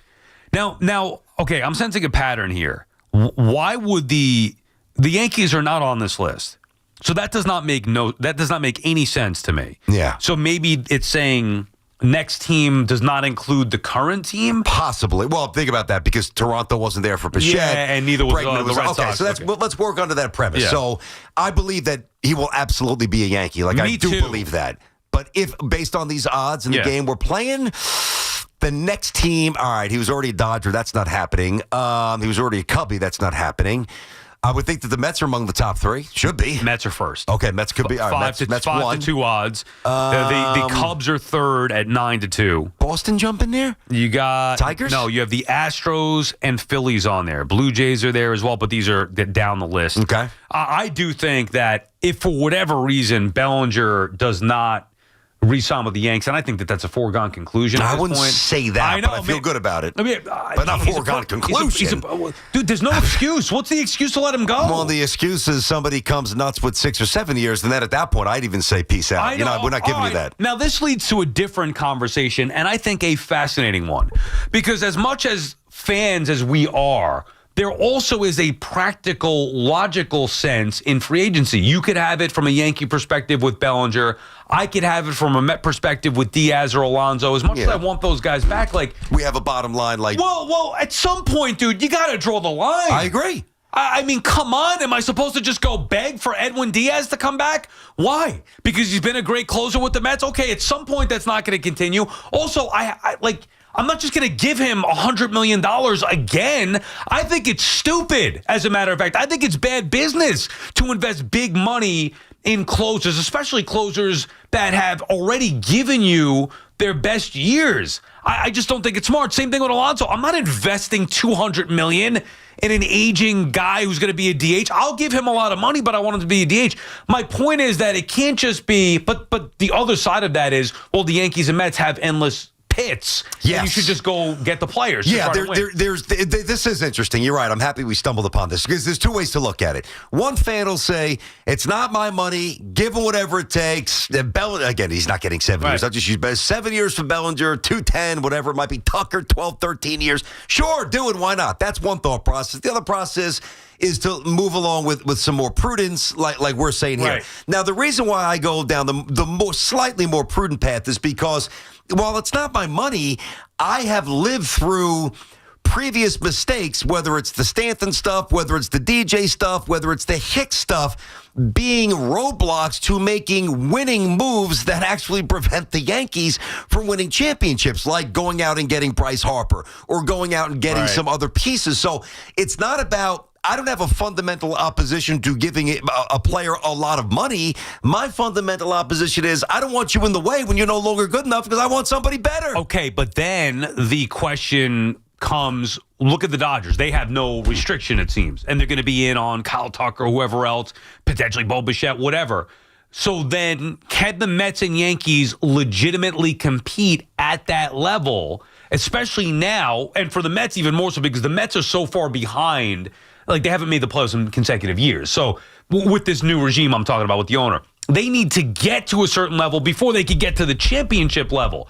Do they need to overpay now to get themselves back to where they need to be and then add on top of that? Meaning, how do you get better if you let Alonso and Diaz go? Mm-hmm. You could argue they need to bring those guys back and then do more on top of it. Yankees to a lesser extent, but how do you get better when you let Soto go? They tried. Yep. Clearly, it didn't work out. So now how would you justify getting better if you let Bellinger go? Like, you need to bring him back and add on top of that. Unless you let Bellinger go and you go and you sign Kyle Tucker and you say, take Spencer Jones and take Lombard and we'll take Skubal. Like, there's other ways to do it. I know. You know what I mean? Like, that would be the answer. I do get that. And by the way, my priority, if I'm the Yankees, I would bring Bellinger back, assuming that you're not going to have to pay.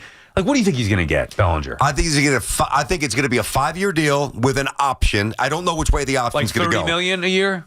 Yeah, 150 over. I think it's going to be. I think it could be a little more than that. Okay, me too. So 170. You wouldn't do that for the Yanks? I would. Okay, so I would. Anything outside of that, sure, you wouldn't. So he's going to age well. I know we can go to first base in a year or two. I'd want to bring Bellinger back, and then I would make it the guy that I wanted at the deadline last year, Stephen Kwan. There is no more perfect fit in baseball. I mean, maybe Skubal to the Mets, but right up there, if not ahead of that, is Kwan for the Yankees. He plays a Gold Glove left field. He can bat leadoff in a lineup that desperately needs one in front of Judge. I know. He complements what they do well.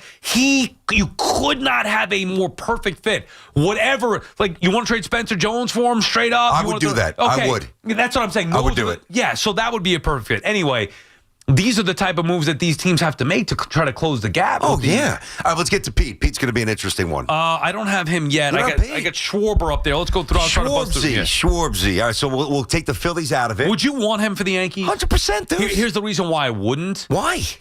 Again. Oh, the DH spot with Stanton clogging things up? How does he even fit? Yeah, I mean, I'll find out. He's a leadoff hitter. If you want to, he's an unconventional one, but he's your leadoff hitter. If you want to tell me they move on from Stanton, I guess, but they also have 5 DHs. The last thing you need to do is commit more big money. Yeah, I answered that very quick because I do love Schwarber, but now you got to, all right, so what is Rice doing? What is Wells doing? Yeah. Not that you don't find a way around that. Is Stanton still here? Judge has to DH. Yeah, I'm not saying it's simple. I mean, I don't think I would still like his presence in the lineup, but it's not going to happen. They have the Yankees at 4th at 5-1. The Mets are 2nd at 3-1. The Reds are up there. The Cubs are up there. Dude, the Reds in that bandbox? Yeah, that small ballpark? I don't even see it for and reunite with. Well, was he there with Terry Francona? Was with the Red Sox? I don't remember. Anyway, probably for a year. The Cubs even.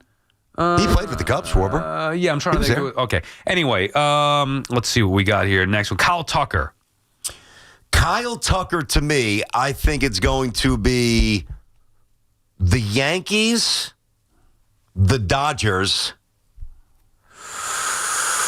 and the Red Sox. There's a big drop-off here after the first 1, 2, 3, like 4 or 5 teams. Blue Jays are first at 3-1. Dodgers are second at 7-2. Giants 4-1. Yankees 5-1. Phillies 6-1. Mets are next at 15-2. So there's a drop-off a little bit there, and then 9-1, 10-1, whatever beyond that. I don't think the Mets are going to be in play for Tucker. I don't think that would make much sense at this particular point. Depending on what the Yankees do with Bellinger, I don't like. Yeah, I love the idea of Tucker, but I'd rather bring back Bellinger and get Quan than invest in Kyle Tucker myself if I'm the Yankees. Oh boy, I'm trying. Let me see here. So, well, why can't you have all of them? Yeah, I mean, I know it sounds nuts, but then now we're getting back to like you were saying before. You got to be practical about it. See, the problem is Quan's a left fielder. Tucker's not a center fielder. Right. Bellinger is. You got to keep a little bit of first base open for Rice. Yeah, I would just like to see an offseason where there's no limitations, where any conversation that we have about the Yankees or the Mets is not crafted around, yeah, but, or, I don't know if they're gonna do this. I don't know if Hal's willing. I get that, but you just said the same thing with Bellinger. Like, yeah, I'm not gonna go. Well, I mean, like 7 years. That's insane. Oh, okay, but what if it gets same thing? What if it gets insane for Pete? Like, I'm with you that there shouldn't be restrictions. Yeah. But at some point there are going to be restrictions. But I don't mean restrictions in terms of the length. Like the length of the deal would be an issue for me, not the initial plan of pursuing player X or player Y. What I mean by that, like, those are two different conversations. So I would love Hal right now to be crafting this down in Tampa with all his, Yankee cronies. Hey, I want to make a run. We want to keep Bellinger. I want to go after Tuckers, checking on the Guardians on Quan, checking on the Tigers on Skubal. We're going nuts. We're going all for it. That's one thought process, which I would love to see them do. But then I would also be realistic. And if Boris or whomever's looking for 8 years for Bellinger, I'm like, no, we can't do that. That's untenable. That's just stupid business. So there's the plan, and then there's the reaction to what these guys are demanding. I know. I'm just always of the belief, if you want a player back, if you love Pete Alonso, hypothetically, and we'll get to him next, he'll be the last one that we'll do. If you love Alonso, you just go bring him back. You say, we want him back. The way the Mets loved Soto a year ago, there was no, well, we like him, but we like him at this price. No, we moved mountains to get him. We gave him everything he wanted. Similar for the Yankees with Fried. Yeah. Once Soto was no longer on the table, the Yankees wanted Max Fried, and guess what? They got him. I'm of the belief of identifying a player that you love and going to get him. And if you don't, and clearly the Mets can say, well, we want Pete back, but there is a caveat there. We want him back at what we think, which is fine, but that to me is telling about the player. Yeah. You know what I mean? I do. When there's no hesitation about Soto or Yamamoto, we want Yamamoto. Sure. Or what is the price? It doesn't matter. We'll figure it out. 250, 300, 325. How many years? Whatever. We're in the conversation. Correct. Yeah. That's not the case with Pete. I'm not sure where the Mets are at with Diaz. Before we get to the odds with Pete here, so just something else on Pete. Like, I do think that this is going to be a much more receptive market for Pete. Okay. Reestablish himself, not just with the Mets, with everybody. No qualifying offer attached and coming off a big year. That's important as well. The QO was very important to some people. Okay, so that limited the pool there. Now, Eddie had a bounce back year, as we know. I think that while it's going to be a better market, I think it's unrealistic to think it's going to go from 1 plus an opt-out to 6. I know. I mean, it might go from 1 to 1 to 4 to 5 to 4 with an opt-out, but it's not going to go, you know what I'm saying? Plus, he's a year older. Like, yeah. That's a factor as well. We can talk about the good things, but yeah, he's already a year older. Yep. You want to throw in, you always bring this up. I hate even talking about it, but the possibility of a strike or a lockout or whatever. That matters to an extent. Yeah. But I also think it could be good for some of these teams who are like, you know what? Hey, I don't know what 2027 is going to entail. I'm going all in for 2026. Like, it doesn't. When I say that, it's not necessarily a bad thing. Yeah. It's just an awareness that for those who have no money, I mean, they'll probably go the cheaper way. For those who have, an abundance and embarrassment of riches, like Cohen, like the Dodgers, the Yankees a little less, they might go Toronto. They will go all in, maybe more so than they would if there wasn't the looming threat of a lockout / strike. I'm just saying that the uncertainty can impact the willing participants in the free agent market, which might hurt a guy like Pete, who might not have every team knocking down his door. And let's say, pick a team. We'll get to the teams in a minute that are favored. they're like, you know what? I like Pete, but with the looming lockout, we're not willing to go all in. You want to take a guess at a couple of these teams? I do. Now, listen, Mets are not there, obviously, as we said before. All right. I'm going to give you two that would make a lot of sense. Mm-hmm. Now, first, before I say, I would not have him on the list if I'm the Yankees. You know I don't want him on the Yankees, but I'm sure he's on the list. He is 1, 2, 3, 4. He is fifth on the list at 6-1. And based on reporting, like Andy Martino's reported this on SNY, it's not happening. I have no interest. I don't think the Yankees do either. Right. Okay. There was mild interest last year from certain people in the organization that was shot down. They're not going down that road again. I mean, you're trying to clean up the defense. You're going to bring Pete in at the age of 31. So I'm not doing that from the Yankees. Okay, so the teams that I think would make a world of sense, obviously the Mets, but I think the Red Sox, man. They are number 2 on the list, 7-2. And then the other team that I think could be very much in play would be the Phillies. They are number 3 on the list, 9-2. Now, so the dimensions of Seems Phillies. like perfect fit. It does. The 37-foot wall, I mean, he would put it, he might actually break the wall at some point. He would just dent it to oblivion. So I think the Red Sox make sense. They need an infusion of power. I think they've got enough team speed and defense around him where you can kind of get away with that. I think the Red Sox are really in play. I think Philly would really be in play. Now, the Giants are always a wild card. Are they number one? They're fourth, 5-1. Because they always have money to try to give away. Now, Vladdy is re-signed, so I don't think Toronto would be one. No are Jays. They? Okay. American League. Okay, American League. You know, would the Tigers take a swing if they're going to try to keep Skubal and try to win it this year? No Tigers on the list. Who do you got? Mariners, 3-1. Seattle's I don't love that ballpark for him, but then again, with that They power. need offense. Yeah. Okay, Seattle, huh? I mean, that was a rumor, I think, last year. Anyway, fascinating to think about. I think Pete would be I hate to say it, perfect Philly or Red Sox. He would be. It would be. But, I mean, you could say he'd also be a perfect Met as well. And I was saying this, and I'm going to stay consistent on this. For me, the first conversation with Pete would be, I'm going to need you, before we even talk money, Pete, I'm going to need you to understand where we're going as a franchise. And where's that, Mr. Cohen? You're going to need to be a DH at least half the time. Yeah, I'm not interested. I'll see you. Then that's it. Like I don't think that he would be okay with that. I'm not moving past it. I'm not even talking money. Now, if he wanted to extend the conversation, I would say the money will be there. Whatever the market value says, I'll give you more than a market value. I'll be on par or better than what the market says for you financially. Okay. But before we can even discuss years or contract terms, I need you to understand that you could play first base 81 games this year. And we're gonna have you DH. We want to get you off your feet, rest you a little bit. You tickle him a little bit. You make him feel good. Yeah, not gonna say you can't throw or field, so we're not gonna have you out there. Yeah. You're unathletic, disaster at first base in the field. You're not gonna say that. Yeah, I got You're gonna say, well, we want to preserve you. We're gonna transition to being a part-time DH. I think that's smart from their point of view. There's no way he's going to consent to that. And then to me, then it should be over. Yeah, now, for you, but do you think it will be the breakaway? I don't think the Mets walk away from the table on that. I don't. I think Pete hurts his chances of being back and getting a big offer from the Mets if he's not open to. Dude, I don't think he's going to be open to it. And you know what? Then he could go. Then he could kiss ass and get out of here because the general manager, like Tiki said that. Remember, kiss ass. I forget who was saying it to. Tiki, I don't one remember of the callers, maybe. Okay. Because then David Stern said it about run prevention. The Mets are going to prioritize defense. They need to. Agreed. I know. So I'm willing to invest big money in Pete's power behind Soto. I'd rather invest in that than I would keep Lindor or Nimmo's contracts on the books. I would rather invest in Pete's power. It's got to be as a bulk DH or at least split time DH. See, but now there's going to be some other teams out there like the Red Sox that will not put that on the table, that stipulation, and that's why I think there's a good chance Pete's gone. Fair enough. I really do. BT and Sal on the Fan. We'll finish up with your calls, whatever it is you want to discuss. 888-808-1019. Hey, Islanders hockey is here, and it's been exciting. Why don't you grab an ice cold Surfside to enjoy while you cheer on your Islanders on the ice? Surfside, only 100 calories, 2 grams of sugar, 0 bubbles. So it's easy to sip and enjoy. Matter of fact, I'm looking forward to it and getting out to an Islander game this year. Now we can get some Surfsides. It's not a seltzer, it's a Surfside. Official partner of the New York Islanders. Must be 21. Please drink responsibly. The following is a test of the emergency alert system.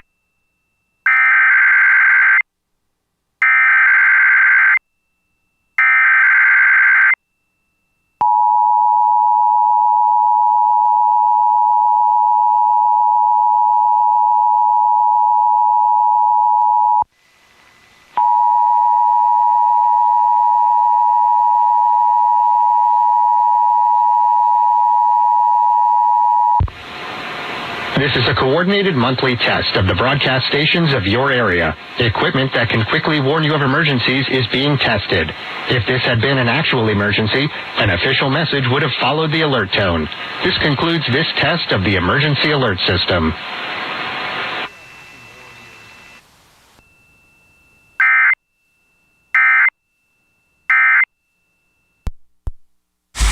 Wake up with Boomer and Gio. Mornings 6 to 10 on WFAN, WFAN FM, WFAN FM HD1, New York, and Odyssey Sports Station. This is Andrew Perloff with an Odyssey Sports Minute. Ready or not, here come the Indianapolis Colts. They traded 2 first-round picks for Jets cornerback Sauce Gardner, sending a clear signal that they're ready to be contenders right now. It also means they truly believe in quarterback Daniel Jones. The Colts haven't been in the Super Bowl since Peyton Manning left. Now they're back in the AFC mix with one of the best defensive players in the NFL. I'm Andrew Perloff. Is your everyday congestion preventing you from enjoying life's big moments? Try Vicks Sinex Saline today and get yourself back in the action. Vicks Sinex Saline instantly clears everyday congestion with a gentle ultrafine mist. Sinex Saline's drug-free, no-mess formula instantly moisturizes and soothes dry, irritated nasal passages for quick and effective relief. Get back to enjoying life's big moments to the fullest without having to worry about everyday congestion holding you back. Just Sinex. Breathe. Use as directed. You want Black Friday prices without the Black Friday crowds. Lowe's gets it. We check the calendar, and Christmas is coming early. $99 is all you need to grab your favorite select 7-foot pre-lit artificial Christmas tree for the holiday season. And don't sweat what gifts to get Dad, because we've got up to 40% off select tools and accessories. That's how Lowe's celebrates Black Friday early. Selection varies by location, while supplies last. Tune in to the BT and Sal Show weekdays from 10 to 2 on The Fan, presented by your Tri-State Cadillac dealers. Cadillac is the official luxury vehicle of the New York Mets. Calling all Hoops fans, get off the bench and onto the court for another exciting basketball season with BetMGM, an authorized gaming partner of the NBA. From same-game parlays to live bets, you can call your shot during any play. Rooting for your favorite players? You'll find all sorts of markets for betting on any star's performance on any given night. Don't miss a single highlight or buzzer-beating shot by getting all your picks in with BetMGM. Ready to shoot your shot? Download the app today and make your bets. BetMGM, make it legendary. BetMGM and GameSense remind you to play responsibly. See BetMGM.com for terms. 21 years of age or older to wager and physically present in New York only. Subject to eligibility requirements. Rewards vary and expire in 7 days. Gambling problem? Call 877-8-HOPE-NY or text HOPE-NY 467-369. We're always talking New York sports on The Fan. We all hear the radio ads about the IRS. They tell you to be afraid, to be scared, and they try to frighten you into calling. I'm not here to do that. Tax Relief Advocates is different. TRA is here to tell you that if you owe money to the IRS, whether it's $5,000, $50,000, or $500,000, we have a solution. It doesn't matter if you're sitting in your car, at work, or with your kids. No matter where you are, call now. 800-575-4094. Don't lose hope. TRA can eliminate or reduce what you owe to the IRS. Generous programs are now available that can give you a fresh start. Our passion is taxes and helping individuals fix their IRS problems. We have over 1,000 5-star reviews on Google and an A+ with the Better Business Bureau. You don't need to be afraid of the IRS any longer. End your tax nightmare today by visiting us online at TRA.com or call 800-575-4094. That's 800-575-4094. Tax Relief Advocates. Real solutions for real people. You can't count on much these days, but you can always count on Sundays with the NFL on CBS and Paramount Plus. Watch your local NFL game live every Sunday this season, all the way through the AFC Championship game. Visit ParamountPlus.com/NFL to get started today. It's about time pros had one partner for every part of the job. Simple ordering, fast delivery, continuous support, all from one partner. The Home Depot delivers supplies on your schedule. Our Pro team helps you plan ahead so projects run smoother. And with Pro Extra benefits, you can simplify ordering, track spending, and save time every step of the way. Because with one partner, you get more than materials, you keep your job moving. The Home Depot Pro. It's about time. Hear that? That's the beginning of a journey powered by the confidence that comes from driving a vehicle so reliable, it's backed by a 10-year, 100,000-mile limited powertrain warranty. Where your journey ends? Well, that's up to you. Visit your local Kia dealer today. Kia, movement that inspires. See retailer for warranty details. Always drive safely. Limited inventory available. Call of the day with Brandon Tierney and Sal Licata on the Fan. Today's Call of the Day brought to you by Edison Heating and Cooling, New Jersey's heating experts. Ronald is in Inwood. What's up, Ronald? What's on your mind today? What's on my mind today is that Sydney is single now for Huff. Yup, because I heard that Huff got on the show and you guys got on the newspaper because of Huff, because y'all did that interview with Sweeney. We were in the newspaper? I didn't see that. Thank you for the call, Ronald. I heard a lot of me on that, by the way. Look who's wide awake all of a sudden. Yeah, no wonder why you moved to the top of the board right there. I am very much a happily married man, but I'm always open to the idea. But, ooh, that's going to get you in trouble, my friend. Dude, be careful. Even I wouldn't cross that line. Sal's wife listens sometimes, and she's cool with Wid, and the same with me. I think Nicole, if you say that, bitch, she's... Well, I would clearly ask her permission. Don't we have hall passes or no? Yeah, I do. Yeah, I do. But if I did... I personally would not be burning it on Sydney Sweeney. Would she be your whole pass, Sydney Sweeney? If she fell into my lap, yes, that day. That's not the question. Not fall into your lap. Like, obviously, I think it needs to be an open-ended whole pass. I don't think I can just focus on. I don't think I can just do one. Right, but if you do one, that's it. It's gone. That's the idea of the whole I would pass. use it up. The likelihood of Sydney Sweeney falling into my lap would be highly unlikely. So if it did happen, yes, I would use it up. It does tie into sports. Like, you don't get to pick two franchise You get one quarterbacks. draft pick, dude. That's it. Is it Sydney Sweeney or somebody else? I'm going with Alba, and I feel comfortable about that decision. As you should. That's an Andrew Luck right there. That's a quarterback. Andrew Hopefully, Luck. well, I'm saying, Andrew stays Luck, healthy. maybe Peyton Manning or Tom Brady. I got you. Like, what if your draft pick doesn't enter the draft that year and you got to go somewhere else? Brian Riscotto just chimed in. His whole pass, any random cheerleader from the SEC.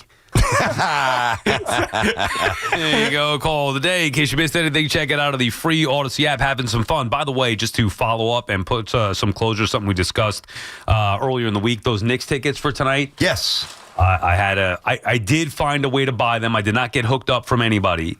I had found a way to buy them. The problem was I committed to the birthday gift. I was asked, dude, this is where, I'm done doing favors for everybody, okay? Don't even ask me for any, not you, I'm saying in general. People out there who ask me, I'm not asking anybody for anything anymore, and I'm not delivering any favors.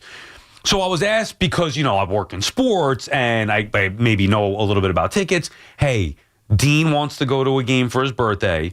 Is there any way you can help me get tickets to the Knicks T-Wolves game on Wednesday night? Simple request. Fair enough. Let's go. Fair enough, but it's to the Garden. I'm like, that's the one spot that we really don't have any access to is the Garden. I'll look into it. I'll talk to Mitch. Johnny's we have access to. Maybe not the Knicks, though. Not the Knicks at the Garden. Fair enough. Keep going. So I'll look into it. I'll ask Mitch, who knows guys with season tickets usually get good value. I'm fine with paying. I just want a good value, good seat, all that stuff. Look at Ticketmaster, try to figure out. Mitch gets me tickets that I think are a decent value, 200 section, row 5, for $100 each is what he tells me. There you go. That, to me, is a steal. Sure. Now, when I find this out, I go back to my sister-in-law or tell my wife to tell her we got it and we'll treat him. Because I'm thinking it's $200. Don't worry about it. She doesn't have to give us the money. That could be our gift for him. Easy peasy. I'll pay the $200. Happy birthday, Dean. Go to the game. Only to get later the tickets for Nets Knicks on Sunday that I have no interest in. That's not the game that he wanted. Then the ticket prices from there went way up and the seats were worse. That's when I started calling them the favors like, hey, I'm okay with paying, but I need a better bang for my buck here. Okay. Never came to... So you're being picky about the favors that people are doing for you. Not picky. I gotta be able, can somebody help me out here? I tried to. I need a good option. Fair enough. Yes, you did. I went through that option. Didn't work out? Was not a great option in my mind. All right. I found what I like, again, 200. Now, it's behind the basket, but still, 200 section, row 2, which for me, that's where I go sit in the playoffs. Decent, but you know how much it costs? What do you think? 2 tickets. Remember, it's for tonight, right? Tonight's game. Played a pretty good team, too. Played a T-Wolves. Edwards in town. But I thought Edwards is banged up. We didn't play the other night, I know, but I thought they were just resting him for tonight. Anyway, whatever. We'll see. 2 tickets, section 4, 200 section behind the basket. 4 total. $480. 480. Yeah. 200 section behind the basket. I don't like sitting behind a basket anywhere. I'm fine with it I used to sit there with my dad back in the day. I'd rather sit row 2 than I would row 15 or something like that. Really? You'd rather sit... And by the way, BT, this was the only section that they even had available. Everything in the